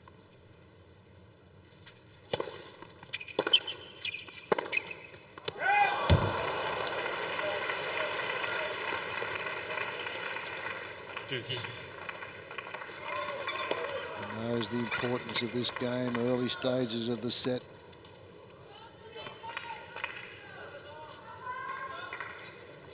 Claudio looks concerned. Dad on his left, also a little worried, and well he might be.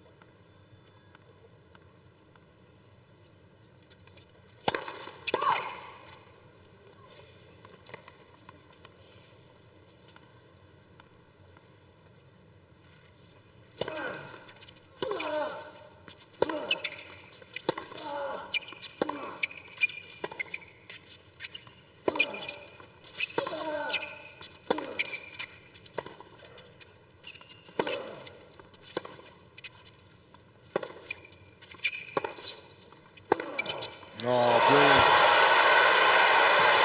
Absolutely brilliant. Backing behind his man. Nadal was tracking across to the forehand. He knew he'd opened up the court.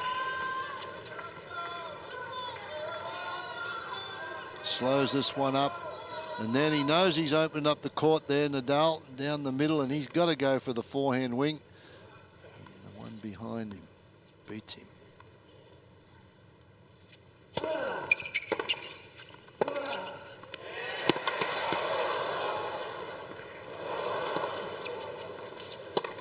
Oh, well worked.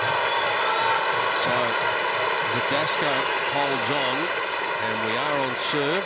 Will we see some action? We are going to see some action on Fernando Verdasco here in the sit-down.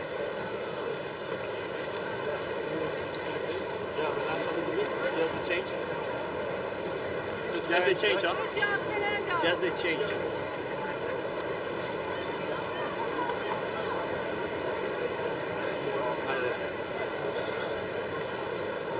Left foot is the problem, or left leg.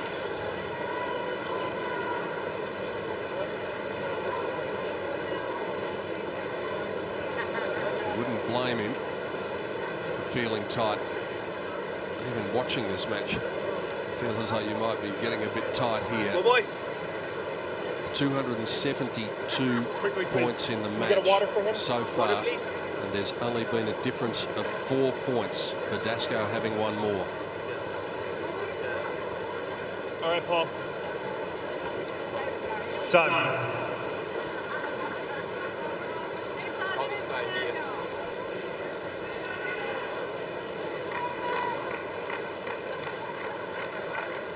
Attention then to the left leg of Fernando Verdasco, but no medical timeout called, although the healthcare provider has stayed at courtside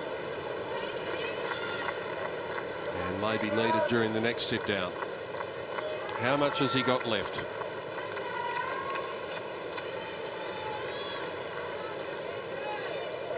The burden is on Rafael Nadal, of course, to catch up, because Verdasco served first in this fourth set. Local time heading up to 25 minutes to midnight on Friday night. The match has been going 3 hours and 40 minutes. And what a match it's been. It might be stage number 6 in the championships, but it would be worthy of the 7th match, the final. It's been magnificent so far.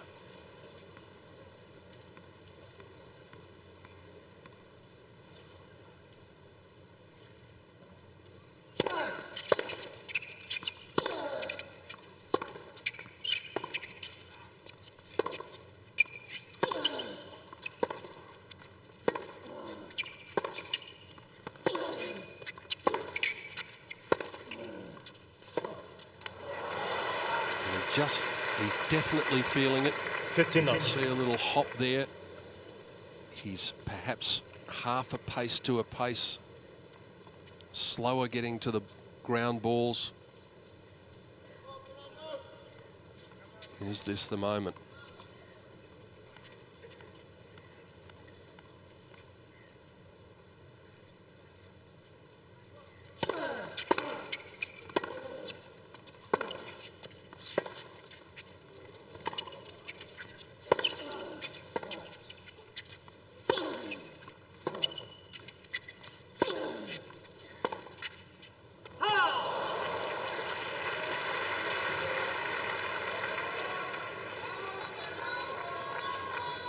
$30.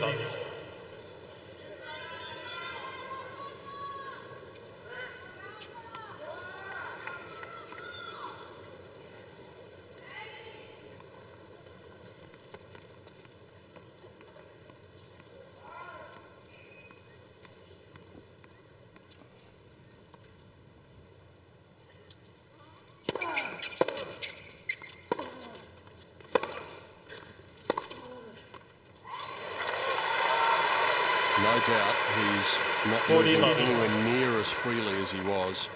He didn't give much of an effort to run for that one. Opens up the court. Yeah, a little bit of a limp.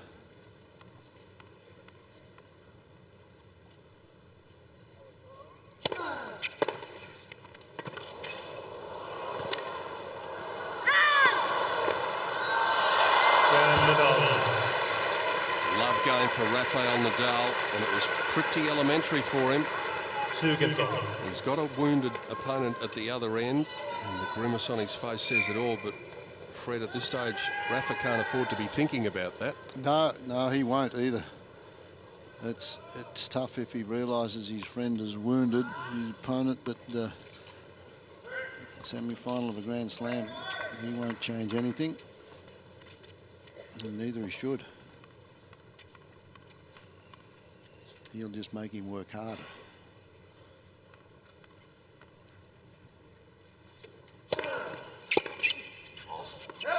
So if that's the case now, 15 love. Verdasco really has to finish the points quickly if he's not moving that well. Got to go for broke even more.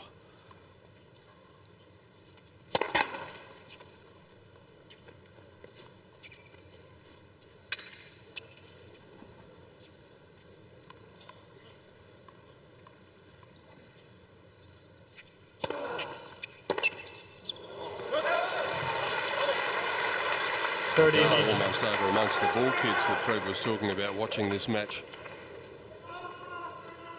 Marvel's got a couple of good first serves will do for your walk, though.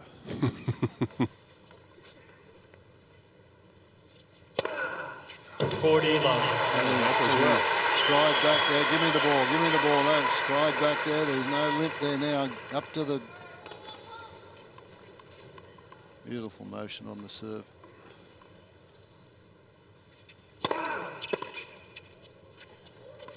Again, Verdasco. Verdasco comes up with a love game of his own. The trainer is still there. There's going to be some more attention during the sit-down, but Verdasco on serve leads 3-2.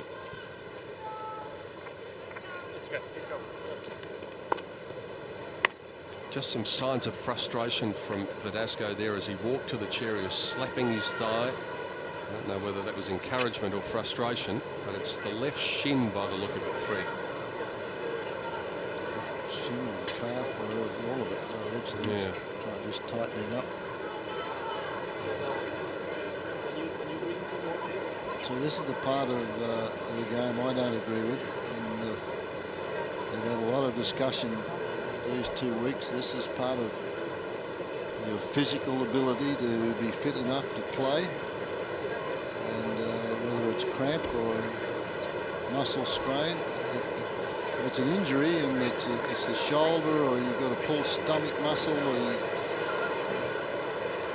that's a little different. We've got the seagulls coming in here now. It's the first time we've seen that. Well, we're going to see on the court down at the end. Oh, just chased away by one of the ball kids. But this is the part of Grand Slam tennis that I feel they've called time, so there's no 3-minute timeout. But this is the part that should, in my mind, be included in the physical part of the sport. And if you cramp up, then you're out of it. And that's the way it used to be. Now they can bring in. I go back to the Hewitt match at the start. I just feel that Gonzalez in that match won that match really because of the fact that he came out, had a massage on his legs halfway through the 5th set. And you know that when that happens, you can play for at least another 20 minutes if someone comes to give you a 3-minute massage. So he's had a couple of rub downs on the leg, which will certainly loosen things up and help.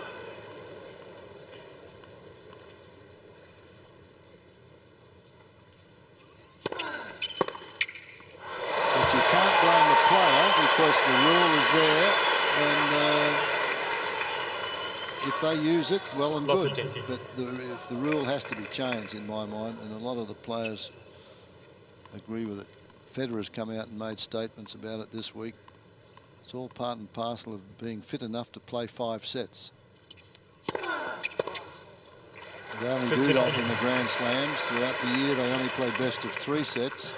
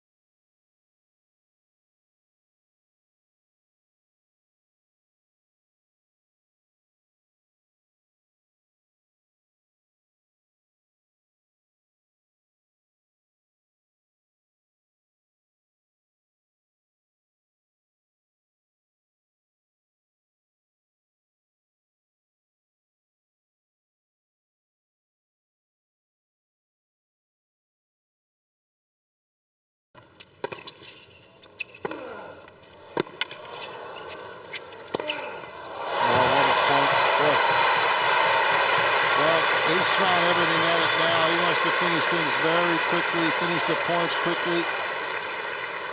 15 love. Beautiful overhead here at full stretch.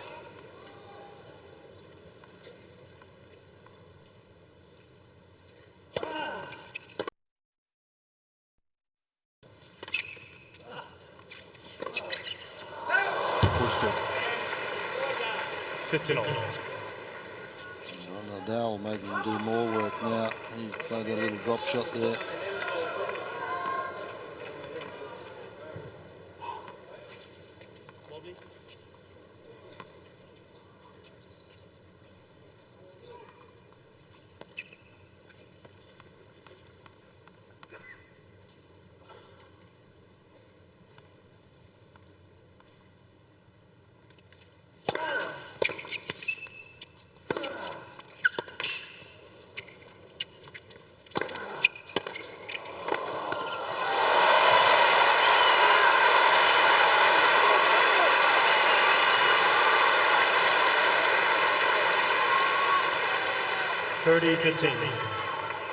Another remarkable effort from both players here. Nadal in there, but he finishes this one off. Nadal thinking he's going to get another shot at it, but just pace of shot from Verdasco. He's still in there. A good sign from Verdasco. We just saw on that replay. But rather than worrying about the injury which is afflicting him at the moment, he was just roaring himself on. Another brilliant shot here to bring this one back. Look at the angle created there with that top spin. He's not going to go away. Injured or not, Fernando Verdasco, 4-3 in the fourth set on serve. Verdasco leads 4 games to 3.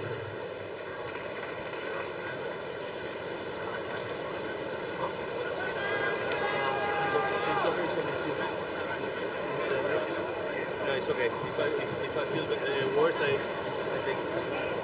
Well, there he says, if I feel worse, I take it, but he's okay at the moment. Quickly here in Melbourne, but it's certainly not what you'd call a cool night. Well, not with the way these fellas have been running around. They're not, we think they would be cool. Time. Well, they've just played their 290th point in a match that's going up towards 4 hours now, 3 hours 53.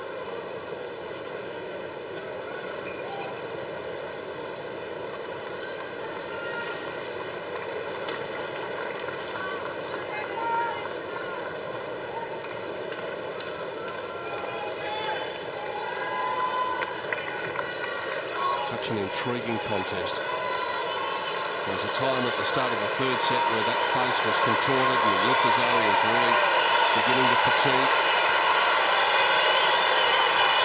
As it turns out, he dropped the third set. There's been 2 tie-break sets so far. The second set was just the one break of serve right at the very end.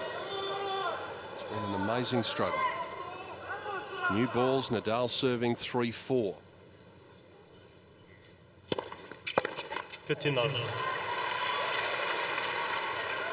Now, Peter, you live here in Melbourne. I do. Tell me public transportation finishes at 12 o'clock. It's now 12:15. What are these 14,000 people? How do they get home?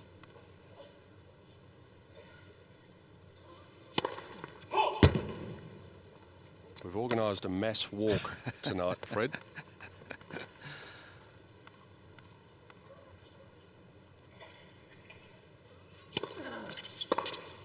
Oh, that's brilliant. Boy, he's going for break now. He's got to finish the points in a hurry.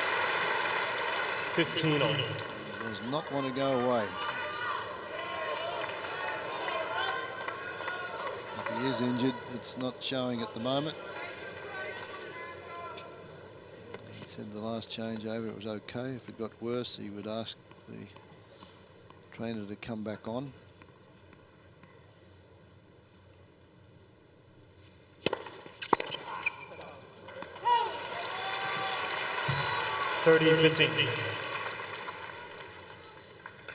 The authorities have been very good in keeping the trams going on until after play.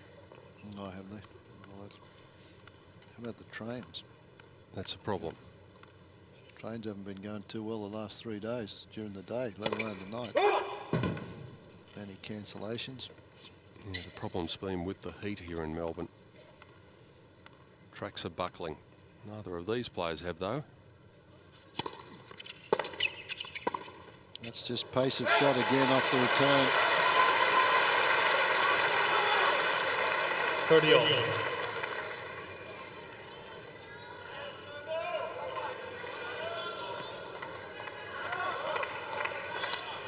Champions excel on the big points.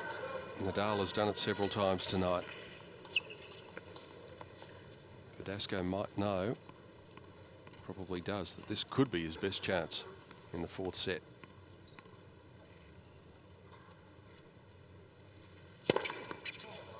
There you go. How many times does it happen? 40-30. Ace number 12.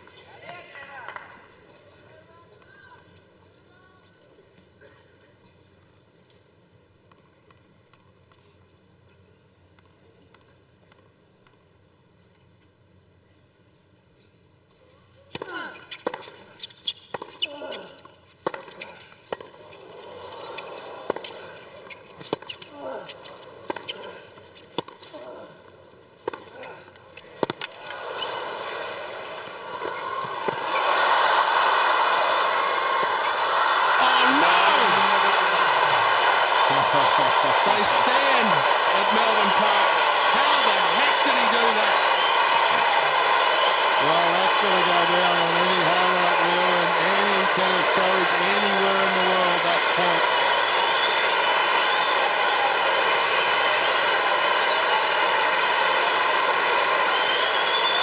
And they're still standing and applauding, and well they might. We need to have a look at the replay to see what he did there. That was incredible. They'll play this thing all weekend. For Gonzalez.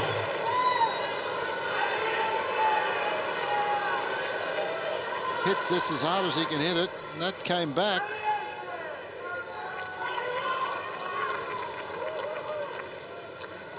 And even before that, he'd nearly fallen over in the middle of that point. Just a wry smile from Nadal. But Verdasco was a grin from ear to ear. He couldn't believe it. Look at this.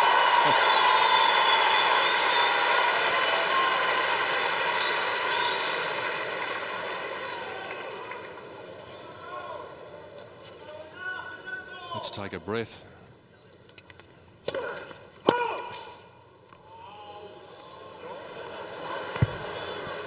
Long. Players, for the most part, have been happy to accept Jake Garner's verdict. 15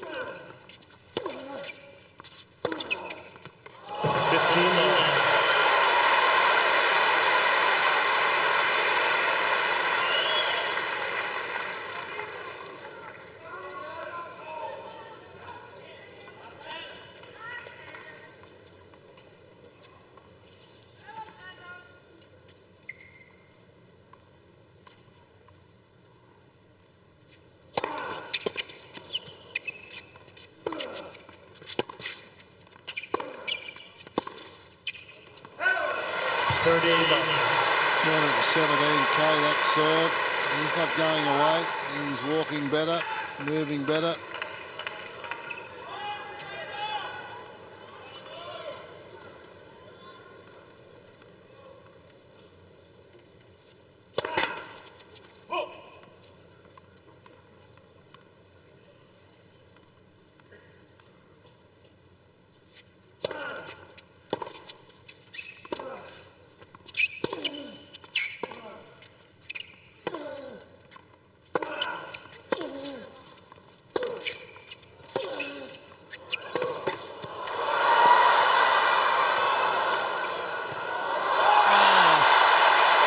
Just keeps on getting better. This is some match.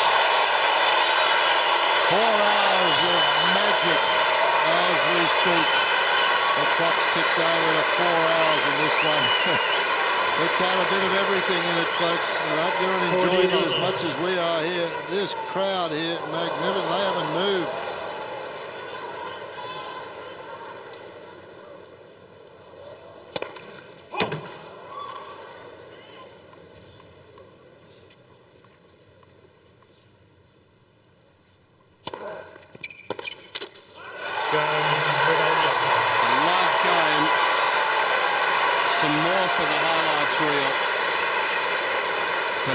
Verdasco has the advantage, and Nadal will need to serve to keep the fourth set going.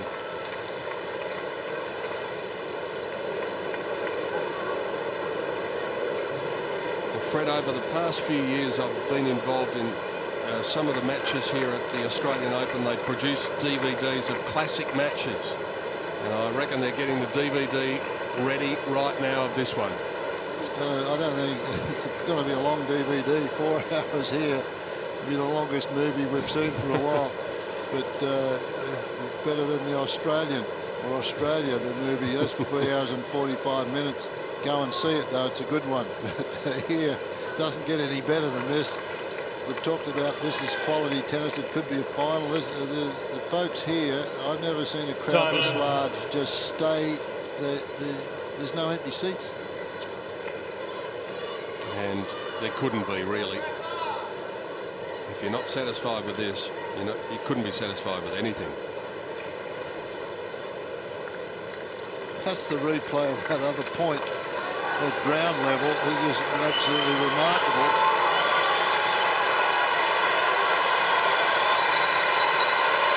And Nadal still jogging around the court just to let Verdasco say, now Verdasco goes for a jog. They might be good friends, but there's a few mind games going on out there at the moment, each trying to show the other that they're still fresh. A little bit of the alley shuffle from Verdasco. Here we go. Nadal serving to keep this fourth set going.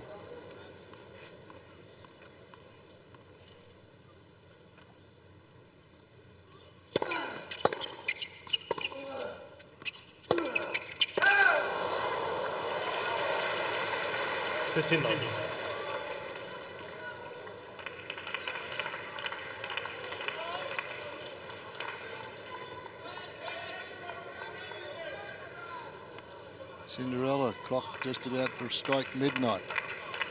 Don't think even Cinderella will be going home after this one. But certainly not before it finishes anyway.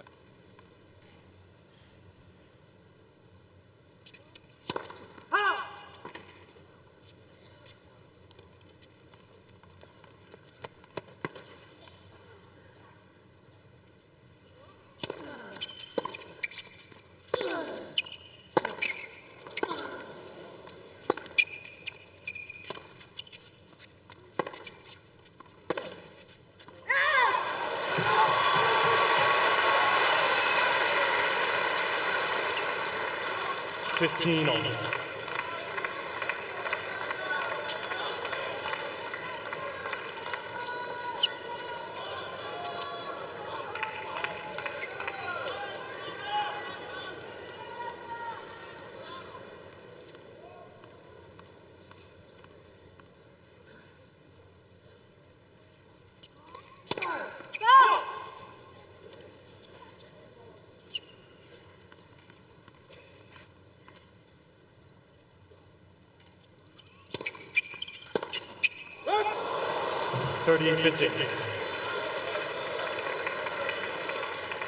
Well, as he's done all night, he had to take the risk.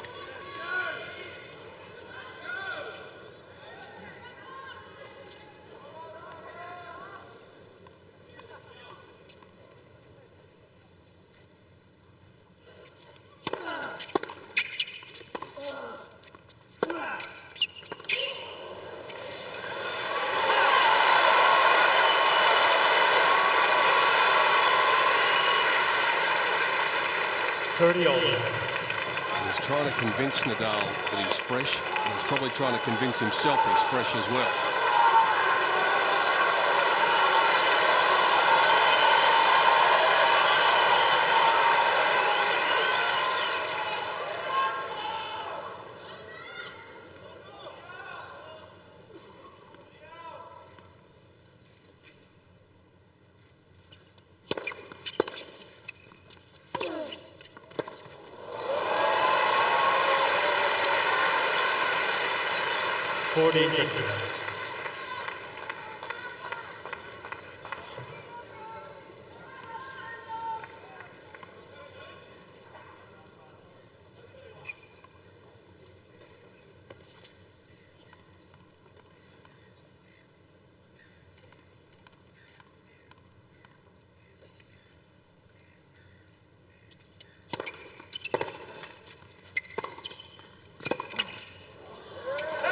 Rafael Nadal.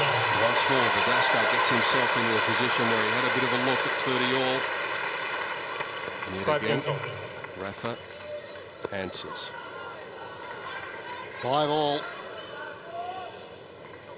Maybe another tiebreaker. Who would you fancy in a tiebreak? Toss a coin at the moment. Yeah. Might be a good time to remind you too that if we do get to 5 sets, it's advantage. Won't be a tiebreak in the 5th set. As Fred said a couple of hours ago now, we could be here for a while.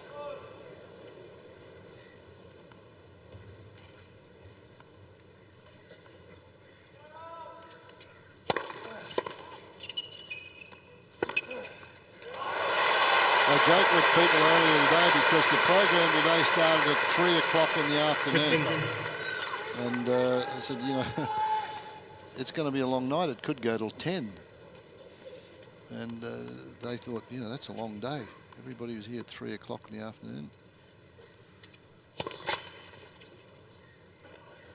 We had a men's doubles and a mixed doubles, and now this semi-final. That is his first double fault for the match.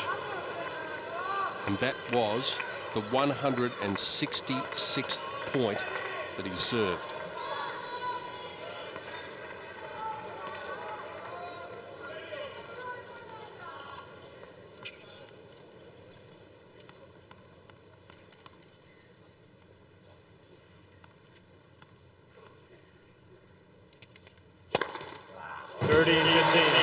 Reasonable answer. 16 aces, 82 winners.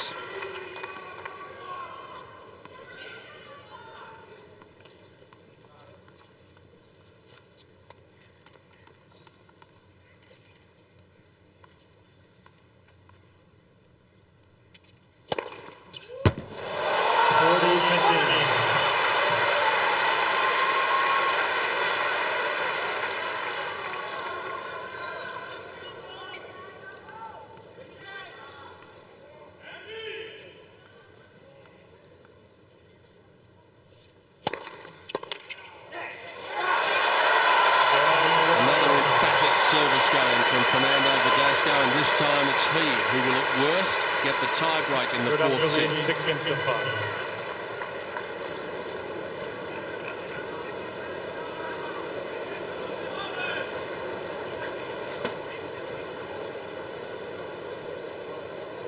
Well, there's not many more things we can say about this match, Pete. I think we've run out of superlatives, I think, Fred. It's just been fabulous. Verdasco still wants more.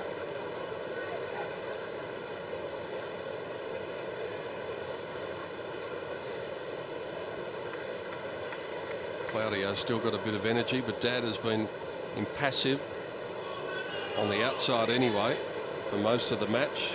That is Jose, Fernando's father. And that's a tough spot to be in, watching, knowing you can't do anything about it, but just having to go along for the ride. What a ride it's been. Time.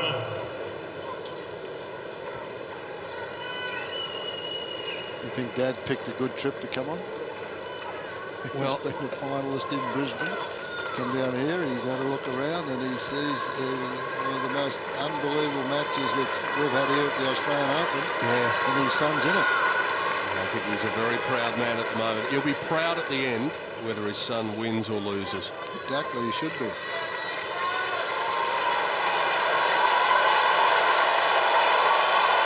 crowd have taken him to their heart.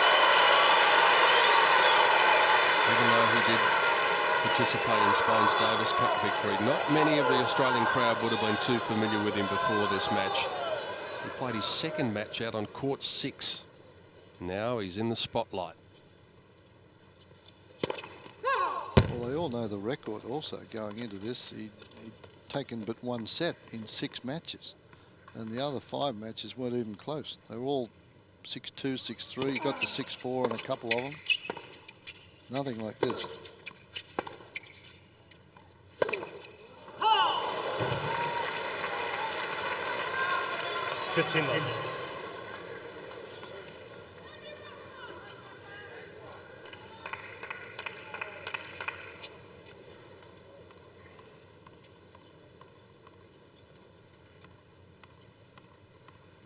Unbelievable numbers.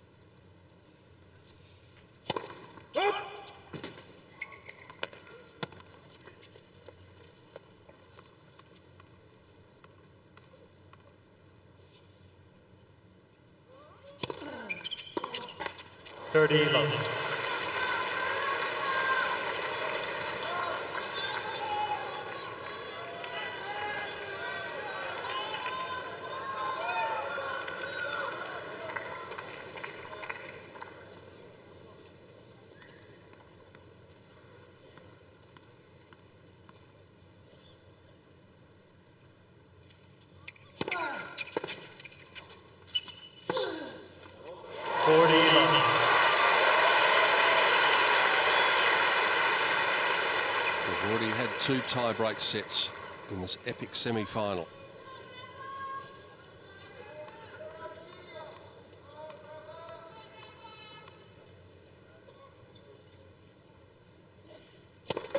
Net first serve.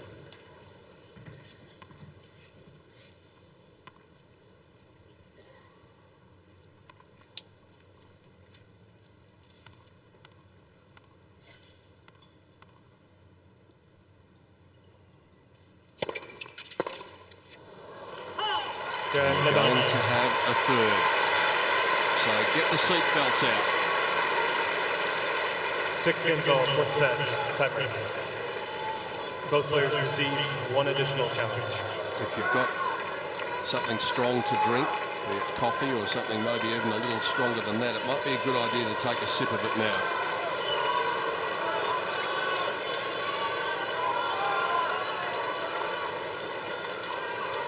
Are we going to 5, or can Rafa get the business done here?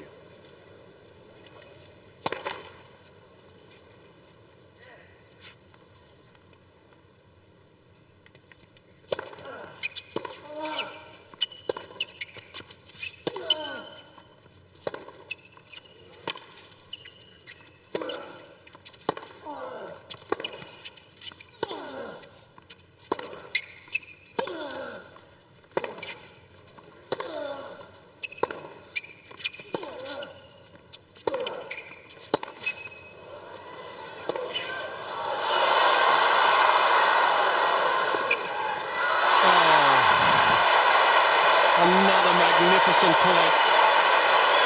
How long can they keep doing this? It's mind-boggling stuff. Unreal the angle that he got off that. Both players talk about physical condition, and we said this would be physical, but the angle there, and Nadal got to it, and then back in behind him, Claudio's. There goes that hand signal again, and Dad's happy.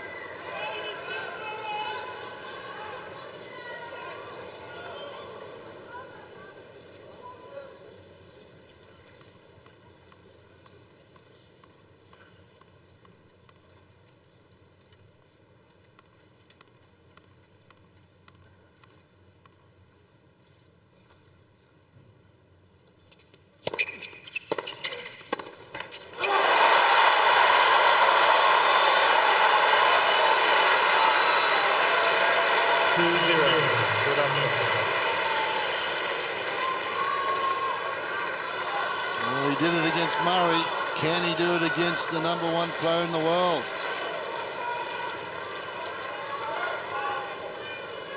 Both times in the other 2 tie breaks, it's been Nadal who's got the early advantage. Not so in set 4.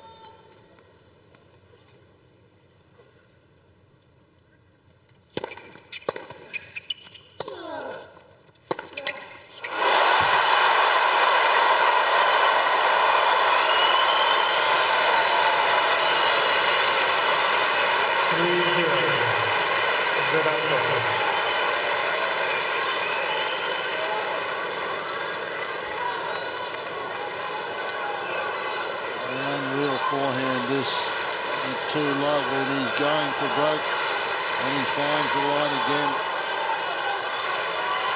Forehand winner number 31, total winner number 85.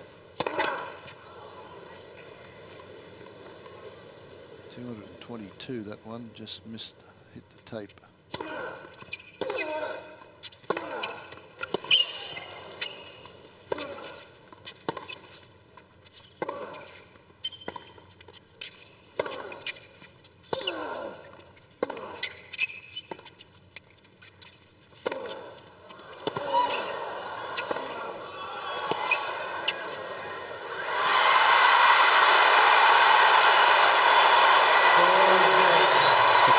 involved in this match like there was an Australian fan here. Their emotions have ebbed and flowed just like the players, and some of them standing. Well, if he wins this, there'll be another standing ovation if he wins this set. There's a reaction. He's got 4-zip in the tiebreaker and 2 points on serve.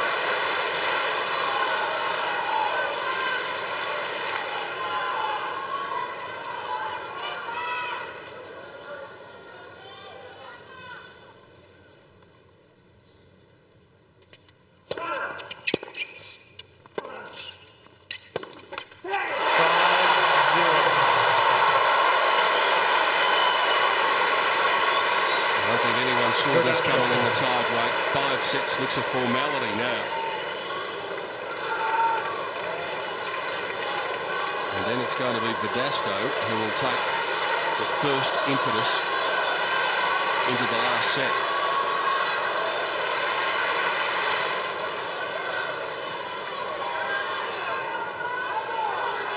No joy on the face of Uncle Tony.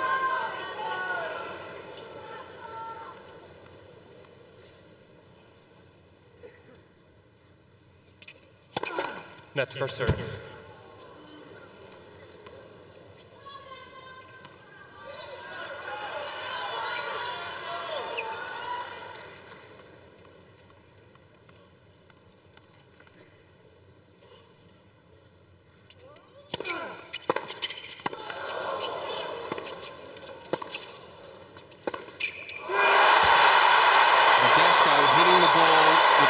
As though it was the second or third game of the match. And he stands on the brink of a 4th set tie-break whitewash. Uncle Tony sweat that much, he's got to take his jacket off. Maybe he had the jacket off when he won the second and third sets, but what a remarkable tiebreaker this has been, because Verdasco has just opened his shoulders on everything, and they've all gone in.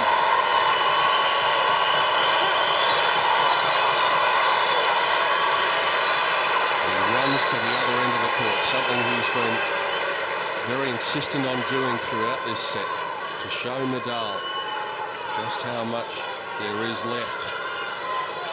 It wouldn't really matter whether it's 7-zip or 7-1 or 7-2, but it might just be a psychological thing if he can whitewash him in this tie-break. He tried it. 6-1. Well, that's not bad average. He's clocked 7 of them and he's hit 6 in, so that's pretty good.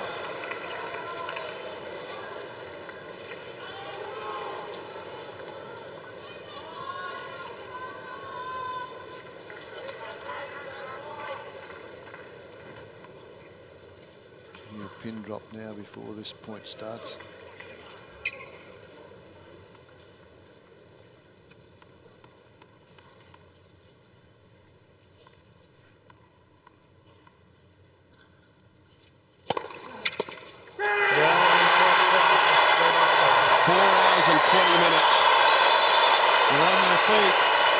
Everybody on their feet. Standing ovation after set number 4.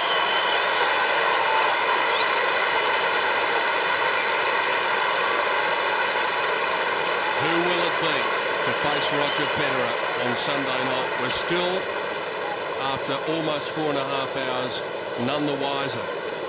But the problem is quite a few of these people have to go. They just have to leave. And it must be killing them to leave here at two sets apiece, not know the result. Hopefully, as Fernando Verdasco goes for a toilet break, hopefully they live somewhere nearby so that they can get to a television and at least see the end on TV. But if you had the opportunity of being in this stadium and soaking in the atmosphere in this match, you wouldn't leave. Not for all the tea in China. What about the stats, Fred, in set number 4? Well, again, look at Nadal, 80% in that, and he lost it. 80% first serves in, and he lost it. Verdasco kept going after everything as he's had to do. 21 winners to 9 unforced errors for Verdasco, and this was one of them. This little drop shot, the highlights from here. Just a quite, well, it's quite an amazing match, and that one there, this sets him up in the tie break.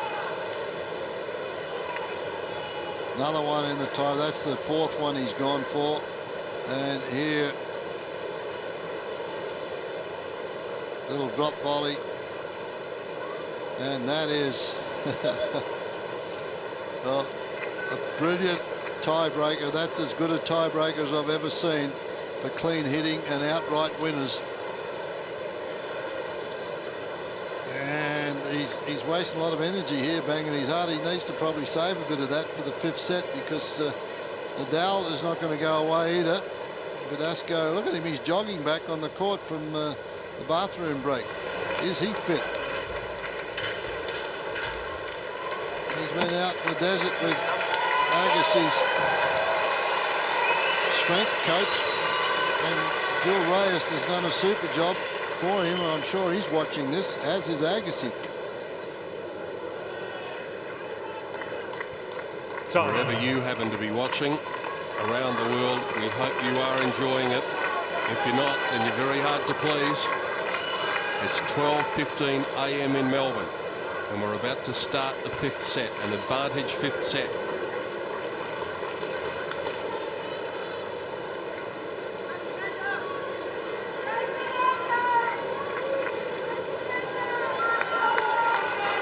Fernando Verdasco was involved in a glorious moment for his country when he helped Spain to win the Davis Cup last year. His fellow Spaniard at the other end of the court wasn't there for the final, but helped him along the way. But individually, this is the moment of his career. Fernando Verdasco and Rafael Nadal about to slug it out for 1 set to see who's going to lock horns with Federer on Sunday.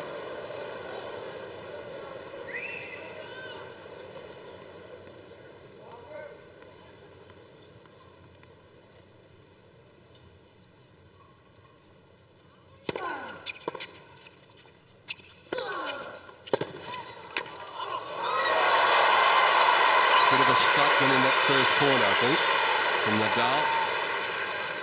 15-0. Hasn't been the net on too many occasions, Nadal.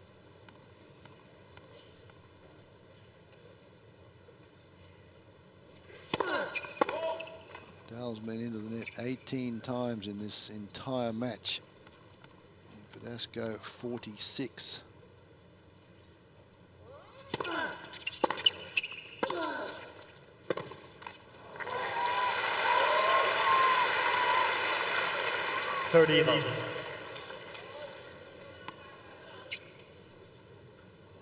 And still the crowd stays on. Just a few empty seats dotted around the stadium at the moment. You'd only go from this if you really, really had to.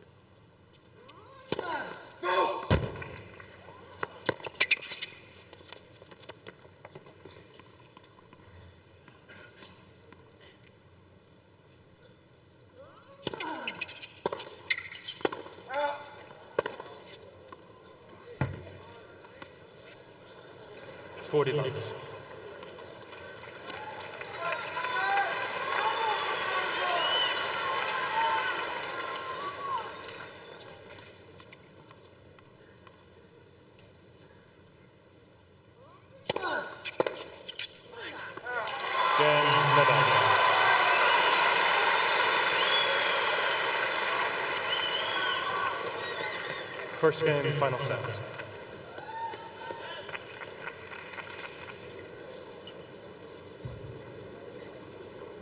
First game of this final set to Nadal. So he has the advantage of serving first.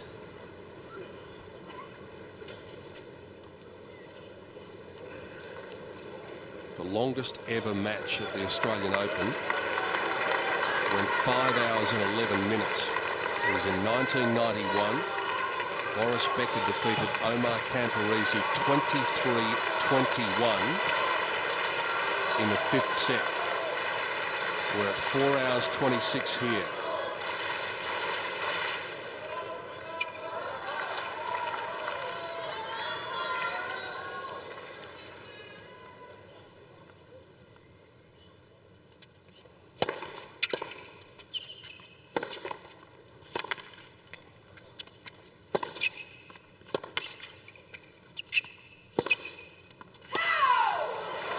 We've got to go about 45 minutes. So the average time of sets has been what? We've got first set went 1 hour 15, second set went 49 minutes, third set went 1 hour 19. Well, we're just about going to make that then, aren't we? And it's in. 3 for the points. And the fourth set went 57 minutes.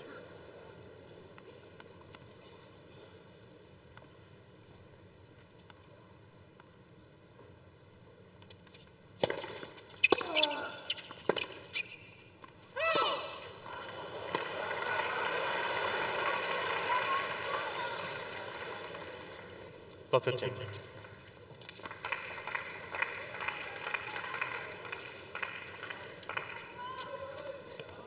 Clearly out.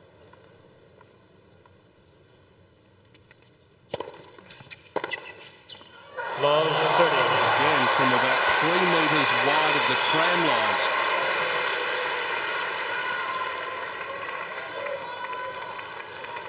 Yep. He's done this all night. He's missed a few, but boy, he's made some important points.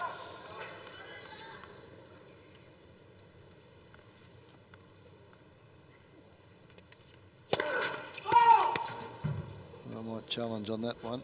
Nadal called it straight away. No, on this one, I'm sure. Good positive call from Jake Garnett.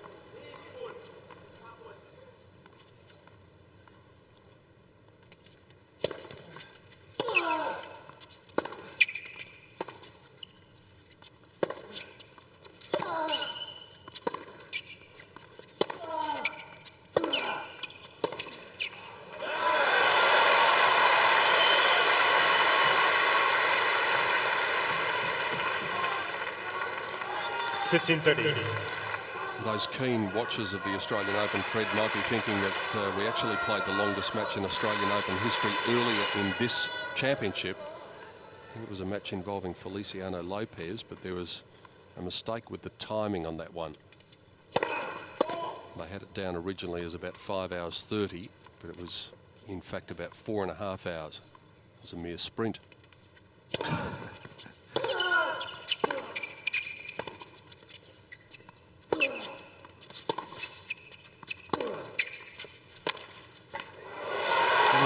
Every time these guys hit the forehand, you think their arm's going to 30 all. Fall out of its socket, just the way they go about their shot. Haven't eased off the pedal all the way through. He's just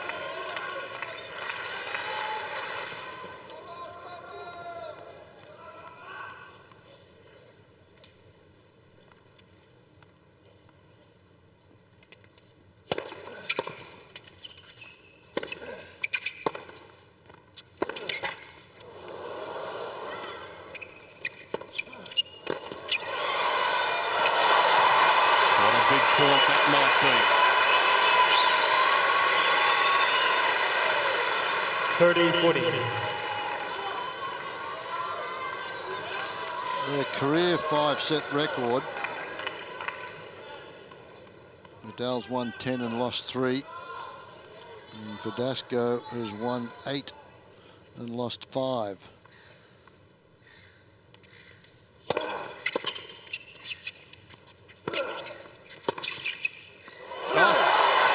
Verdasco has won 5 of his last 6 5-setters, and that just is because of his fitness and his mental attitude, which looked as though it was going to fall away for a while until this last set.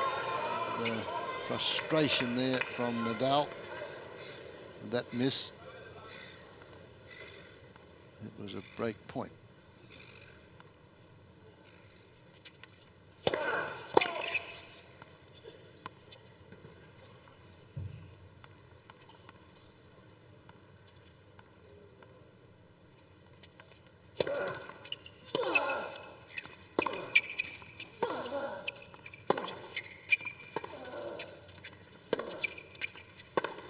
He went for it and teed up another break point. Advantage, Nadal.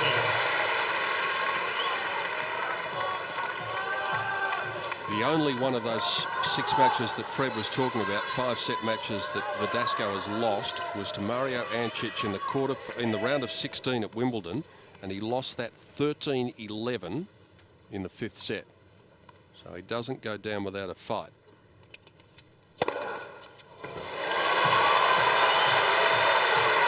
His serve is held up tonight, Verdasco. That one after 4.5 hours, that one at 215K.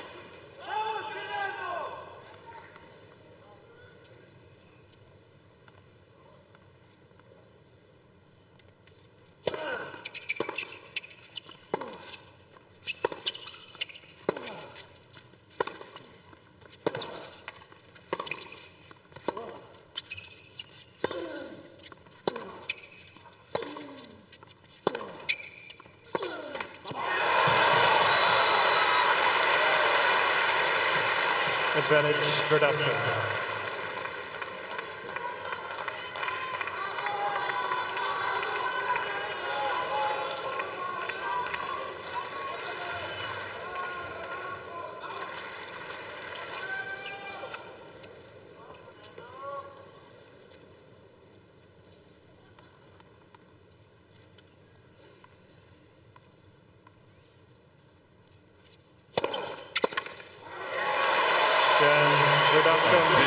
Very good hold, an important one for Fernando Verdasco. Down 2 break points.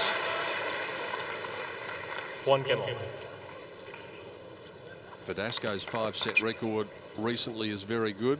Nadal has won 8 of his last 9 5-set matches. And the only one that he lost was to Roger Federer at Wimbledon in the final in 2007 of those last 9.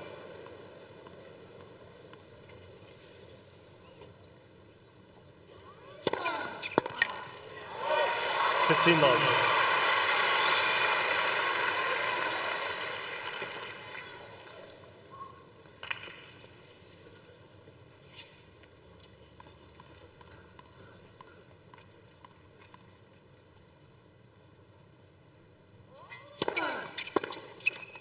$30.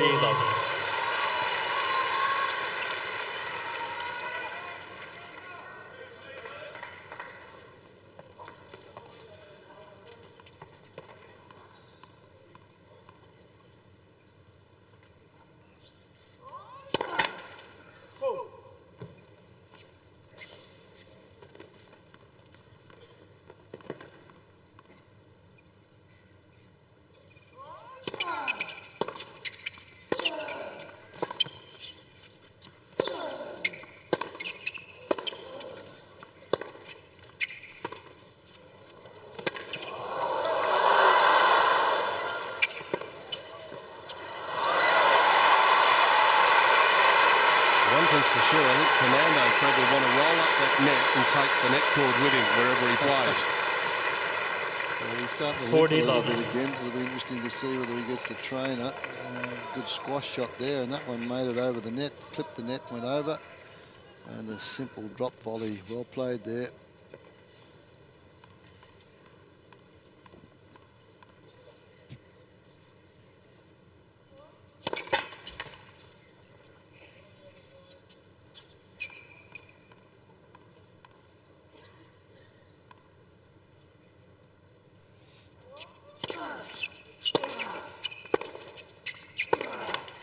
Yeah, Nadal. So of the two at the start of this last set, just for the moment, Nadal looking a little more dangerous and a little more comfortable.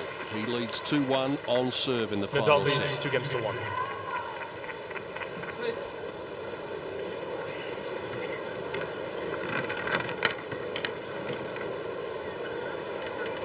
Nadal figures he's there for a while because he's sending more rackets out to get restrung. There's the dampener they put in for the string, so it stops the vibration from going up the arm.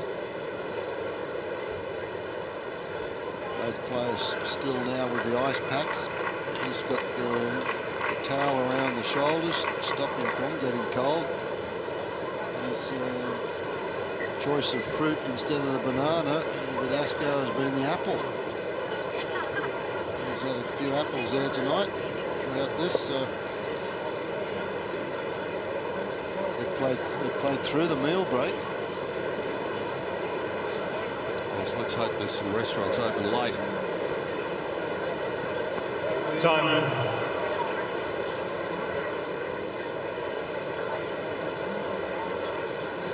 This incredible story continues to unfold in the semi-final in Melbourne. If you're just joining us, we have been going for 4 hours and 38 minutes, and you have missed 4 hours and 38 minutes of magnificent entertainment, of wonderful tennis, of skill, of courage, and just about everything you want to see in sport at the top level. It has been wonderful. Unless something very dramatic happens, Peter, we have to go past that 5 hour, 11 minutes. You would think so. It's 4:38 now, and the way they've been playing, the amount of time it's taken them to play sets, and we're only at 2-1 in this final set. But things can change in a hurry. The match began at 6 minutes to 8 local time. We're now midnight. 15 love. It's 216 out wide.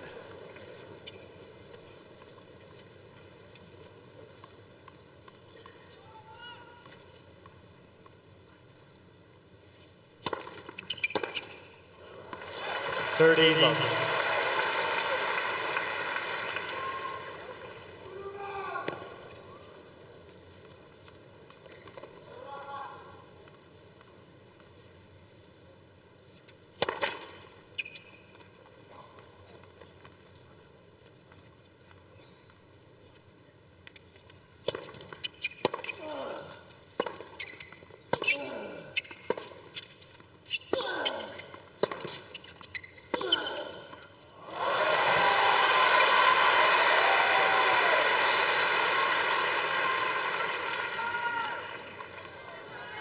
Nadal upping the ante again here.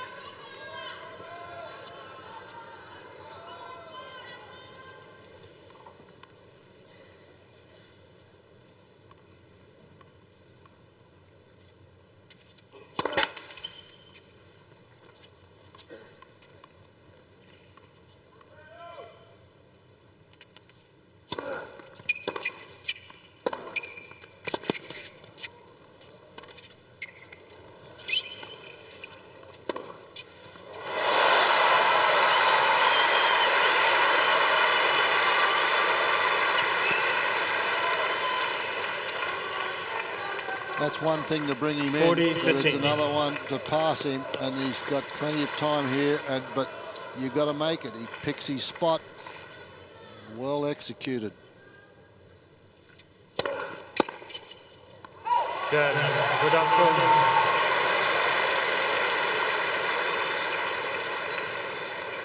Serves keeping him in it as much as anything else. Remarkable. 71% for the match. In any given set, the lowest that he's been is 70%. That's not bad. He's at 90 winners. He's got to get to 100. 90 winners and 63 unforced errors. 46 winners for Nadal, 22 unforced errors. And he's just come up with his quickest serve of the match at 222 kilometres an hour. This is incredible.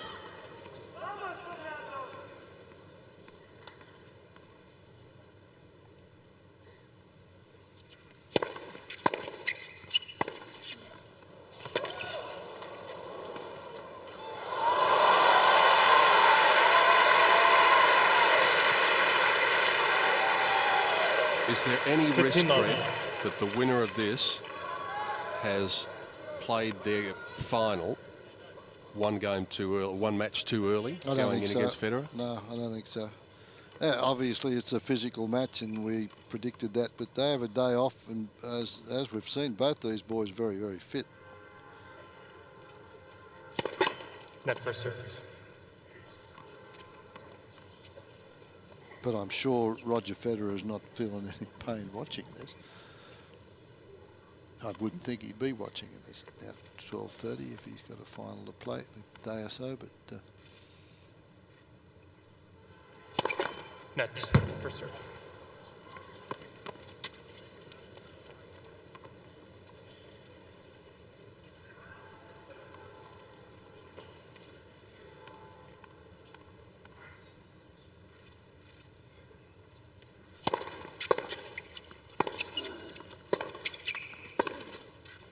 that's in. Called wide. There might be a Nadal challenge is there. challenging the call on the left near sideline. The ball was called out.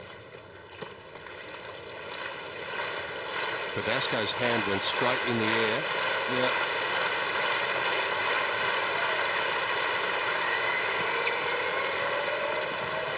It's out. 15 all. Nadal has 2 challenges remaining.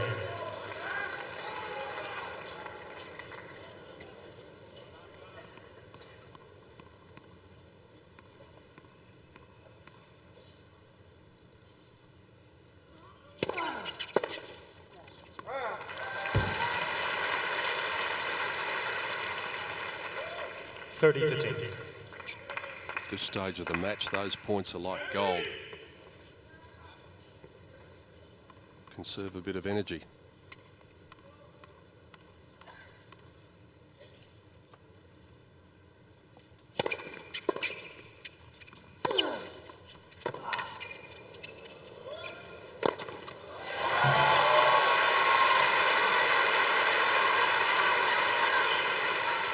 $40-15.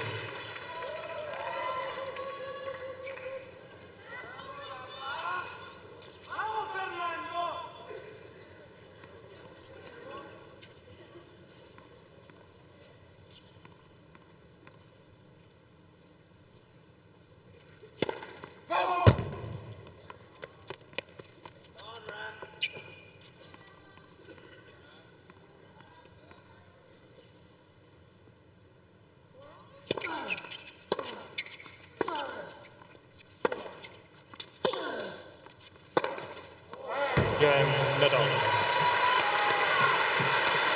The only real problem on serve has been on Verdasco's Nadal serve in the leads second 3-2. game. Otherwise, it's been comfortable holds here in the final set.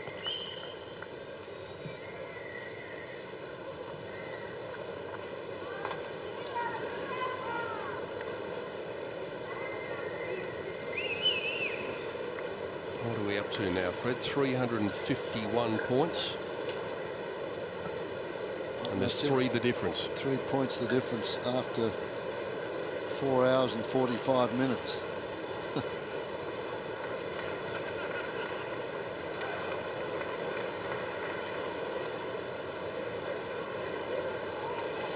Fernando's gone back to the ice pack, and a combination of the ice pack and a towel.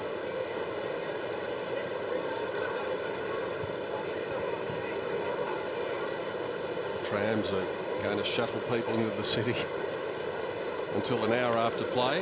They might be going in for breakfast at this rate. I said the train service was going to finish at midnight, part of that water taxi service still in, night rider bus service. They're letting people know everything.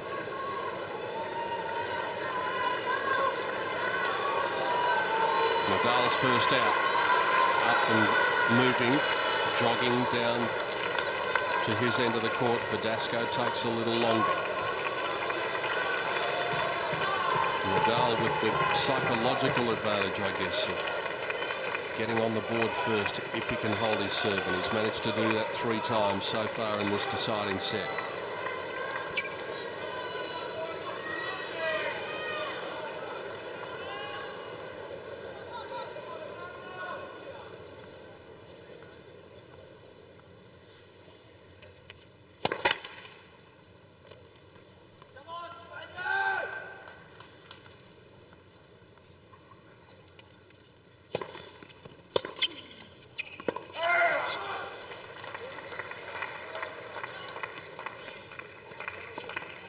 15 love. 3 challenges, 3 successful challenges, or 3, you can have 103 successful challenges, but 3 challenges up until 6 all, and then they will reset if we get that far.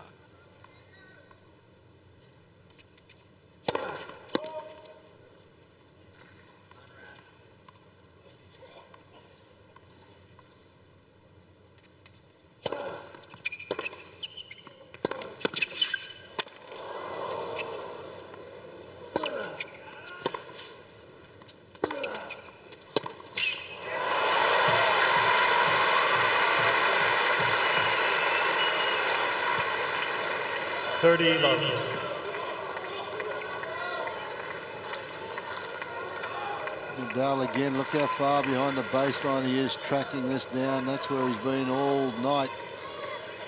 When Verdasco's been in on song, he's pinned him way behind the baseline.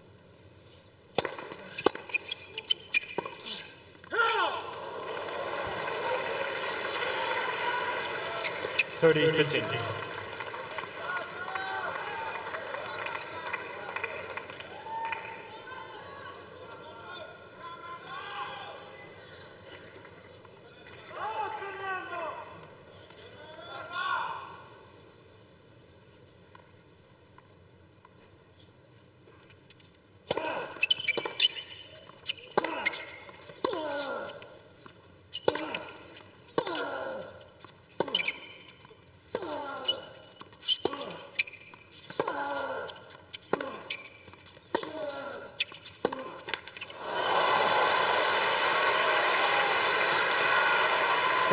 In a situation here where lightning can strike in a hurry, big time. Footwork a little sluggish on that point. Did well to get out of the way of one of them, Verdasco, and then the last backhand. Let's see if it tells us anything here.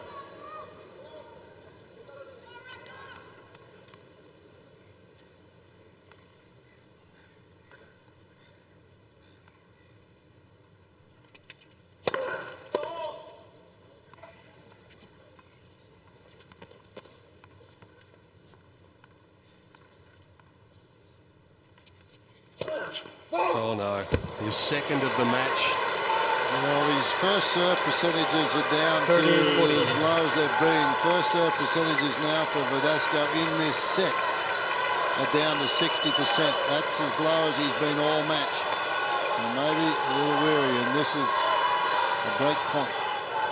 He's come up with sometimes a thunderbolt serve, sometimes one with the most exquisite placement. 221. That's the answer to the break point. His fastest of the evening has been 222. And that was in his previous service game. It's getting quicker as the match is going on.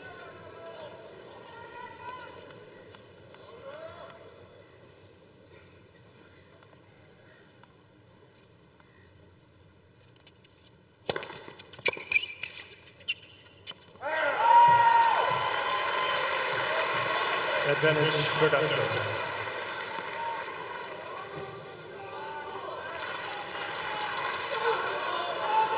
Frustration from Rafa.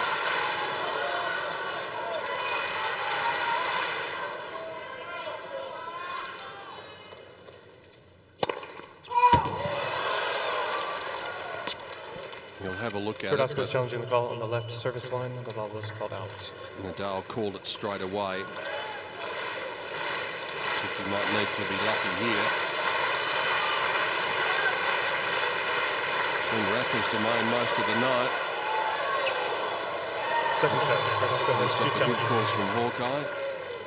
Fernando's got the good let chords. Again, he's gone for the hook to find lead. Verdasco. 3 games apiece. 3 games all.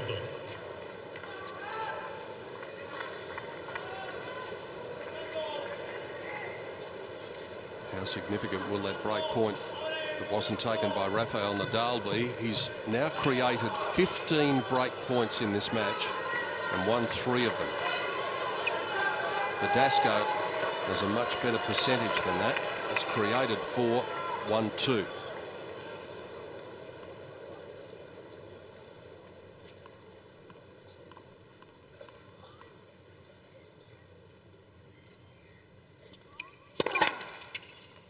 Net first serve.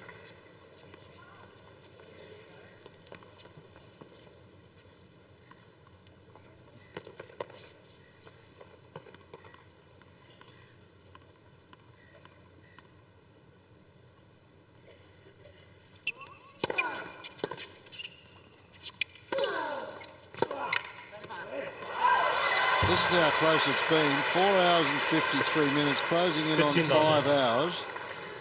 First serve percentage is 1. First serve is 72% for the match for Nadal, 70% for Verdasco. Second serve points 1, 60% for Nadal, 59% for Verdasco. Couldn't be any closer all the way around.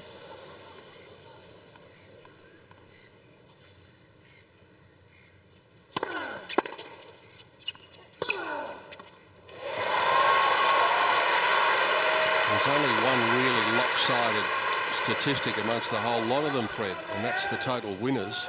Well, the unforced errors as well. It's 91 winners to 49 for Verdasco. Yeah. And the unforced errors, Verdasco's made 66. That was always going to be the case because he's gone for everything. Nadal's made just 24 to this stage of the match.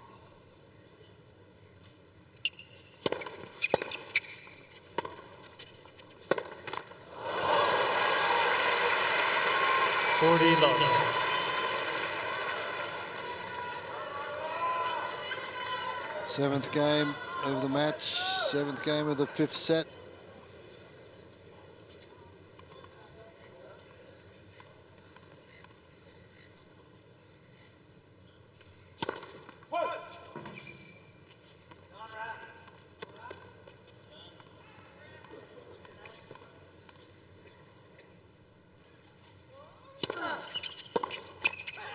Well, you can say that Nadal is holding his serve a lot easier than Verdasco, but that doesn't count for anything because Verdasco's holding it. 4-3, final set.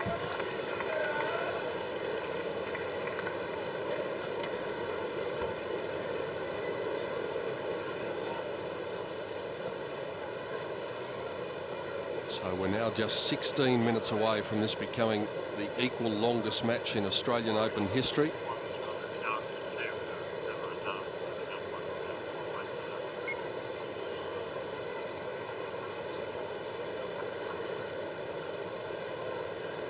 And it's showing no signs of stopping because it's been just the most enthralling duel when you consider how many times players have been able to come up with something to hold their serve when they've been challenged. I wonder, Fred, if it's significant that Nadal is holding his serve a bit more comfortably. Is he saving up some vital energy by doing that? Oh, it depends. You know, the adrenaline's flowing everywhere at the moment, but Nadal is serving first. He's got the game in front, and I would say at this stage he'd be favourite. Time.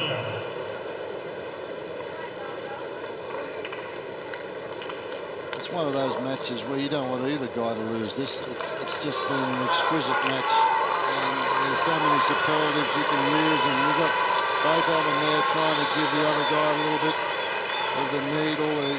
Nadal's jogging out to the court again, and you'll find, here we go, he's going to jog out there too, give it a bit of a skip, and the crowd, there we go. And after just closing in on 5 hours, that's just a remarkable performance from both athletes.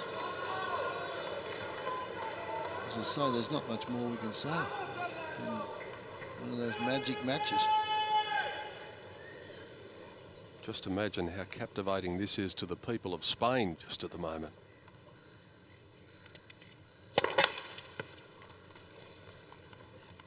The rest of the world's on the edge of their seat watching this too.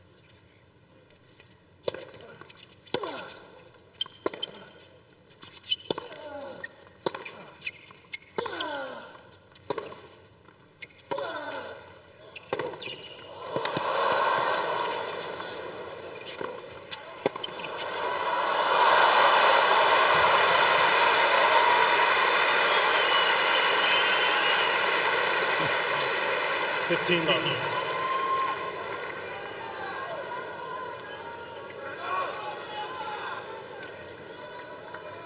Sheer adrenaline here. He's got time and he runs around this, but Nadal's there. He picks it. He knows where his opponent's going.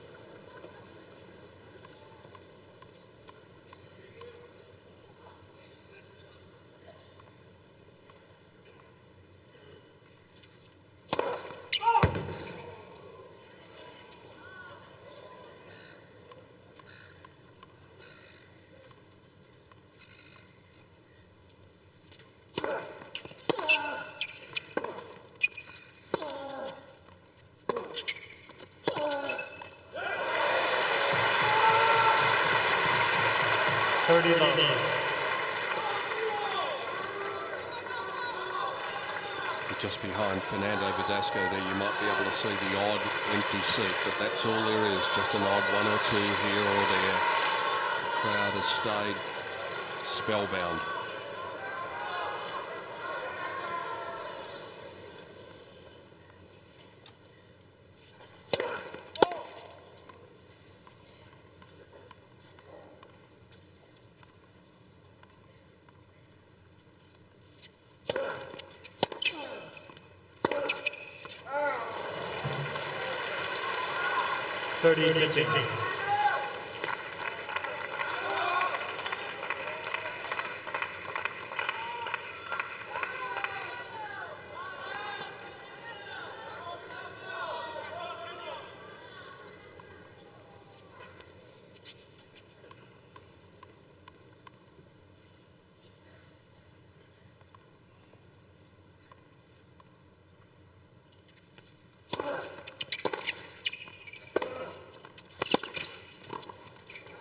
Not enough. Yeah. He didn't do enough with the forehand down the middle of the court rather than near the line, and that allowed Nadal to stay the point this shot here, and that was not a good volley. That's a gimme as far as Nadal's concerned. He's all over that.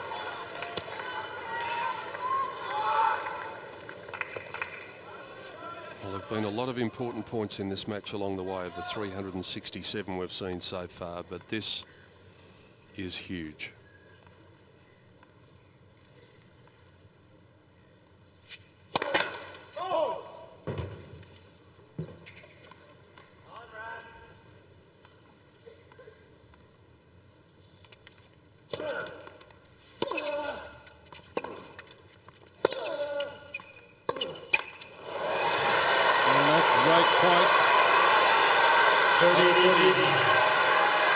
That makes it 184 points each.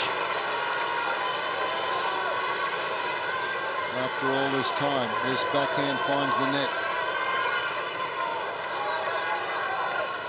One more point for Rafa, and he can serve for a place in the final.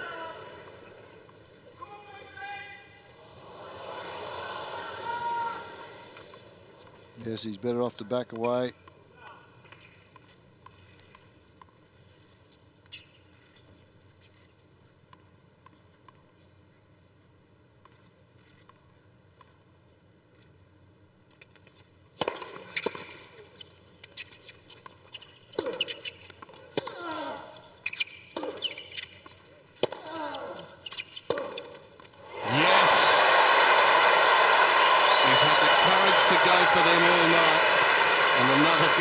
Wasn't going to stop him. 218k that serve, and then a couple of blistering forehands. So Verdasco now leads 185 points to 184.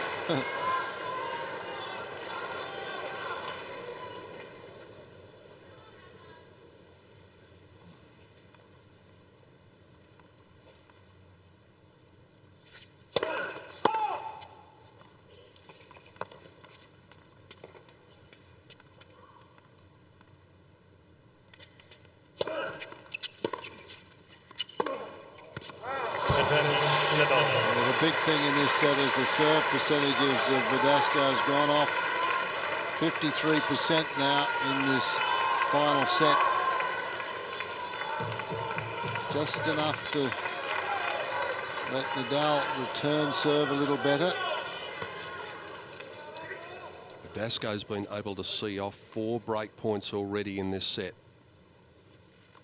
Surely the law of averages is starting to come into play here.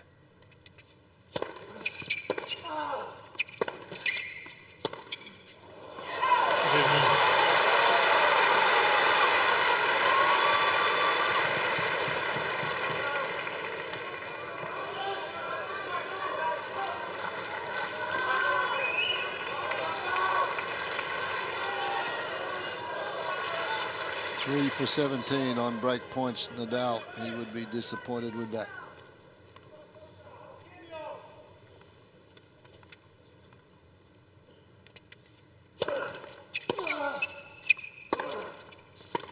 It's out.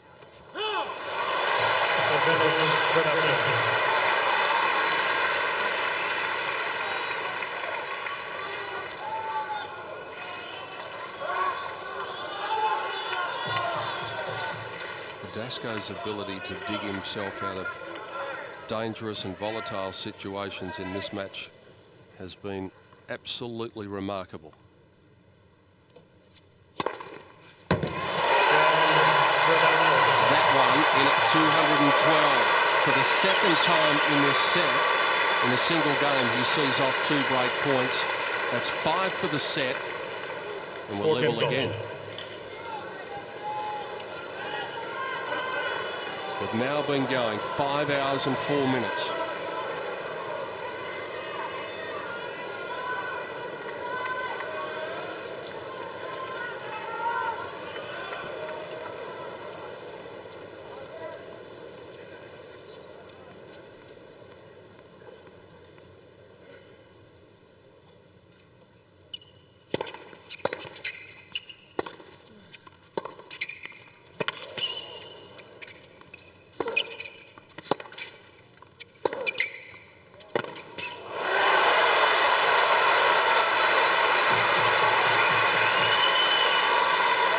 First point of every game at this stage of the match important, especially when it goes against the server.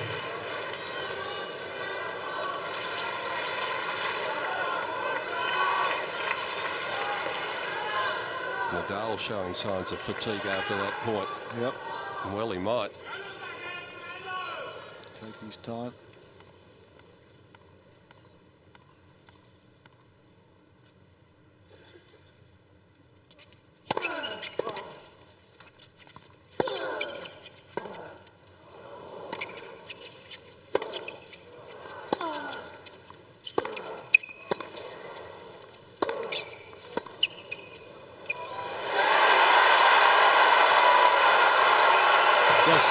Sheer pace of shot is not letting Nadal get into any rhythm at all. He's just defending, trying to stay in the points here.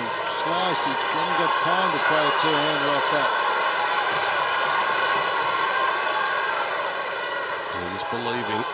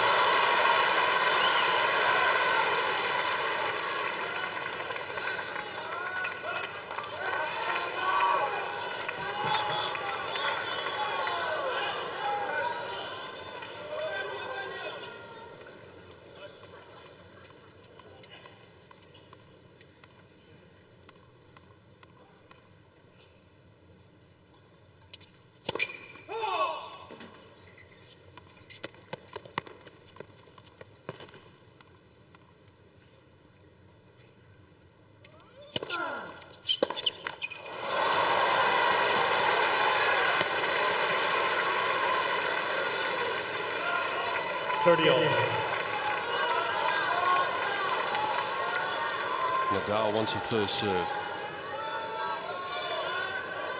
His first serve percentage has been outstanding right throughout this match, 74%.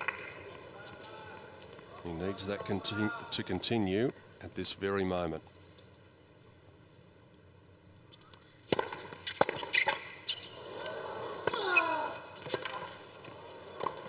What a difference the first serve can make.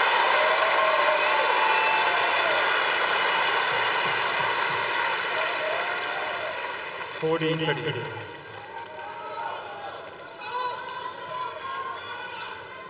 Well, Uncle Tony's earning his money tonight. Uncle Tony being Rafa's coach since the time he was 4 and started him off hitting a few tennis balls.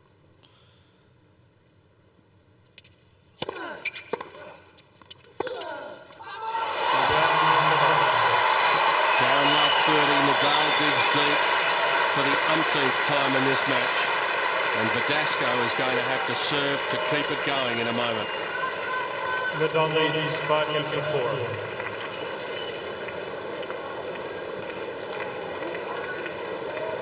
And as we've mentioned before, if this continues, there is no tie-break in the 5th and decisive set here at the Australian Open. There is at the US Open, but not at Wimbledon or the French or the Australian. They play it out.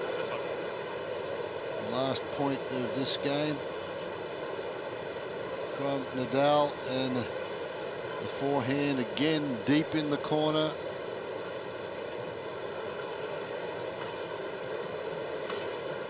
Vamos. He's cried it out several times during this match. Uncle Tony at times must have thought that he would be able to just do it because of his class, but there's been plenty of class at the other end as well. Time. Well, it appears that we're going to be part of the longest match played here at the Australian Open. The longest one to date was 5 hours and 11 minutes, and we're at 5 hours and 9 minutes right now.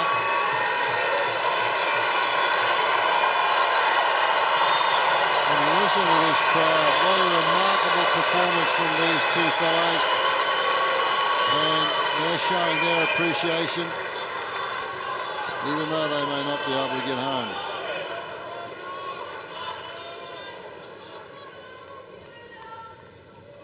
He's put up the performance of his life, Fernando Verdasco, tonight. Can he keep this thing going?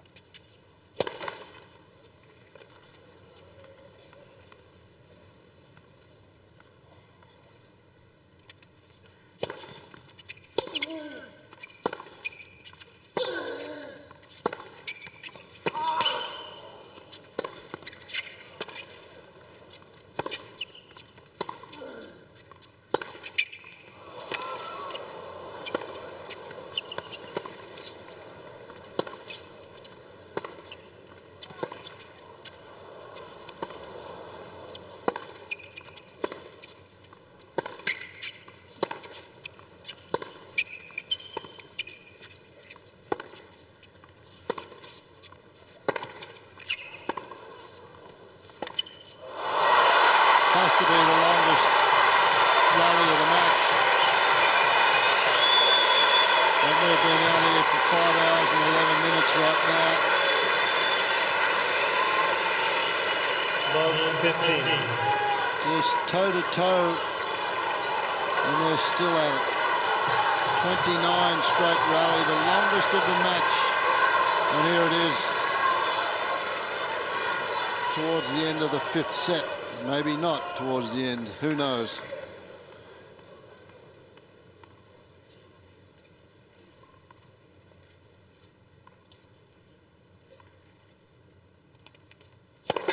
Next person.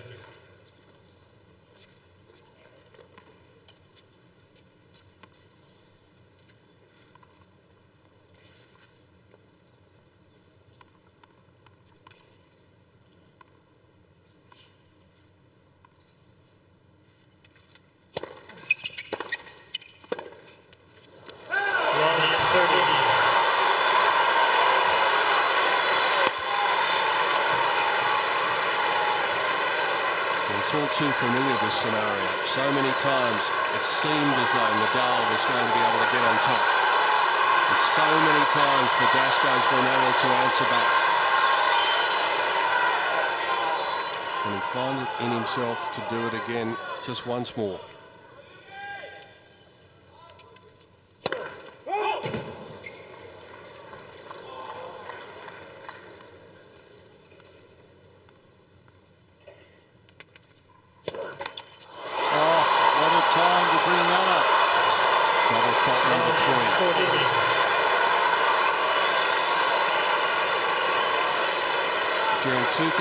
tonight. These two men combine to take their nation to a famous victory in the Davis Cup. They've been great friends for quite a while now. They've put that aside for more than 5 hours tonight to produce one of the greatest matches the Australian Open has seen.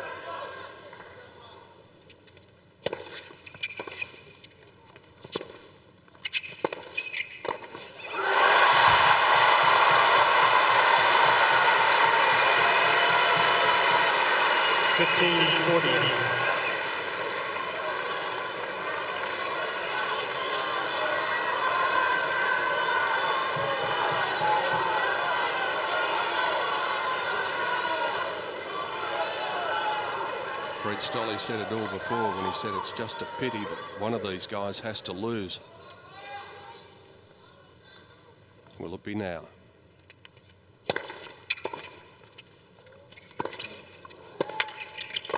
Not yet.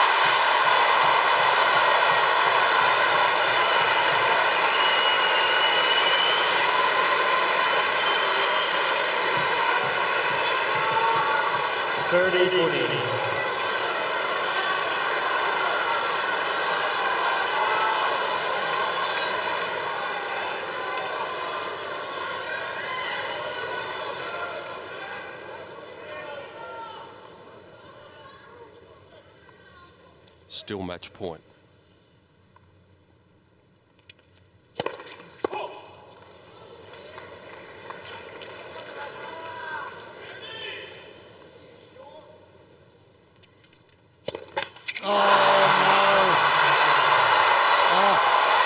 Both players falling to the ground, one in absolute disbelief, the other one in relief. Have a look at this, the great friends, the rivalry that they've had for more than 5 hours past aside, and listen to the acclamation.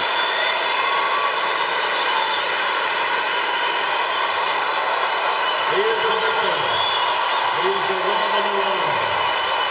He is into the Australian Open final on Sunday night. He is Rafael Nadal. It's going to be 1 versus 2. Nadal versus Federer, but what a fight he had to get there.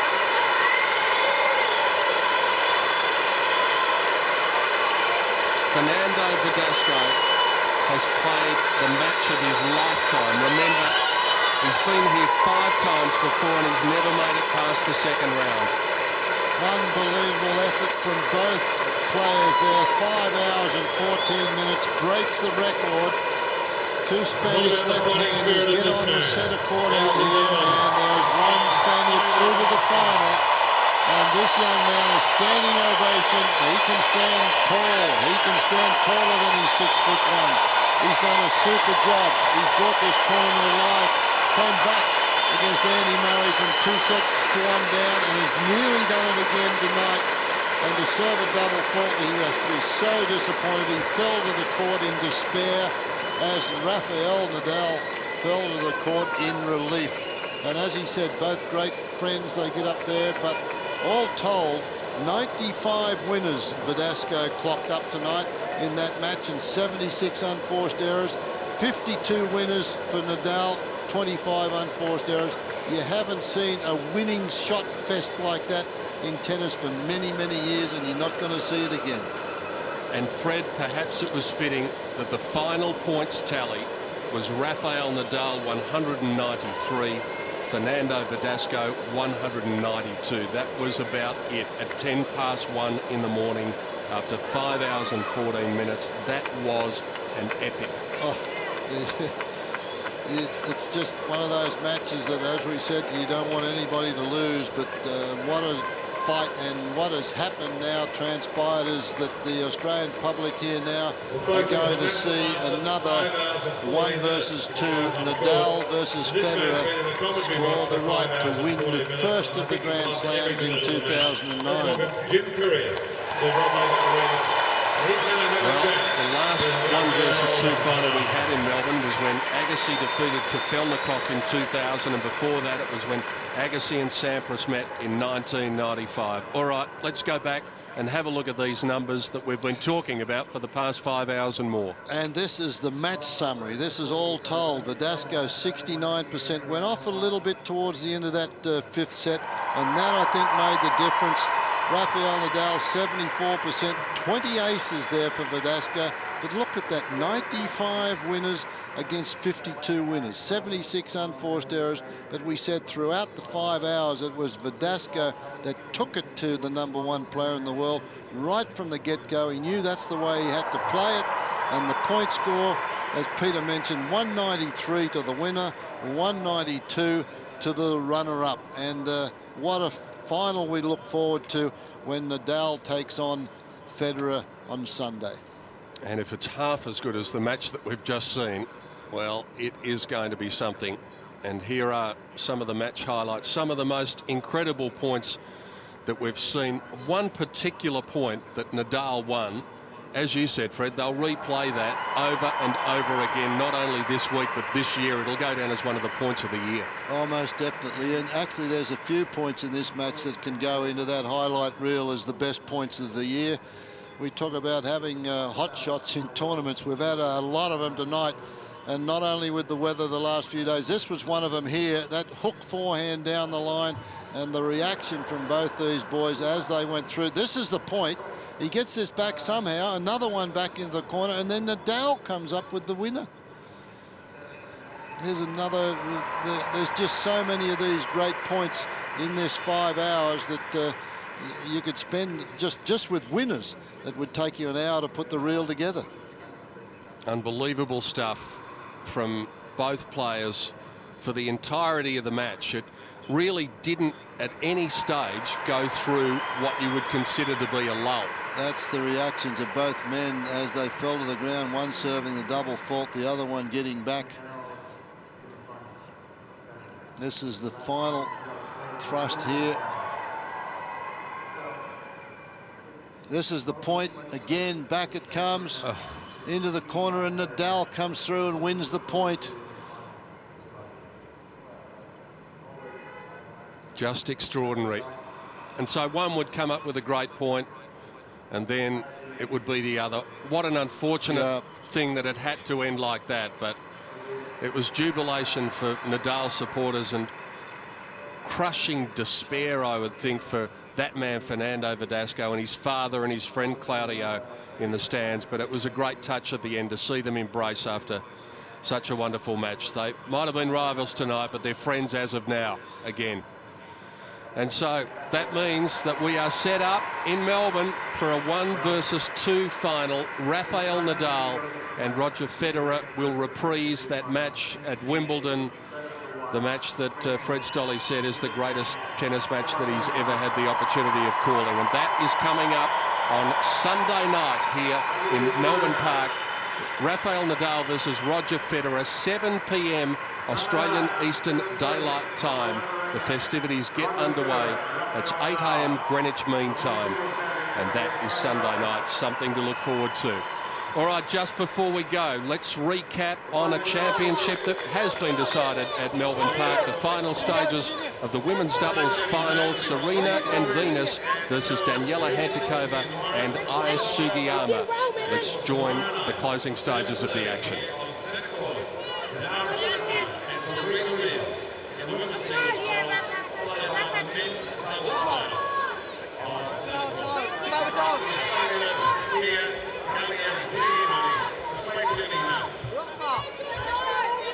Rafa, we made you a sign. I have the same name as you.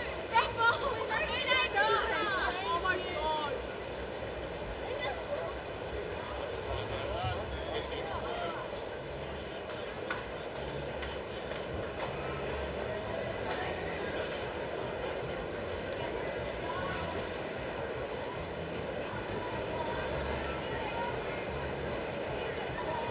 Well, it's been a familiar sight over many years, hasn't it? Venus Williams and Serena with another trophy, and they share it as they do lots of things in their life. And Serena's going to be fighting for one more come later on today, because this is what's going to happen in the night session, day 13, a history-making occasion, Fred Stolle, because for the first time the women's final will be played at night.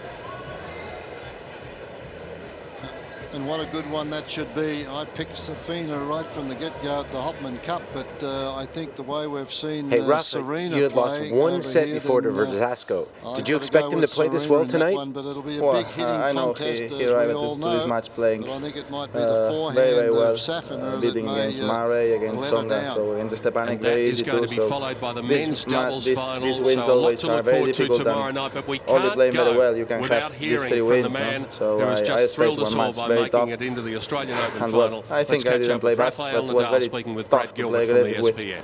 with one player like Fernando. No, he played all the time aggressive with the forehand. He served unbelievable, so was very tough. Yeah. How do you feel physically, going into Sunday now? I really don't know. No, gonna be for sure gonna be a little bit tough. Roger gonna have a little bit more advantage than me, so he's resting right now, and for sure he had 2 days off and one match of only 3 sets. So at the moment he's for sure the favorite, but I'm gonna try my best for recover and for play my best on Sunday. Well, how happy are you to be in your first final on the hard courts? Yeah, for sure. It's a very, very important effort for me. Being this final. Anyway, what happened on Sunday, I started the season, my best start of the season ever. So for sure, when you are playing for winning Grand Slam, it's too important for think about you if you are starting well the season or not. No, but anyway, I am happy for it. I'm just going to say vamos and good luck on Sunday. Thank you. Thanks a lot.